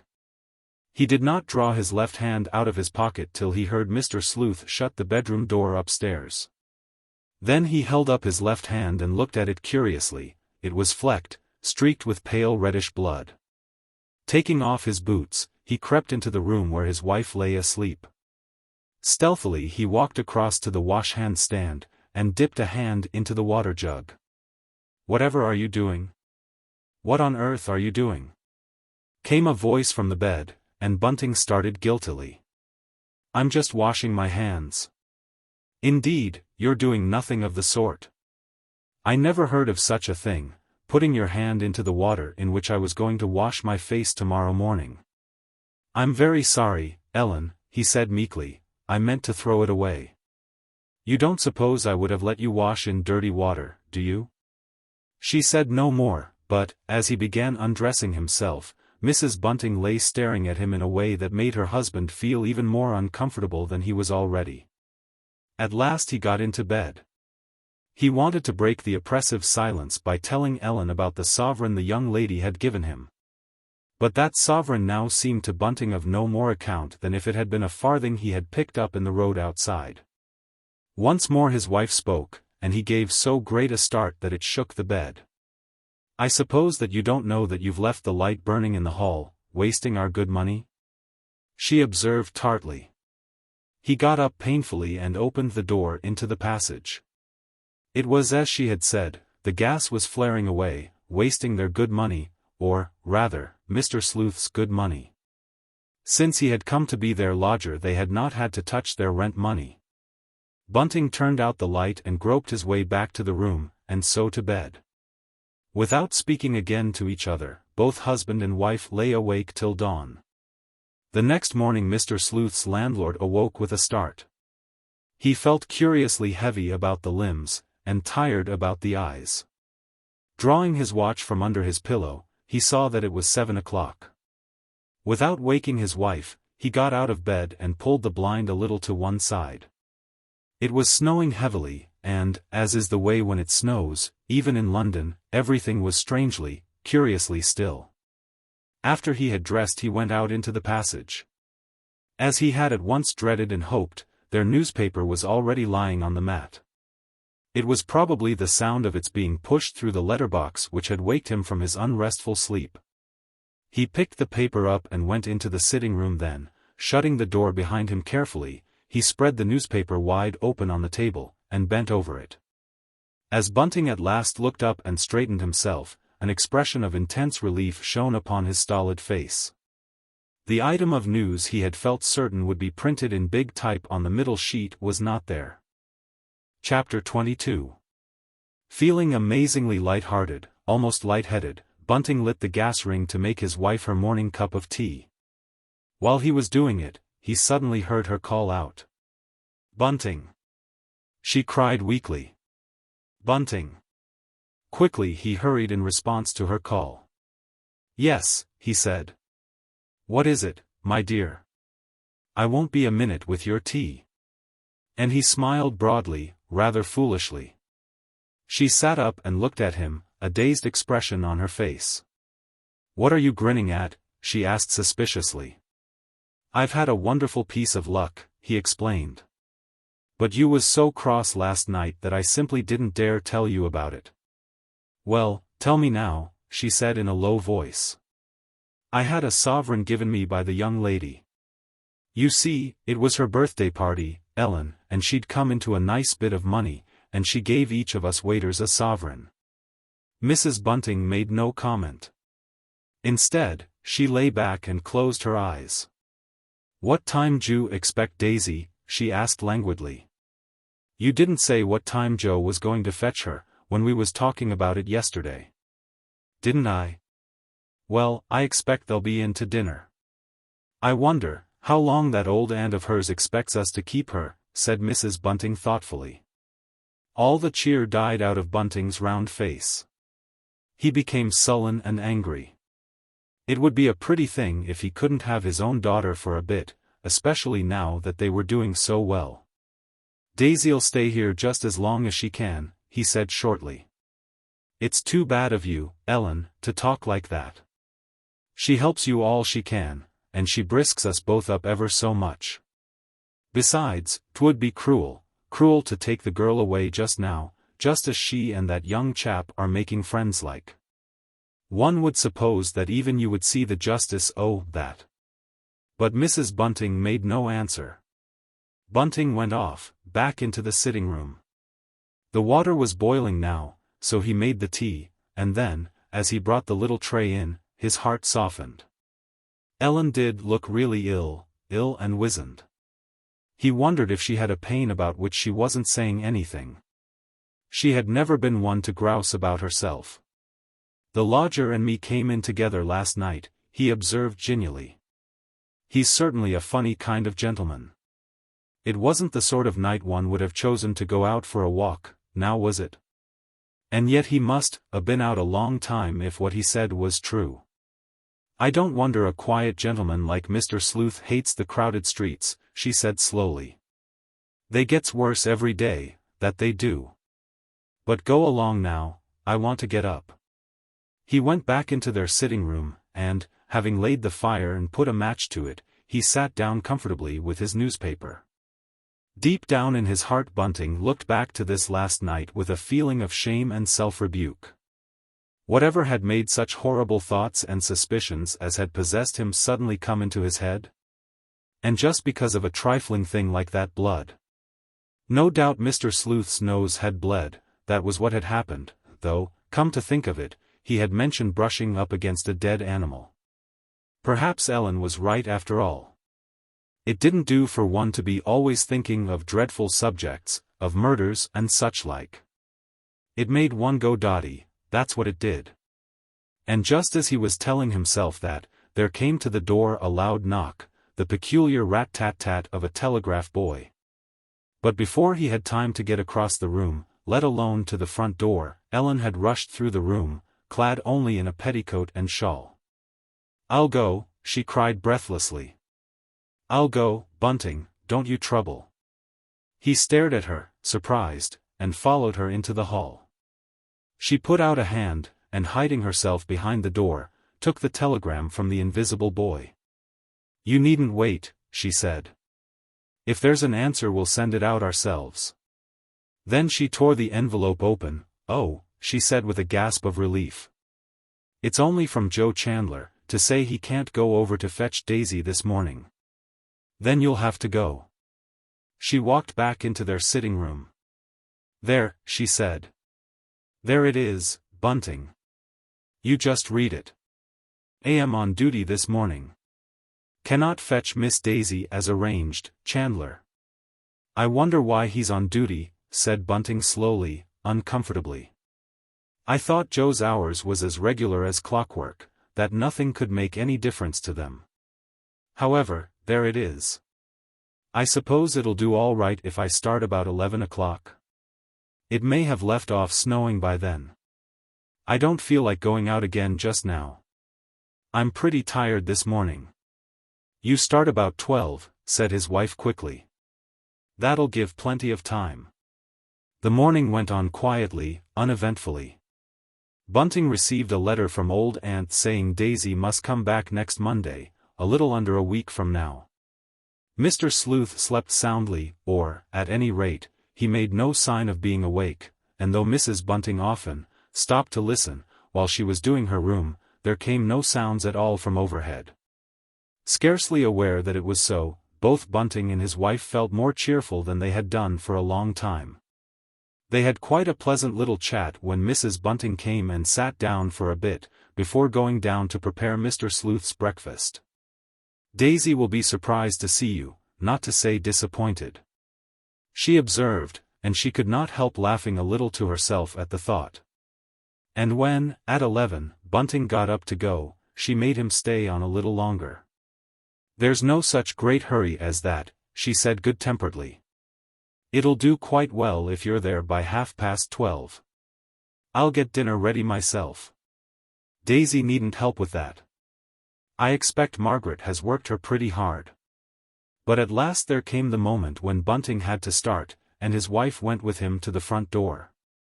It was still snowing, less heavily, but still snowing. There were very few people coming and going, and only just a few cabs and carts dragging cautiously along through the slush. Mrs. Bunting was still in the kitchen when there came a ring and a knock at the door, a now very familiar ring and knock. "Joe thinks Daisy's home again by now," she said, smiling to herself. Before the door was well open, she heard Chandler's voice. "Don't be scared this time, Mrs. Bunting." But though not exactly scared, she did give a gasp of surprise. For there stood Joe, made up to represent a public-house loafer. And he looked the part to perfection, with his hair combed down raggedly over his forehead, his seedy-looking, ill-fitting, dirty clothes, and greenish-black pot hat. "I haven't a minute," he said a little breathlessly. "But I thought I'd just run in to know if Miss Daisy was safe home again. You got my telegram all right? I couldn't send no other kind of message. She's not back yet. Her father hasn't been gone long after her." Then, struck by a look in his eyes, "Joe, what's the matter?" she asked quickly. There came a thrill of suspense in her voice, her face grew drawn, while what little color there was in it receded, leaving it very pale. "Well," he said. "Well, Mrs. Bunting, I've no business to say anything about it, but I will tell you." He walked in and shut the door of the sitting room carefully behind him. "There's been another of them," he whispered. "But this time no one is to know anything about it, not for the present, I mean," he corrected himself hastily. "The Yard thinks we've got a clue, and a good clue, too, this time." "But where, and how?" faltered Mrs. Bunting. "Well, 'twas just a bit of luck being able to keep it dark for the present," he still spoke in that stifled, hoarse whisper. "The poor soul was found dead on a bench on Primrose Hill. And just by chance 'twas one of our fellows saw the body first. He was on his way home, over Hampstead Way. He knew where he'd be able to get an ambulance quick, and he made a very clever, secret job of it. I expect he'll get promotion for that." "What about the clue?" asked Mrs. Bunting, with dry lips. "You said there was a clue?" "Well, I don't rightly understand about the clue myself. All I knows is it's got something to do with a public house, the Hammer and Tongs, which isn't far off there. They feel sure the Avenger was in the bar just on closing time." And then Mrs. Bunting sat down. She felt better now. It was natural the police should suspect a public-house loafer. "Then that's why you wasn't able to go and fetch Daisy, I suppose?" He nodded. "Mum's the word, Mrs. Bunting. It'll all be in the last editions of the evening newspapers, it can't be kept out. There'd be too much of a row if 'twas." "Are you going off to that public house now?" she asked. "Yes, I am. I've got a awkward job, to try and worm something out of the barmaid." "Something out of the barmaid?" repeated Mrs. Bunting nervously. "Why, whatever for?" He came and stood close to her. "They think 'twas a gentleman," he whispered. "A gentleman?" Mrs. Bunting stared at Chandler with a scared expression. "Whatever makes them think such a silly thing as that?" "Well, just before closing time a very peculiar-looking gent, with a leather bag in his hand, went into the bar and asked for a glass of milk. And what d'you think he did? Paid for it with a sovereign. He wouldn't take no change, just made the girl a present of it. That's why the young woman what served him seems quite unwilling to give him away. She won't tell now what he was like. She doesn't know what he's wanted for, and we don't want her to know just yet. That's one reason why nothing's being said public about it. But there. I really must be going now. My time'll be up at 3 o'clock. I thought of coming in on the way back, and asking you for a cup o' tea, Mrs. Bunting. Do, she said. Do, Joe. You'll be welcome, but there was no welcome in her tired voice. She let him go alone to the door, and then she went down to her kitchen, and began cooking Mr. Sleuth's breakfast. The lodger would be sure to ring soon, and then any minute Bunting and Daisy might be home, and they'd want something, too. Margaret always had breakfast even when the family were away, unnaturally early. As she bustled about, Mrs. Bunting tried to empty her mind of all thought. But it is very difficult to do that when one is in a state of torturing uncertainty. She had not dared to ask Chandler what they supposed that man who had gone into the public house was really like. It was fortunate, indeed, that the lodger and that inquisitive young chap had never met face to face. At last Mr. Sleuth's bell rang, a quiet little tinkle. But when she went up with his breakfast, the lodger was not in his sitting room. Supposing him to be still in his bedroom, Mrs. Bunting put the cloth on the table, and then she heard the sound of his footsteps coming down the stairs. And her quick ears detected the slight whirring sound which showed that the gas stove was alight. Mr. Sleuth had already lit the stove. That meant that he would carry out some elaborate experiment this afternoon. Still snowing, he said doubtfully. How very, very quiet and still London is when under snow, Mrs. Bunting. I have never known it quite as quiet as this morning. Not a sound, outside or in. A very pleasant change from the shouting which sometimes goes on in the Marylebone Road. Yes, she said dully. It's awful quiet today, too quiet to my thinking. 'Tain't natural-like. The outside gate swung to, making a noisy clatter in the still air. Is that someone coming in here? Asked Mr. Sleuth, drawing a quick, hissing breath. Perhaps you will oblige me by going to the window and telling me who it is, Mrs. Bunting? And his landlady obeyed him. It's only Bunting, sir, Bunting and his daughter. Oh. Is that all? Mr. Sleuth hurried after her, and she shrank back a little. She had never been quite so near to the lodger before, save on that first day when she had been showing him her rooms. Side by side they stood, looking out of the window. And, as if aware that someone was standing there, Daisy turned her bright face up towards the window and smiled at her stepmother, and at the lodger, whose face she could only dimly discern. A very sweet-looking young girl, said Mr. Sleuth thoughtfully. And then he quoted a little bit of poetry, and this took Mrs. Bunting very much aback. Wordsworth, he murmured dreamily. A poet too little read nowadays, Mrs. Bunting, but one with a beautiful feeling for nature, for youth, for innocence. Indeed, sir. Mrs. Bunting stepped back a little. Your breakfast will be getting cold, sir, if you don't have it now. He went back to the table, obediently, and sat down as a child rebuked might have done. And then his landlady left him. Well, said Bunting cheerily. Everything went off quite all right. And Daisy's a lucky girl, that she is. Her Aunt Margaret gave her 5 shillings. But Daisy did not look as pleased as her father thought she ought to do. I hope nothing's happened to Mr. Chandler, she said a little disconsolately. The very last words he said to me last night was that he'd be there at 10 o'clock. I got quite fidgety as the time went on and he didn't come. He's been here, said Mrs. Bunting slowly. Been here? Cried her husband. Then why on earth didn't he go and fetch Daisy, if he'd time to come here? He was on the way to his job, his wife answered. You run along, child, downstairs. Now that you are here you can make yourself useful. And Daisy reluctantly obeyed. She wondered what it was her stepmother didn't want her to hear. I've something to tell you, Bunting. Yes? He looked across uneasily. Yes, Ellen? There's been another those murders. But the police don't want anyone to know about it, not yet. That's why Joe couldn't go over and fetch Daisy. They're all on duty again. Bunting put out his hand and clutched hold of the edge of the mantelpiece. He had gone very red, but his wife was far too much concerned with her own feelings and sensations to notice it. There was a long silence between them. Then he spoke, making a great effort to appear unconcerned.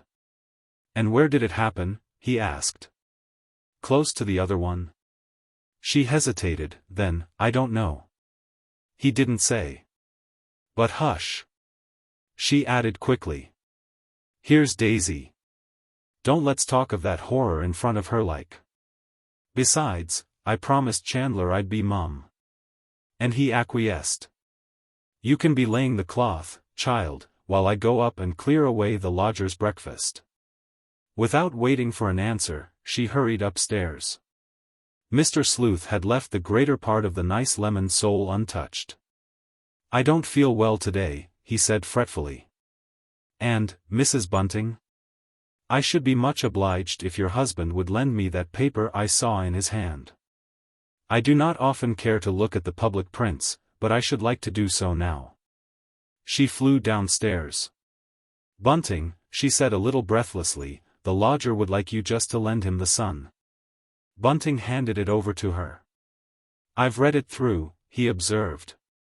"You can tell him that I don't want it back again." On her way up she glanced down at the pink sheet. Occupying a third of the space was an irregular drawing, and under it was written, in rather large characters, "We are glad to be able to present our readers with an authentic reproduction of the footprint of the half-worn rubber sole which was almost certainly worn by the Avenger when he committed his double murder 10 days ago." She went into the sitting room. To her relief it was empty. "Kindly put the paper down on the table," came Mr. Sleuth's muffled voice from the upper landing. She did so. "Yes, sir. And Bunting don't want the paper back again, sir. He says he's read it." And then she hurried out of the room. Chapter 23. All afternoon it went on snowing, and the three of them sat there, listening and waiting, Bunting and his wife hardly knew for what. Daisy for the knock which would herald Joe Chandler. And about 4 there came the now familiar sound. Mrs. Bunting hurried out into the passage, and as she opened the front door she whispered, "We haven't said anything to Daisy yet. Young girls can't keep secrets." Chandler nodded comprehendingly. He now looked the low character he had assumed to the life, for he was blue with cold, disheartened, and tired out. Daisy gave a little cry of shocked surprise, of amusement, of welcome, when she saw how cleverly he was disguised. "I never," she exclaimed. "What a difference it do make, to be sure. Why, you looks quite horrid, Mr. Chandler." And, somehow, that little speech of hers amused her father so much that he quite cheered up. Bunting had been very dull and quiet all that afternoon. "It won't take me 10 minutes to make myself respectable again," said the young man rather ruefully. His host and hostess, looking at him eagerly, furtively, both came to the conclusion that he had been unsuccessful, that he had failed, that is, in getting any information worth having. And though, in a sense, they all had a pleasant tea together, there was an air of constraint, even of discomfort, over the little party. Bunting felt it hard that he couldn't ask the questions that were trembling on his lips. He would have felt it hard any time during the last month to refrain from knowing anything Joe could tell him, but now it seemed almost intolerable to be in this queer kind of half-suspense.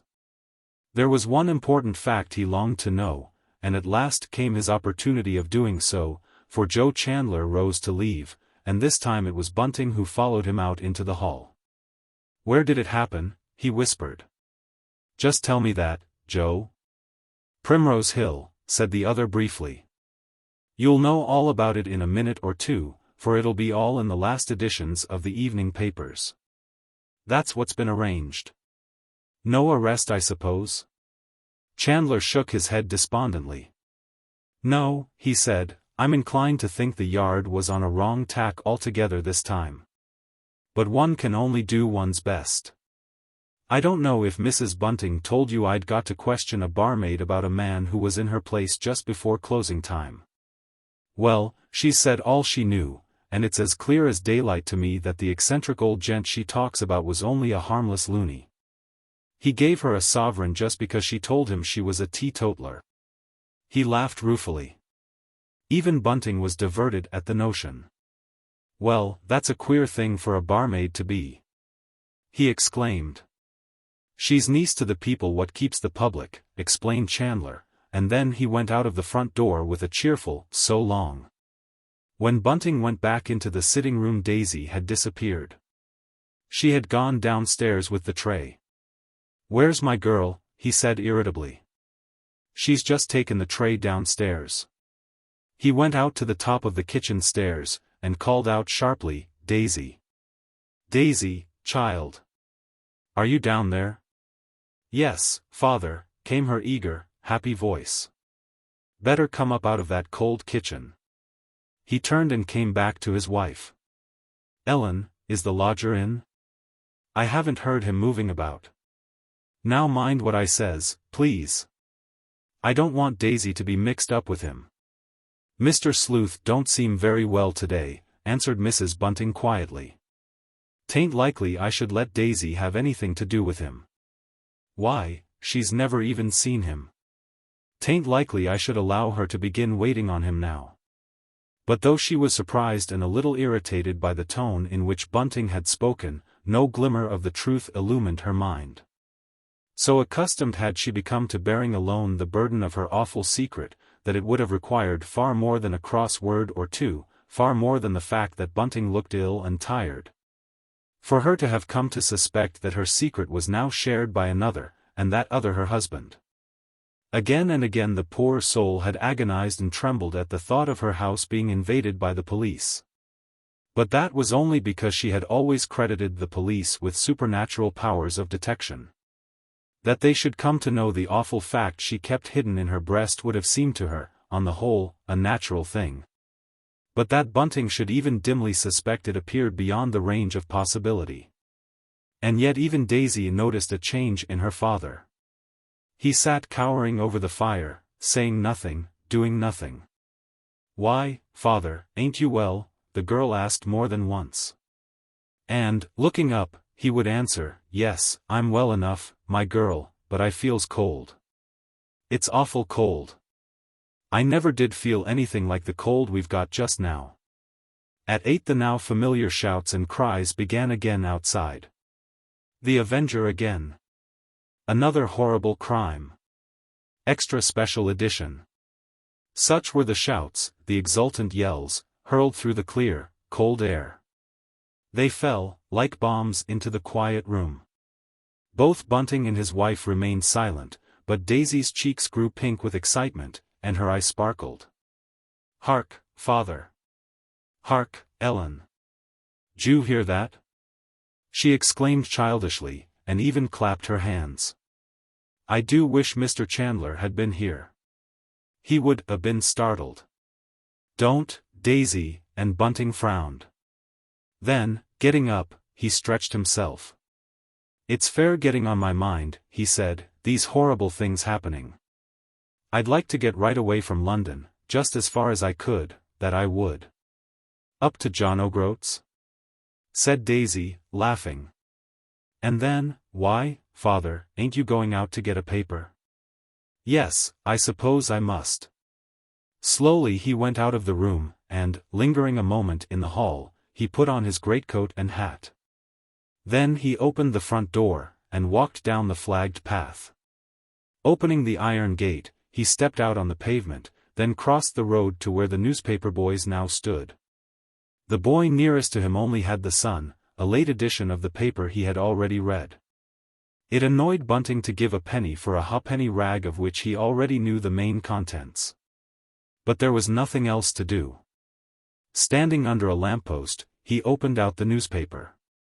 It was bitingly cold, that, perhaps, was why his hand shook as he looked down at the big headlines. For Bunting had been very unfair to the enterprise of the editor of his favorite evening paper. This special edition was full of new matter concerning the Avenger.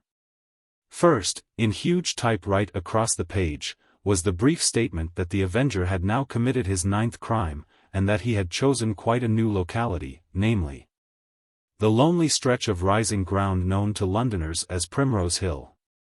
The police, so Bunting read, are very reserved as to the circumstances which led to the finding of the body of the Avenger's latest victim.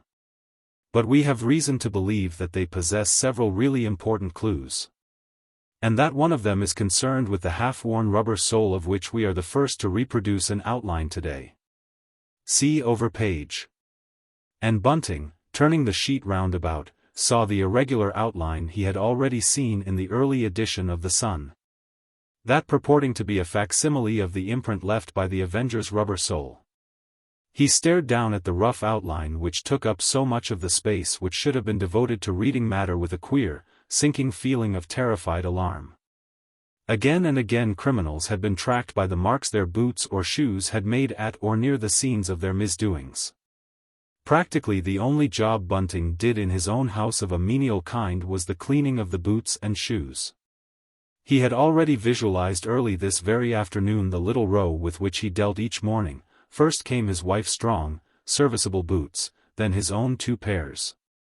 A good deal patched and mended, and next to his own Mr. Sleuth's strong, hardly worn, and expensive buttoned boots. Of late a dear little coquettish high-heeled pair of outdoor shoes with thin, paper-like soles, bought by Daisy for her trip to London, had ended the row. The girl had worn these thin shoes persistently, in defiance of Ellen's reproof and advice, and he, Bunting, had only once had to clean her more sensible country pair. And that only because the others had become wet through the day he and she had accompanied young Chandler to Scotland Yard. Slowly he returned across the road. Somehow the thought of going in again, of hearing his wife's sarcastic comments, of parrying Daisy's eager questions, had become intolerable. So he walked slowly, trying to put off the evil moment when he would have to tell them what was in his paper. The lamp under which he had stood reading was not exactly opposite the house. It was rather to the right of it.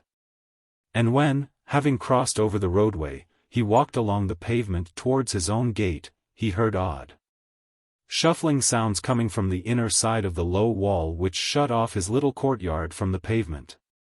Now, under ordinary circumstances Bunting would have rushed forward to drive out whoever was there.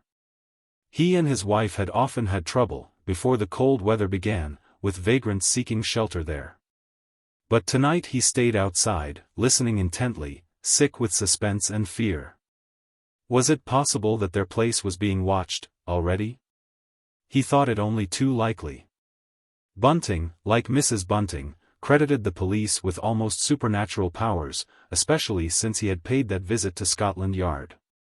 But to Bunting's amazement, and, yes, relief, it was his lodger who suddenly loomed up in the dim light. Mr. Sleuth must have been stooping down, for his tall, lank form had been quite concealed till he stepped forward from behind the low wall onto the flagged path leading to the front door. The lodger was carrying a brown paper parcel, and, as he walked along, the new boots he was wearing creaked. And the tap-tap of hard nail-studded heels rang out on the flat stones of the narrow path. Bunting, still standing outside the gate, suddenly knew what it was his lodger had been doing on the other side of the low wall. Mr. Sleuth had evidently been out to buy himself another pair of new boots, and then he had gone inside the gate and had put them on, placing his old footgear in the paper in which the new pair had been wrapped. The ex-butler waited quite a long time, not only until Mr. Sleuth had let himself into the house, but till the lodger had had time to get well away, upstairs. Then he also walked up the flagged pathway, and put his latchkey in the door. He lingered as long over the job of hanging his hat and coat up in the hall as he dared, in fact till his wife called out to him. Then he went in, and throwing the paper down on the table, he said sullenly, "There it is. You can see it all for yourself, not that there's very much to see," and groped his way to the fire. His wife looked at him in sharp alarm. "Whatever have you done to yourself?" she exclaimed. "You're ill, that's what it is, Bunting. You got a chill last night." "I told you I'd got a chill," he muttered. "'Twasn't last night, though, 'twas going out this morning, coming back in the bus. Margaret keeps that housekeeper's room, oh, hers like a hothouse, that's what she does. 'Twas going out from there into the biting wind, that's what did for me. It must be awful to stand about in such weather. 'Tis a wonder to me how that young fellow, Joe Chandler, can stand the life, being out in all weathers like he is." Bunting spoke at random, his one anxiety being to get away from what was in the paper, which now lay, neglected, on the table. "Those that keep out o' doors all day never do come to no harm," said his wife testily. "But if you felt so bad, whatever was you out so long for, Bunting? I thought you'd gone away somewhere." "D'you mean you only went to get the paper?" "I just stopped for a second to look at it under the lamp," he muttered apologetically. "That was a silly thing to do." "Perhaps it was," he admitted meekly. Daisy had taken up the paper. "Well, they don't say much," she said disappointedly. "Hardly anything at all. But perhaps Mr. Chandler'll be in soon again. If so, he'll tell us more about it." "A young girl like you oughtn't to want to know anything about murders," said her stepmother severely. "Joe won't think any the better of you for your inquisitiveness about such things. If I was you, Daisy, I shouldn't say nothing about it if he does come in, which I fair tell you I hope he won't. I've seen enough of that young chap today." "He didn't come in for long, not today," said Daisy, her lip trembling. "I can tell you one thing that'll surprise you, my dear." Mrs. Bunting looked significantly at her stepdaughter. She also wanted to get away from that dread news, which yet was no news. "Yes?" said Daisy, rather defiantly. "What is it, Ellen?" "Maybe you'll be surprised to hear that Joe did come in this morning. He knew all about that affair then, but he particular asked that you shouldn't be told anything about it." "Never," cried Daisy, much mortified. "Yes," went on her stepmother ruthlessly. "You just ask your father over there if it isn't true. 'Tain't a healthy thing to speak over much about such happenings," said Bunting heavily. "If I was Joe," went on Mrs. Bunting, quickly pursuing her advantage, "I shouldn't want to talk about such horrid things when I comes in to have a quiet chat with friends. But the minute he comes in that poor young chap is set upon, mostly, I admit, by your father." She looked at her husband severely. "But you does your share, too, Daisy. You asks him this, you asks him that, he's fair puzzled sometimes. It don't do to be so inquisitive." And perhaps because of this little sermon on Mrs. Bunting's part when young Chandler did come in again that evening, very little was said of the new Avenger murder. Bunting made no reference to it at all, and though Daisy said a word, it was but a word. And Joe Chandler thought he had never spent a pleasanter evening in his life, for it was he and Daisy who talked all the time, their elders remaining for the most part silent. Daisy told of all that she had done with Aunt Margaret. She described the long, dull hours and the queer jobs her aunt set her to do, the washing up of all the fine drawing-room china in a big basin lined with flannel. And how terrified she, Daisy, had been lest there should come even one teeny little chip to any of it. Then she went on to relate some of the funny things Aunt Margaret had told her about the family. There came a really comic tale, which hugely interested and delighted Chandler. This was of how Aunt Margaret's lady had been taken in by an impostor who had come up, just as she was stepping out of her carriage, and pretended to have a fit on the doorstep. Aunt Margaret's lady, being a soft one, had insisted on the man coming into the hall, where he had been given all kinds of restoratives. When the man had at last gone off, it was found that he had wolfed young master's best walking stick, one with a fine tortoiseshell top to it. Thus had Aunt Margaret proved to her lady that the man had been shamming, and her lady had been very angry, near had a fit herself. "There's a lot of that about," said Chandler, laughing. "Incorrigible rogues and vagabonds, that's what those sort of people are." And then he, in his turn, told an elaborate tale of an exceptionally clever swindler whom he himself had brought to book. He was very proud of that job, it had formed a white stone in his career as a detective. And even Mrs. Bunting was quite interested to hear about it. Chandler was still sitting there when Mr. Sleuth's bell rang. For a while no one stirred, then Bunting looked questioningly at his wife. "Did you hear that?" he said. "I think, Ellen, that was the lodger's bell." She got up, without alacrity, and went upstairs. "I rang," said Mr. Sleuth weakly, "to tell you I don't require any supper tonight, Mrs. Bunting. Only a glass of milk, with a lump of sugar in it. That is all I require, nothing more. I feel very, very far from well," and he had a hunted, plaintive expression on his face. "And then I thought your husband would like his paper back again, Mrs. Bunting."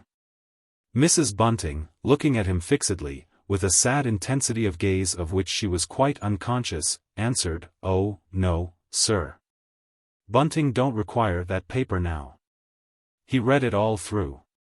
Something impelled her to add, ruthlessly, "He's got another paper by now, sir.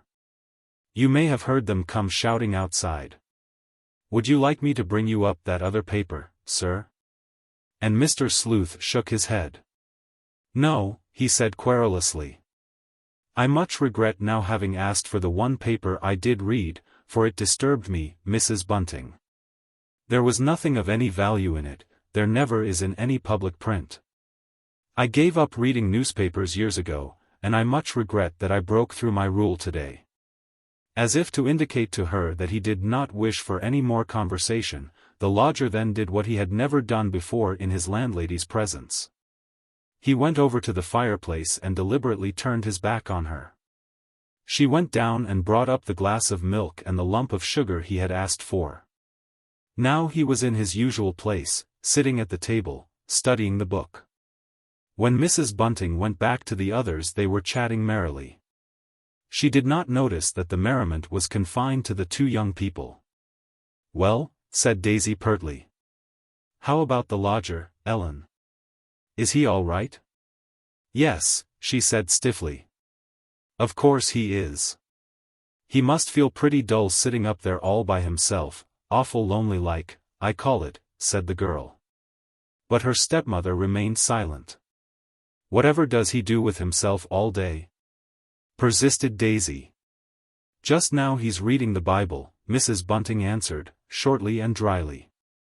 "Well, I never. That's a funny thing for a gentleman to do."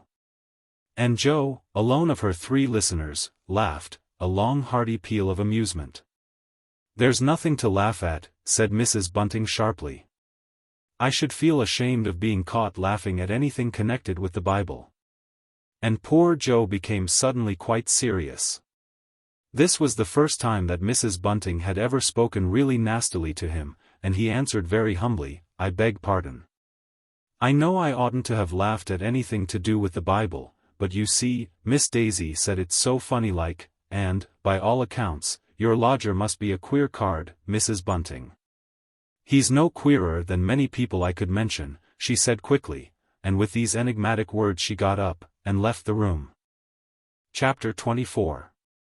Each hour of the days that followed held for Bunting its full meed of aching fear and suspense. The unhappy man was ever debating within himself what course he should pursue, and, according to his mood and to the state of his mind at any particular moment, he would waver between various widely differing lines of action. He told himself again and again, and with fretful unease, that the most awful thing about it all was that he wasn't sure. If only he could have been sure, he might have made up his mind exactly what it was he ought to do. But when telling himself this he was deceiving himself, and he was vaguely conscious of the fact. For, from Bunting's point of view, almost any alternative would have been preferable to that which to some, nay, perhaps to most, householders would have seemed the only thing to do, namely, to go to the police.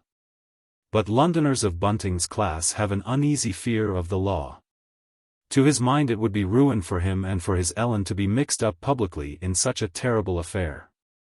No one concerned in the business would give them and their future a thought, but it would track them to their dying day, and, above all, it would make it quite impossible for them ever to get again into a good joint situation. It was that for which Bunting, in his secret soul, now longed with all his heart. No, some other way than going to the police must be found, and he racked his slow brain to find it. The worst of it was that every hour that went by made his future course more difficult and more delicate, and increased the awful weight on his conscience. If only he really knew. If only he could feel quite sure. And then he would tell himself that, after all, he had very little to go upon. Only suspicion, and a secret, horrible certainty that his suspicion was justified. And so at last Bunting began to long for a solution which he knew to be indefensible from every point of view. He began to hope, that is, in the depths of his heart, that the lodger would again go out one evening on his horrible business and be caught, red-handed. But far from going out on any business, horrible or other, Mr. Sleuth now never went out at all. He kept upstairs, and often spent quite a considerable part of his day in bed. He still felt, so he assured Mrs. Bunting, very far from well. He had never thrown off the chill he had caught on that bitter night he and his landlord had met on their several ways home. Joe Chandler, too, had become a terrible complication to Daisy's father. The detective spent every waking hour that he was not on duty with the Buntings. And Bunting, who at one time had liked him so well and so cordially, now became mortally afraid of him. But though the young man talked of little else than the Avenger, and though on one evening he described at immense length the eccentric-looking gent who had given the barmaid a sovereign, picturing Mr. Sleuth with such awful accuracy that both Bunting and Mrs. Bunting secretly and separately turned sick when they listened to him, he never showed the slightest interest in their lodger.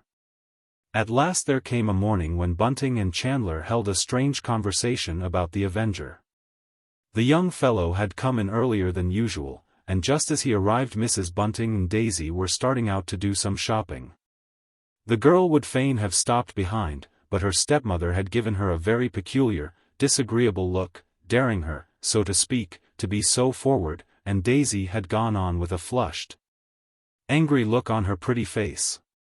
And then, as young Chandler stepped through into the sitting room, it suddenly struck Bunting that the young man looked unlike himself, indeed. To the ex-butler's apprehension there was something almost threatening in Chandler's attitude. "I want a word with you, Mr. Bunting," he began abruptly, falteringly. "And I'm glad to have the chance now that Mrs. Bunting and Miss Daisy are out." Bunting braced himself to hear the awful words, the accusation of having sheltered a murderer, the monster whom all the world was seeking, under his roof. And then he remembered a phrase, a horrible legal phrase, accessory after the fact. Yes, he had been that, there wasn't any doubt about it. "Yes," he said. "What is it, Joe?" And then the unfortunate man sat down in his chair. "Yes," he said again uncertainly. For young Chandler had now advanced to the table, he was looking at Bunting fixedly, the other thought threateningly. "Well, out with it, Joe. Don't keep me in suspense." And then a slight smile broke over the young man's face. "I don't think what I've got to say can take you by surprise, Mr. Bunting." And Bunting wagged his head in a way that might mean anything, yes or no, as the case might be. The two men looked at one another for what seemed a very, very long time to the elder of them. And then, making a great effort, Joe Chandler brought out the words, "Well, I suppose you know what it is I want to talk about." "I'm sure Mrs. Bunting would, from a look or two she's lately cast on me." "It's your daughter, it's Miss Daisy." And then Bunting gave a kind of cry, twixt a sob and a laugh. "My girl," he cried. "Good Lord, Joe. Is that all you wants to talk about? Why, you fair frightened me, that you did." And, indeed, the relief was so great that the room swam round as he stared across it at his daughter's lover, that lover who was also the embodiment of that now awful thing to him, the law. He smiled, rather foolishly, at his visitor, and Chandler felt a sharp wave of irritation, of impatience sweep over his good-natured soul. Daisy's father was an old stupid, that's what he was. And then Bunting grew serious. The room ceased to go round. "As far as I'm concerned," he said, with a good deal of solemnity, even a little dignity, "you have my blessing, Joe. You're a very likely young chap, and I had a true respect for your father. Yes, said Chandler, that's very kind of you, Mr. Bunting. But how about her herself? Bunting stared at him. It pleased him to think that Daisy hadn't given herself away, as Ellen was always hinting the girl was doing. I can't answer for Daisy, he said heavily. You'll have to ask her yourself. That's not a job any other man can do for you, my lad. I never gets a chance. I never sees her, not by our two selves, said Chandler, with some heat. You don't seem to understand, Mr. Bunting, that I never do see Miss Daisy alone, he repeated. I hear now that she's going away Monday, and I've only once had the chance of a walk with her. Mrs. Bunting's very particular, not to say pernickety in her ideas, Mr. Bunting. That's a fault on the right side, that is, with a young girl, said Bunting thoughtfully. And Chandler nodded. He quite agreed that as regarded other young chaps Mrs. Bunting could not be too particular. She's been brought up like a lady, my Daisy has, went on Bunting, with some pride. That old aunt of hers hardly lets her out of her sight. I was coming to the old aunt, said Chandler heavily. Mrs. Bunting, she talks as if your daughter was going to stay with that old woman the whole of her natural life. Now is that right? That's what I wants to ask you, Mr. Bunting, is that right? I'll say a word to Ellen, don't you fear, said Bunting abstractedly. His mind had wandered off, away from Daisy and this nice young chap, to his now constant anxious preoccupation. You come along tomorrow, he said, and I'll see you gets your walk with Daisy. It's only right you and she should have a chance of seeing one another without old folk being by. Else how's the girl to tell whether she likes you or not? For the matter of that, you hardly knows her, Joe, he looked at the young man consideringly. Chandler shook his head impatiently. I knows her quite as well as I wants to know her, he said. I made up my mind the very first time I seed her, Mr. Bunting. No. Did you really? Said Bunting. Well, come to think of it, I did so with her mother, and years after, with Ellen, too. But I hope you'll never want no second, Chandler. God forbid, said the young man under his breath. And then he asked, rather longingly, d'you think they'll be out long now, Mr. Bunting? And Bunting woke up to a due sense of hospitality. Sit down, do, he said hastily. I don't believe they'll be very long. They've only got a little bit of shopping to do. And then, in a ringing, nervous tone, he asked, and how about your job, Joe? Nothing new, I take it? I suppose you're all just waiting for the next time? Aye, that's about the figure of it. Chandler's voice had also changed, it was now somber, menacing. We're fair tired of it, beginning to wonder when it'll end, that we are. Do you ever try and make to yourself a picture of what the master's like? Asked Bunting. Somehow, he felt he must ask that. Yes, said Joe slowly. I've a sort of notion, a savage, fierce-looking devil, the chap must be. It's that description that was circulated put us wrong. I don't believe it was the man that knocked up against that woman in the fog, no, not one bit I don't. But I wavers, I can't quite make up my mind. Sometimes I think it's a sailor, the foreigner they talks about, that goes away for 8 or 9 days in between, to Holland maybe, or to France. Then, again, I says to myself that it's a butcher, a man from the Central Market. Whoever it is, it's someone used to killing, that's flat. Then it don't seem to you possible? Bunting got up and walked over to the window. You don't take any stock, I suppose, in that idea some of the papers put out, that the man is, then he hesitated and brought out, with a gasp, a gentleman? Chandler looked at him, surprised. No, he said deliberately. I've made up my mind that's quite a wrong tack, though I knows that some of our fellows, big pots, too, are quite sure that the fellow what gave the girl the sovereign is the man we're looking for. You see, Mr. Bunting, if that's the fact, well, it stands to reason the fellow's an escaped lunatic, and if he's an escaped lunatic he's got a keeper, and they'd be raising a hue and cry after him. Now, wouldn't they? You don't think, went on Bunting, lowering his voice, that he could be just staying somewhere, lodging-like? D'you mean that the Avenger may be a toff, staying in some West End hotel, Mr. Bunting? Well, things almost as funny as that, UDB have come to pass. He smiled as if the notion was a funny one. Yes, something that sort, muttered Bunting. Well, if your idea's correct, Mr. Bunting. I never said 'twas my idea, said Bunting, all in a hurry. Well, if that idea's correct then, 'twill make our task more difficult than ever. Why, 'twould be looking for a needle in a field of hay, Mr. Bunting. But there. I don't think it's anything quite so unlikely as that, not myself I don't. He hesitated.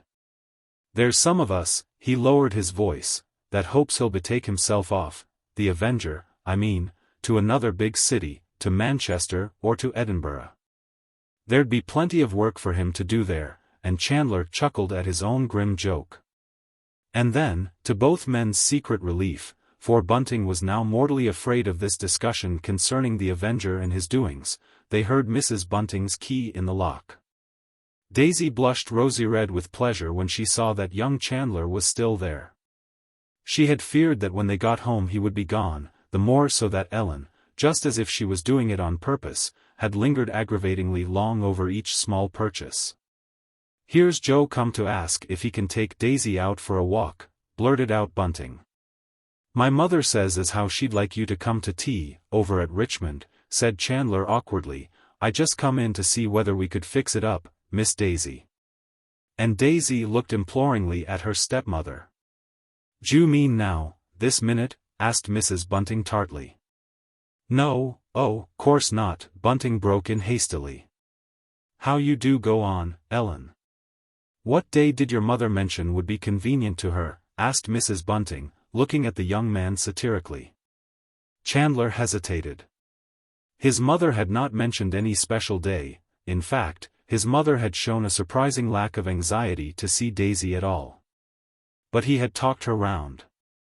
How about Saturday, suggested Bunting. That's Daisy's birthday. 'Twould be a birthday treat for her to go to Richmond, and she's going back to old Aunt on Monday. I can't go Saturday, said Chandler disconsolately. I'm on duty Saturday. Well, then, let it be Sunday, said Bunting firmly. And his wife looked at him surprised. He seldom asserted himself so much in her presence. What do you say, Miss Daisy? Said Chandler. Sunday would be very nice, said Daisy demurely. And then, as the young man took up his hat, and as her stepmother did not stir, Daisy ventured to go out into the hall with him for a minute. Chandler shut the door behind them, and so was spared the hearing of Mrs. Bunting's whispered remark, when I was a young woman folk didn't gallivant about on Sunday. Those who was courting used to go to church together, decent like. Chapter 25. Daisy's 18th birthday dawned uneventfully. Her father gave her what he had always promised she should have on her 18th birthday, a watch. It was a pretty little silver watch, which Bunting had bought second-hand on the last day he had been happy. It seemed a long, long time ago now. Mrs. Bunting thought a silver watch a very extravagant present, but she was far too wretched, far too absorbed in her own thoughts, to trouble much about it. Besides, in such matters she had generally had the good sense not to interfere between her husband and his child. In the middle of the birthday morning Bunting went out to buy himself some more tobacco. He had never smoked so much as in the last 4 days, excepting, perhaps, the week that had followed on his leaving service. Smoking a pipe had then held all the exquisite pleasure which we are told attaches itself to the eating of forbidden fruit. His tobacco had now become his only relaxation. It acted on his nerves as an opiate, soothing his fears and helping him to think. But he had been overdoing it, and it was that which now made him feel so jumpy, so he assured himself, when he found himself starting at any casual sound outside. Or even when his wife spoke to him suddenly. Just now Ellen and Daisy were down in the kitchen, and Bunting didn't quite like the sensation of knowing that there was only one pair of stairs between Mr. Sleuth and himself. So he quietly slipped out of the house without telling Ellen that he was going out. In the last 4 days Bunting had avoided his usual haunts. Above all, he had avoided even passing the time of day to his acquaintances and neighbors. He feared, with a great fear, that they would talk to him of a subject which, because it filled his mind to the exclusion of all else, might make him betray the knowledge, no, not knowledge. Rather the suspicion, that dwelt within him. But today the unfortunate man had a curious, instinctive longing for human companionship, that is, other than that of his wife and of his daughter. This longing for a change of company finally led him into a small, populous thoroughfare hard by the Edgware Road. There were more people there than usual just now, for the housewives of the neighborhood were doing their Saturday marketing for Sunday. The ex-butler turned into a small old-fashioned shop where he generally bought his tobacco. Bunting passed the time of day with the tobacconist, and the two fell into desultory talk. But to his customer's relief and surprise the man made no allusion to the subject of which all the neighborhood must still be talking. And then, quite suddenly, while still standing by the counter, and before he had paid for the packet of tobacco he held in his hand, Bunting, through the open door, saw with horrified surprise that Ellen, his wife, was standing, alone, outside a greengrocer's shop just opposite. Muttering a word of apology, he rushed out of the shop and across the road. "Ellen," he gasped hoarsely, "you've never gone and left my little girl alone in the house with the lodger?" Mrs. Bunting's face went yellow with fear. "I thought you was indoors," she cried. "You was indoors? Whatever made you come out for, without first making sure I'd stay in?" Bunting made no answer. But, as they stared at each other in exasperated silence, each now knew that the other knew. They turned and scurried down the crowded street. "Don't run," he said suddenly. "We shall get there just as quickly if we walk fast. People are noticing you, Ellen. Don't run." He spoke breathlessly, but it was breathlessness induced by fear and by excitement, not by the quick pace at which they were walking. At last they reached their own gate, and Bunting pushed past in front of his wife. After all, Daisy was his child. Ellen couldn't know how he was feeling. He seemed to take the path in one leap, then fumbled for a moment with his latchkey. Opening wide the door, "Daisy," he called out, in a wailing voice, "Daisy, my dear. Where are you?" "Here I am, father." "What is it?" "She's all right." Bunting turned a grey face to his wife. "She's all right, Ellen." He waited a moment, leaning against the wall of the passage. "It did give me a turn," he said, and then, warningly, "Don't frighten the girl, Ellen." Daisy was standing before the fire in their sitting room, admiring herself in the glass. "Oh, father," she exclaimed, without turning round, "I've seen the lodger. He's quite a nice gentleman, though, to be sure, he does look a cure.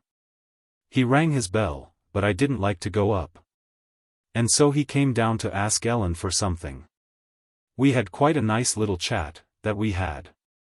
I told him it was my birthday, and he asked me and Ellen to go to Madame Tussauds with him this afternoon." She laughed, a little self-consciously. "Of course, I could see he was eccentric, and then at first he spoke so funnily. 'And who be you?' he says, threatening like. And I says to him, 'I'm Mr. Bunting's daughter, sir.' 'Then you're a very fortunate girl,' that's what he says, Ellen, 'to have such a nice stepmother as you've got. That's why,' he says, 'you look such a good, innocent girl.'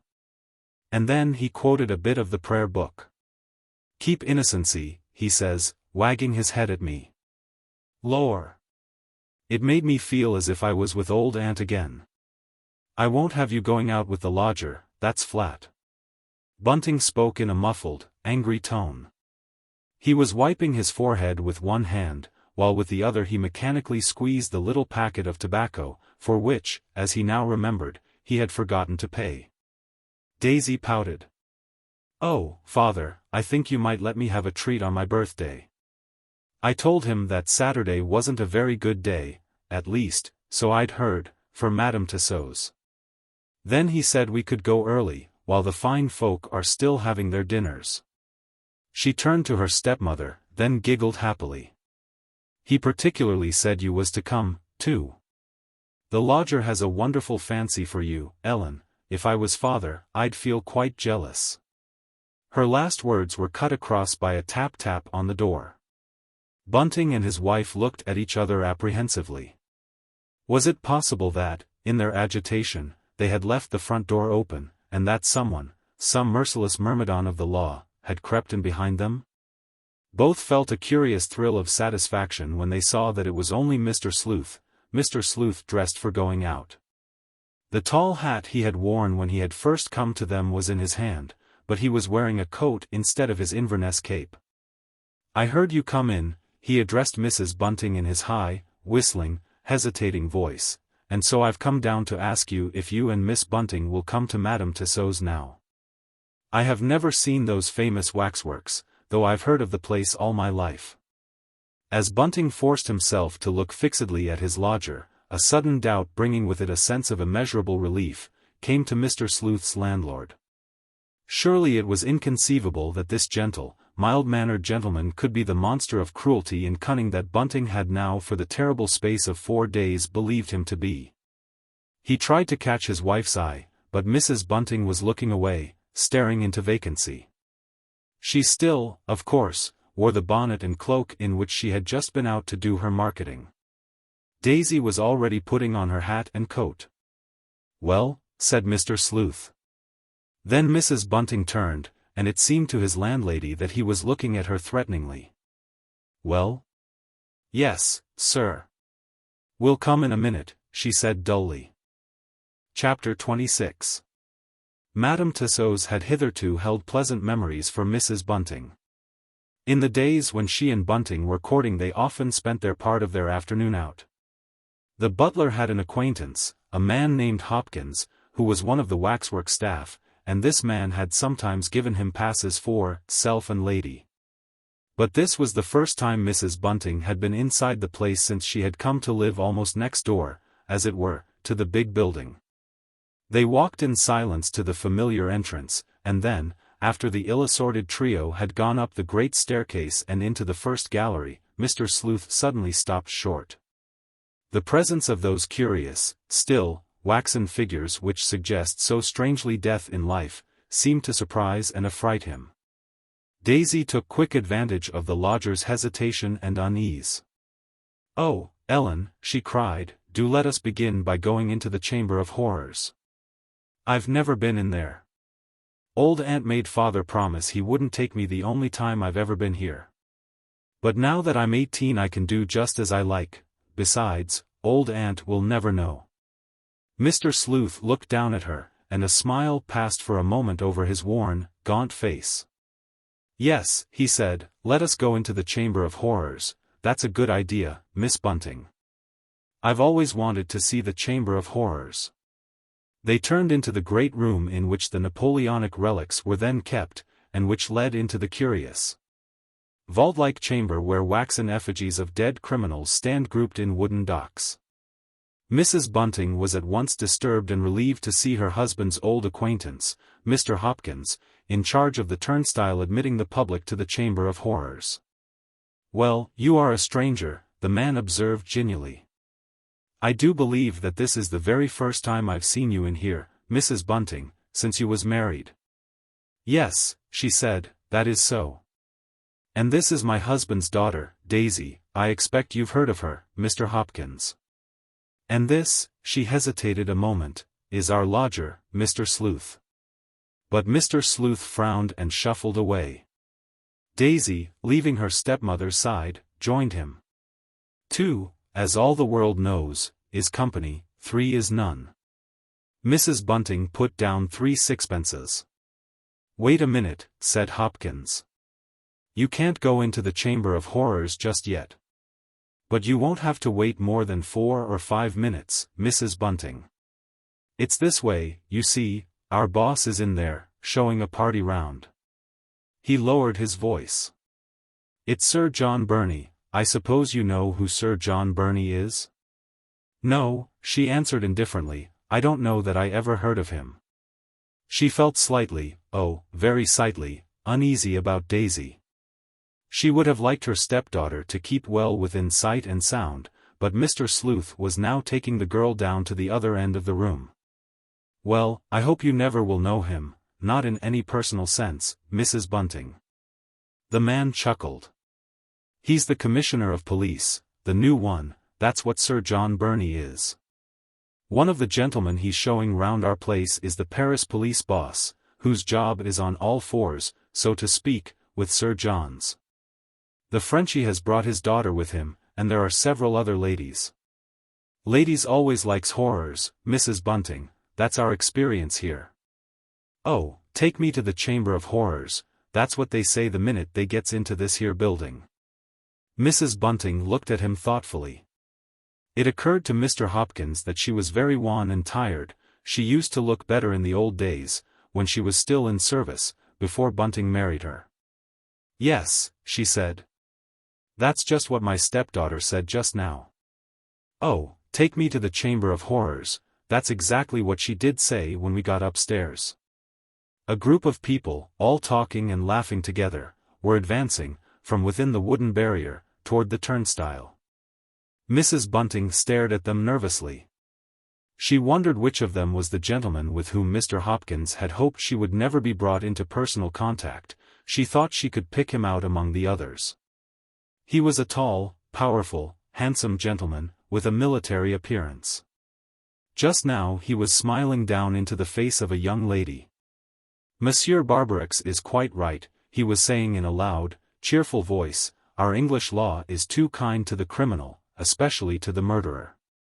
If we conducted our trials in the French fashion, the place we have just left would be very much fuller than it is today. A man of whose guilt we are absolutely assured is oftener than not acquitted, and then the public taunt us with another undiscovered crime. Do you mean, Sir John, that murderers sometimes escape scot-free? Take the man who has been committing all these awful murders this last month. I suppose there's no doubt he'll be hanged, if he's ever caught, that is." Her girlish voice rang out, and Mrs. Bunting could hear every word that was said. The whole party gathered round, listening eagerly. "Well, no." He spoke very deliberately. "I doubt if that particular murderer ever will be hanged." "You mean that you'll never catch him?" The girl spoke with a touch of airy impertinence in her clear voice. "I think we shall end by catching him, because," he waited a moment, then added in a lower voice, "now don't give me away to a newspaper fellow, Miss Rose, because now I think we do know who the murderer in question is." Several of those standing nearby uttered expressions of surprise and incredulity.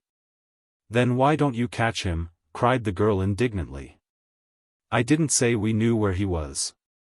I only said we knew who he was, or, rather, perhaps I ought to say that I personally have a very strong suspicion of his identity." Sir John's French colleague looked up quickly. "The Leipzig and Liverpool man?" he said interrogatively. The other nodded. "Yes, I suppose you've had the case turned up?" Then, speaking very quickly, as if he wished to dismiss the subject from his own mind, and from that of his auditors, he went on. "For murders of the kind were committed 8 years ago, 2 in Leipzig, the others, just afterwards, in Liverpool, and there were certain peculiarities connected with the crimes which made it clear they were committed by the same hand. The perpetrator was caught, fortunately for us, red-handed, just as he was leaving the house of his last victim, for in Liverpool the murder was committed in a house. I myself saw the unhappy man. I say unhappy, for there is no doubt at all that he was mad." He hesitated, and added in a lower tone, "suffering from an acute form of religious mania. I myself saw him, as I say, at some length. But now comes the really interesting point. I have just been informed that a month ago this criminal lunatic, as we must of course regard him, made his escape from the asylum where he was confined. He arranged the whole thing with extraordinary cunning and intelligence, and we should probably have caught him long ago, were it not that he managed, when on his way out of the place, to annex a considerable sum of money in gold, with which the wages of the asylum staff were about to be paid. It is owing to that fact that his escape was, very wrongly, concealed. He stopped abruptly, as if sorry he had said so much. And a moment later the party were walking in Indian file through the turnstile, Sir John Burney leading the way. Mrs. Bunting looked straight before her. She felt, so she expressed it to her husband later, as if she had been turned to stone. Even had she wished to do so, she had neither the time nor the power to warn her lodger of his danger, for Daisy and her companion were now coming down the room, bearing straight for the Commissioner of Police.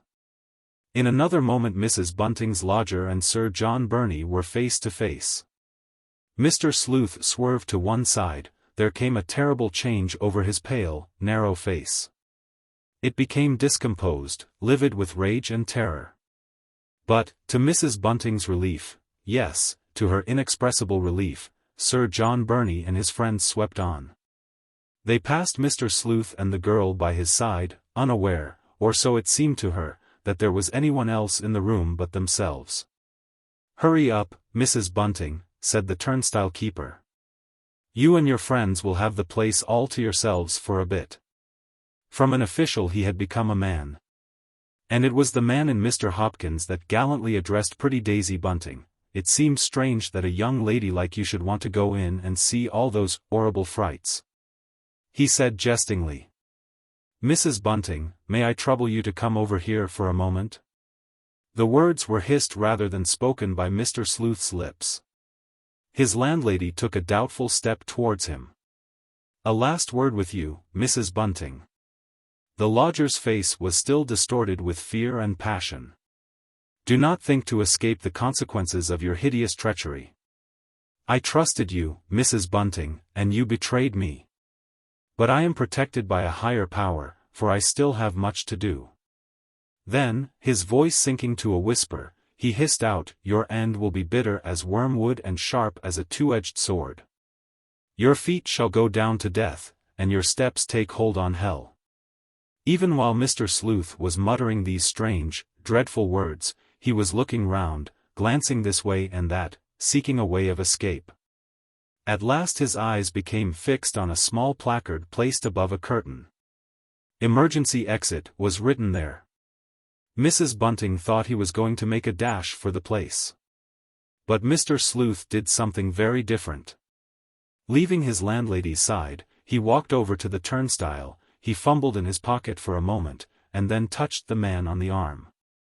"I feel ill," he said, speaking very rapidly, "very ill indeed. It is the atmosphere of this place. I want you to let me out by the quickest way. It would be a pity for me to faint here, especially with ladies about." His left hand shot out and placed what he had been fumbling for in his pocket on the other's bare palm. "I see there's an emergency exit over there. Would it be possible for me to get out that way?" "Well, yes, sir, I think so." The man hesitated. He felt a very slight, feeling of misgiving.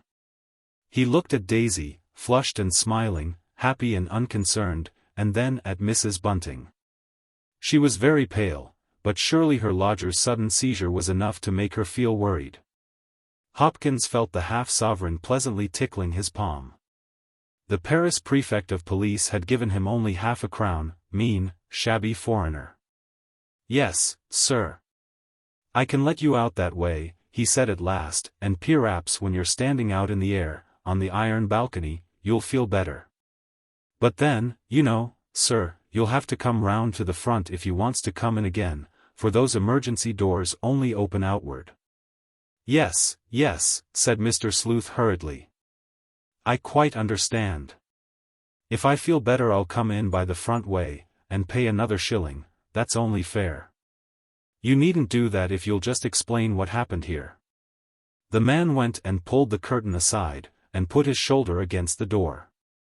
It burst open, and the light, for a moment, blinded Mr. Sleuth. He passed his hand over his eyes. "Thank you," he muttered, "thank you. I shall get all right out there." An iron stairway led down into a small stable yard, of which the door opened into a side street. Mr. Sleuth looked round once more. he really did feel very ill and dazed. How pleasant it would be to take a flying leap over the balcony railing and find rest, eternal rest, below. But no, he thrust the thought, the temptation, from him.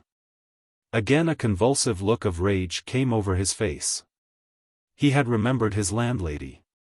How could the woman whom he had treated so generously have betrayed him to his archenemy?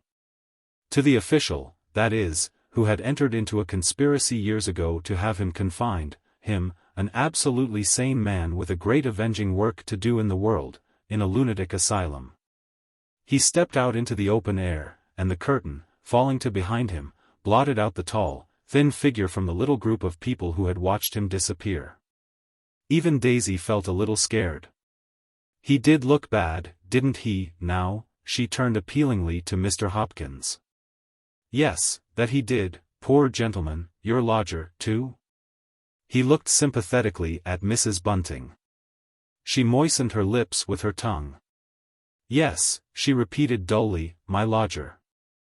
Chapter 27. In vain Mr. Hopkins invited Mrs. Bunting and her pretty stepdaughter to step through into the chamber of horrors.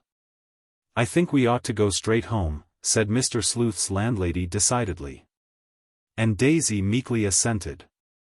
Somehow the girl felt confused, a little scared by the lodger's sudden disappearance. Perhaps this unwanted feeling of hers was induced by the look of stunned surprise and, yes, pain, on her stepmother's face. Slowly they made their way out of the building, and when they got home it was Daisy who described the strange way Mr. Sleuth had been taken. I don't suppose he'll be long before he comes home, said Bunting heavily, and he cast an anxious, furtive look at his wife. She looked as if stricken in a vital part. He saw from her face that there was something wrong, very wrong indeed. The hours dragged on. All three felt moody and ill at ease. Daisy knew there was no chance that young Chandler would come in today. About 6 o'clock Mrs. Bunting went upstairs. She lit the gas in Mr. Sleuth's sitting room and looked about her with a fearful glance.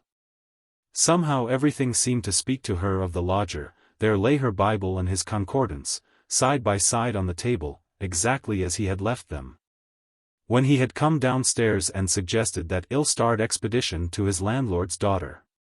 She took a few steps forward, listening the while anxiously for the familiar sound of the click in the door which would tell her that the lodger had come back. And then she went over to the window and looked out. What a cold night for a man to be wandering about, homeless, friendless, and, as she suspected with a pang, with but very little money on him. Turning abruptly, she went into the lodger's bedroom and opened the drawer of the looking-glass. Yes, there lay the much-diminished heap of sovereigns. If only he had taken his money out with him. She wondered painfully whether he had enough on his person to secure a good night's lodging, and then suddenly she remembered that which brought relief to her mind. The lodger had given something to that Hopkins fellow, either a sovereign or half a sovereign, she wasn't sure which. The memory of Mr. Sleuth's cruel words to her, of his threat, did not disturb her overmuch. It had been a mistake, all a mistake. Far from betraying Mr. Sleuth, she had sheltered him, kept his awful secret as she could not have kept it had she known, or even dimly suspected. The horrible fact with which Sir John Burney's words had made her acquainted. Namely, that Mr. Sleuth was victim of no temporary aberration, but that he was, and had been for years, a madman, a homicidal maniac. In her ears there still rang the Frenchman's half-careless yet confident question, "De Leipzig and Liverpool man?" Following a sudden impulse, she went back into the sitting-room, and taking a black-headed pin out of her bodice stuck it amid the leaves of the Bible. Then she opened the book. And looked at the page the pin had marked. My tabernacle is spoiled and all my cords are broken. There is none to stretch forth my tent any more and to set up my curtains. At last leaving the Bible open, Mrs. Bunting went downstairs, and as she opened the door of her sitting-room Daisy came towards her stepmother. "I'll go down and start getting the lodger's supper ready for you," said the girl good-naturedly. "He's certain to come in when he gets hungry." But he did look upset, didn't he, Ellen?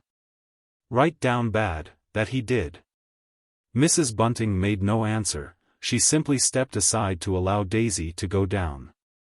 "Mr. Sleuth won't never come back no more," she said somberly, and then she felt both glad and angry at the extraordinary change which came over her husband's face.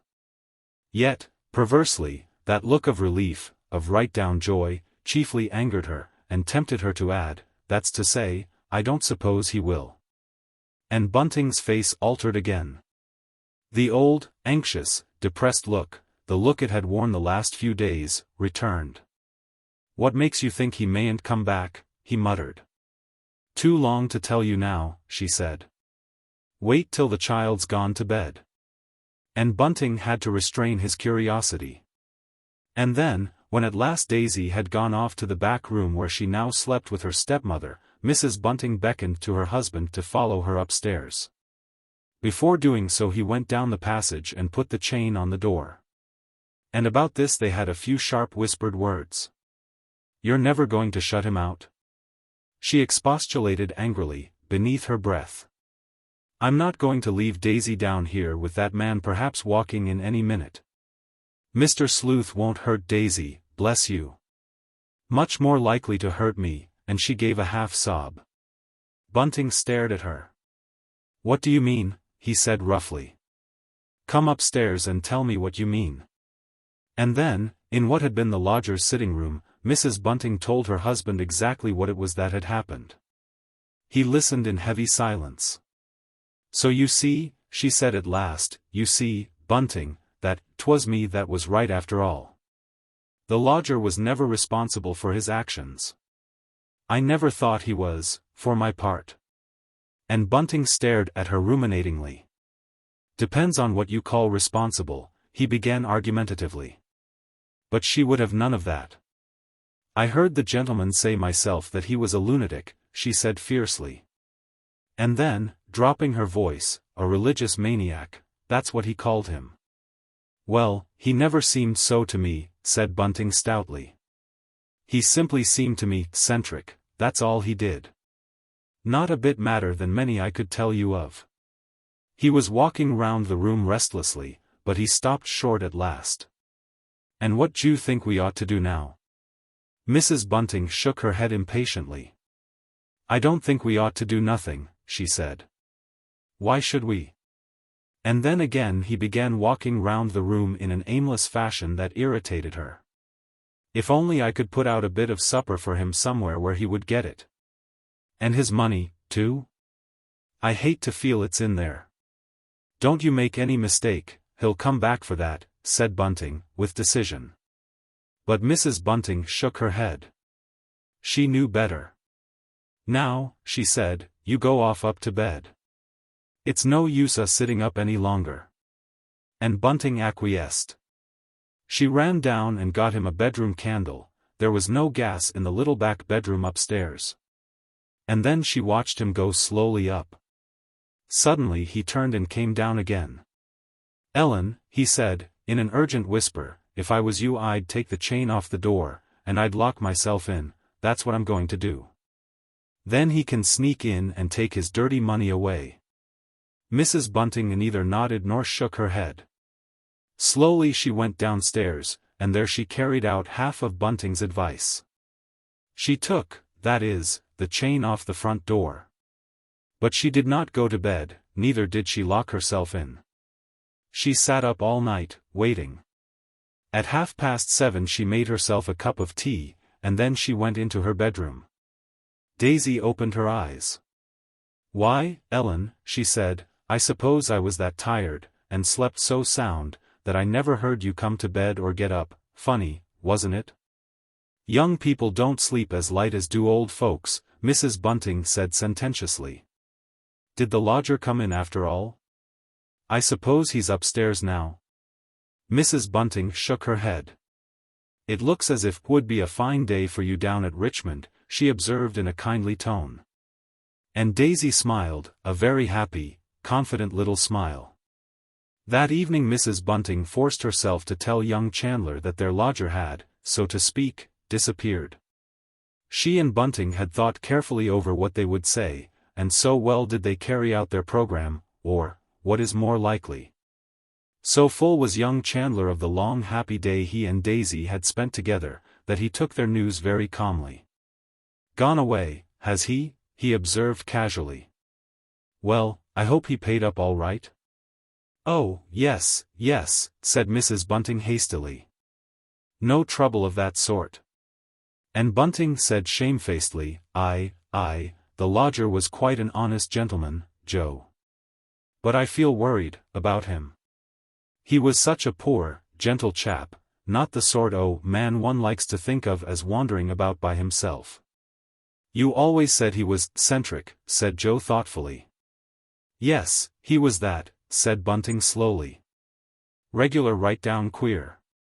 Leetle touched, you know, under the thatch," and, as he tapped his head significantly, both young people burst out laughing. "Would you like a description of him circulated?" asked Joe good-naturedly. Mr. and Mrs. Bunting looked at one another.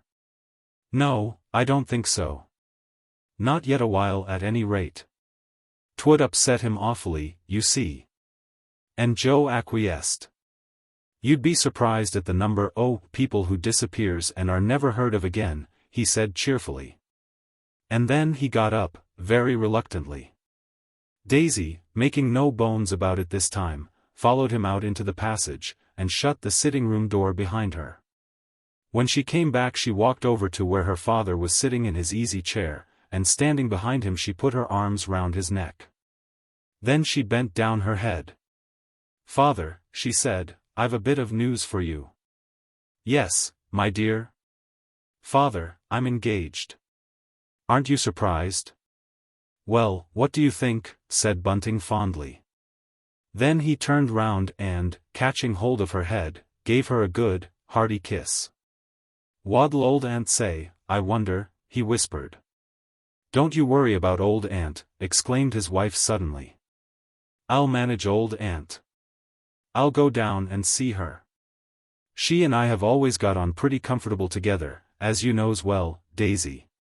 "Yes," said Daisy a little wonderingly. "I know you have, Ellen."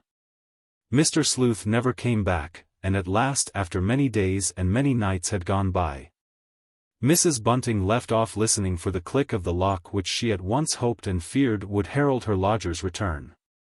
As suddenly and as mysteriously as they had begun the Avenger murders stopped, but there came a morning in the early spring when a gardener, working in the Regent's Park, found a newspaper in which was wrapped, together with a half-worn pair of rubber-soled shoes, a long, peculiarly shaped knife. The fact, though of considerable interest to the police, was not chronicled in any newspaper. But about the same time a picturesque little paragraph went the round of the press concerning a small boxful of sovereigns which had been anonymously forwarded to the governors of the Foundling Hospital. Meanwhile Mrs. Bunting had been as good as her word about old Aunt. And that lady had received the wonderful news concerning Daisy in a more philosophical spirit than her great-niece had expected her to do. She only observed that it was odd to reflect that if gentlefolks leave a house in charge of the police a burglary is pretty sure to follow, a remark which Daisy resented much more than did her Joe. Mr. Bunting and his Ellen are now in the service of an old lady, by whom they are feared as well as respected, and whom they make very comfortable.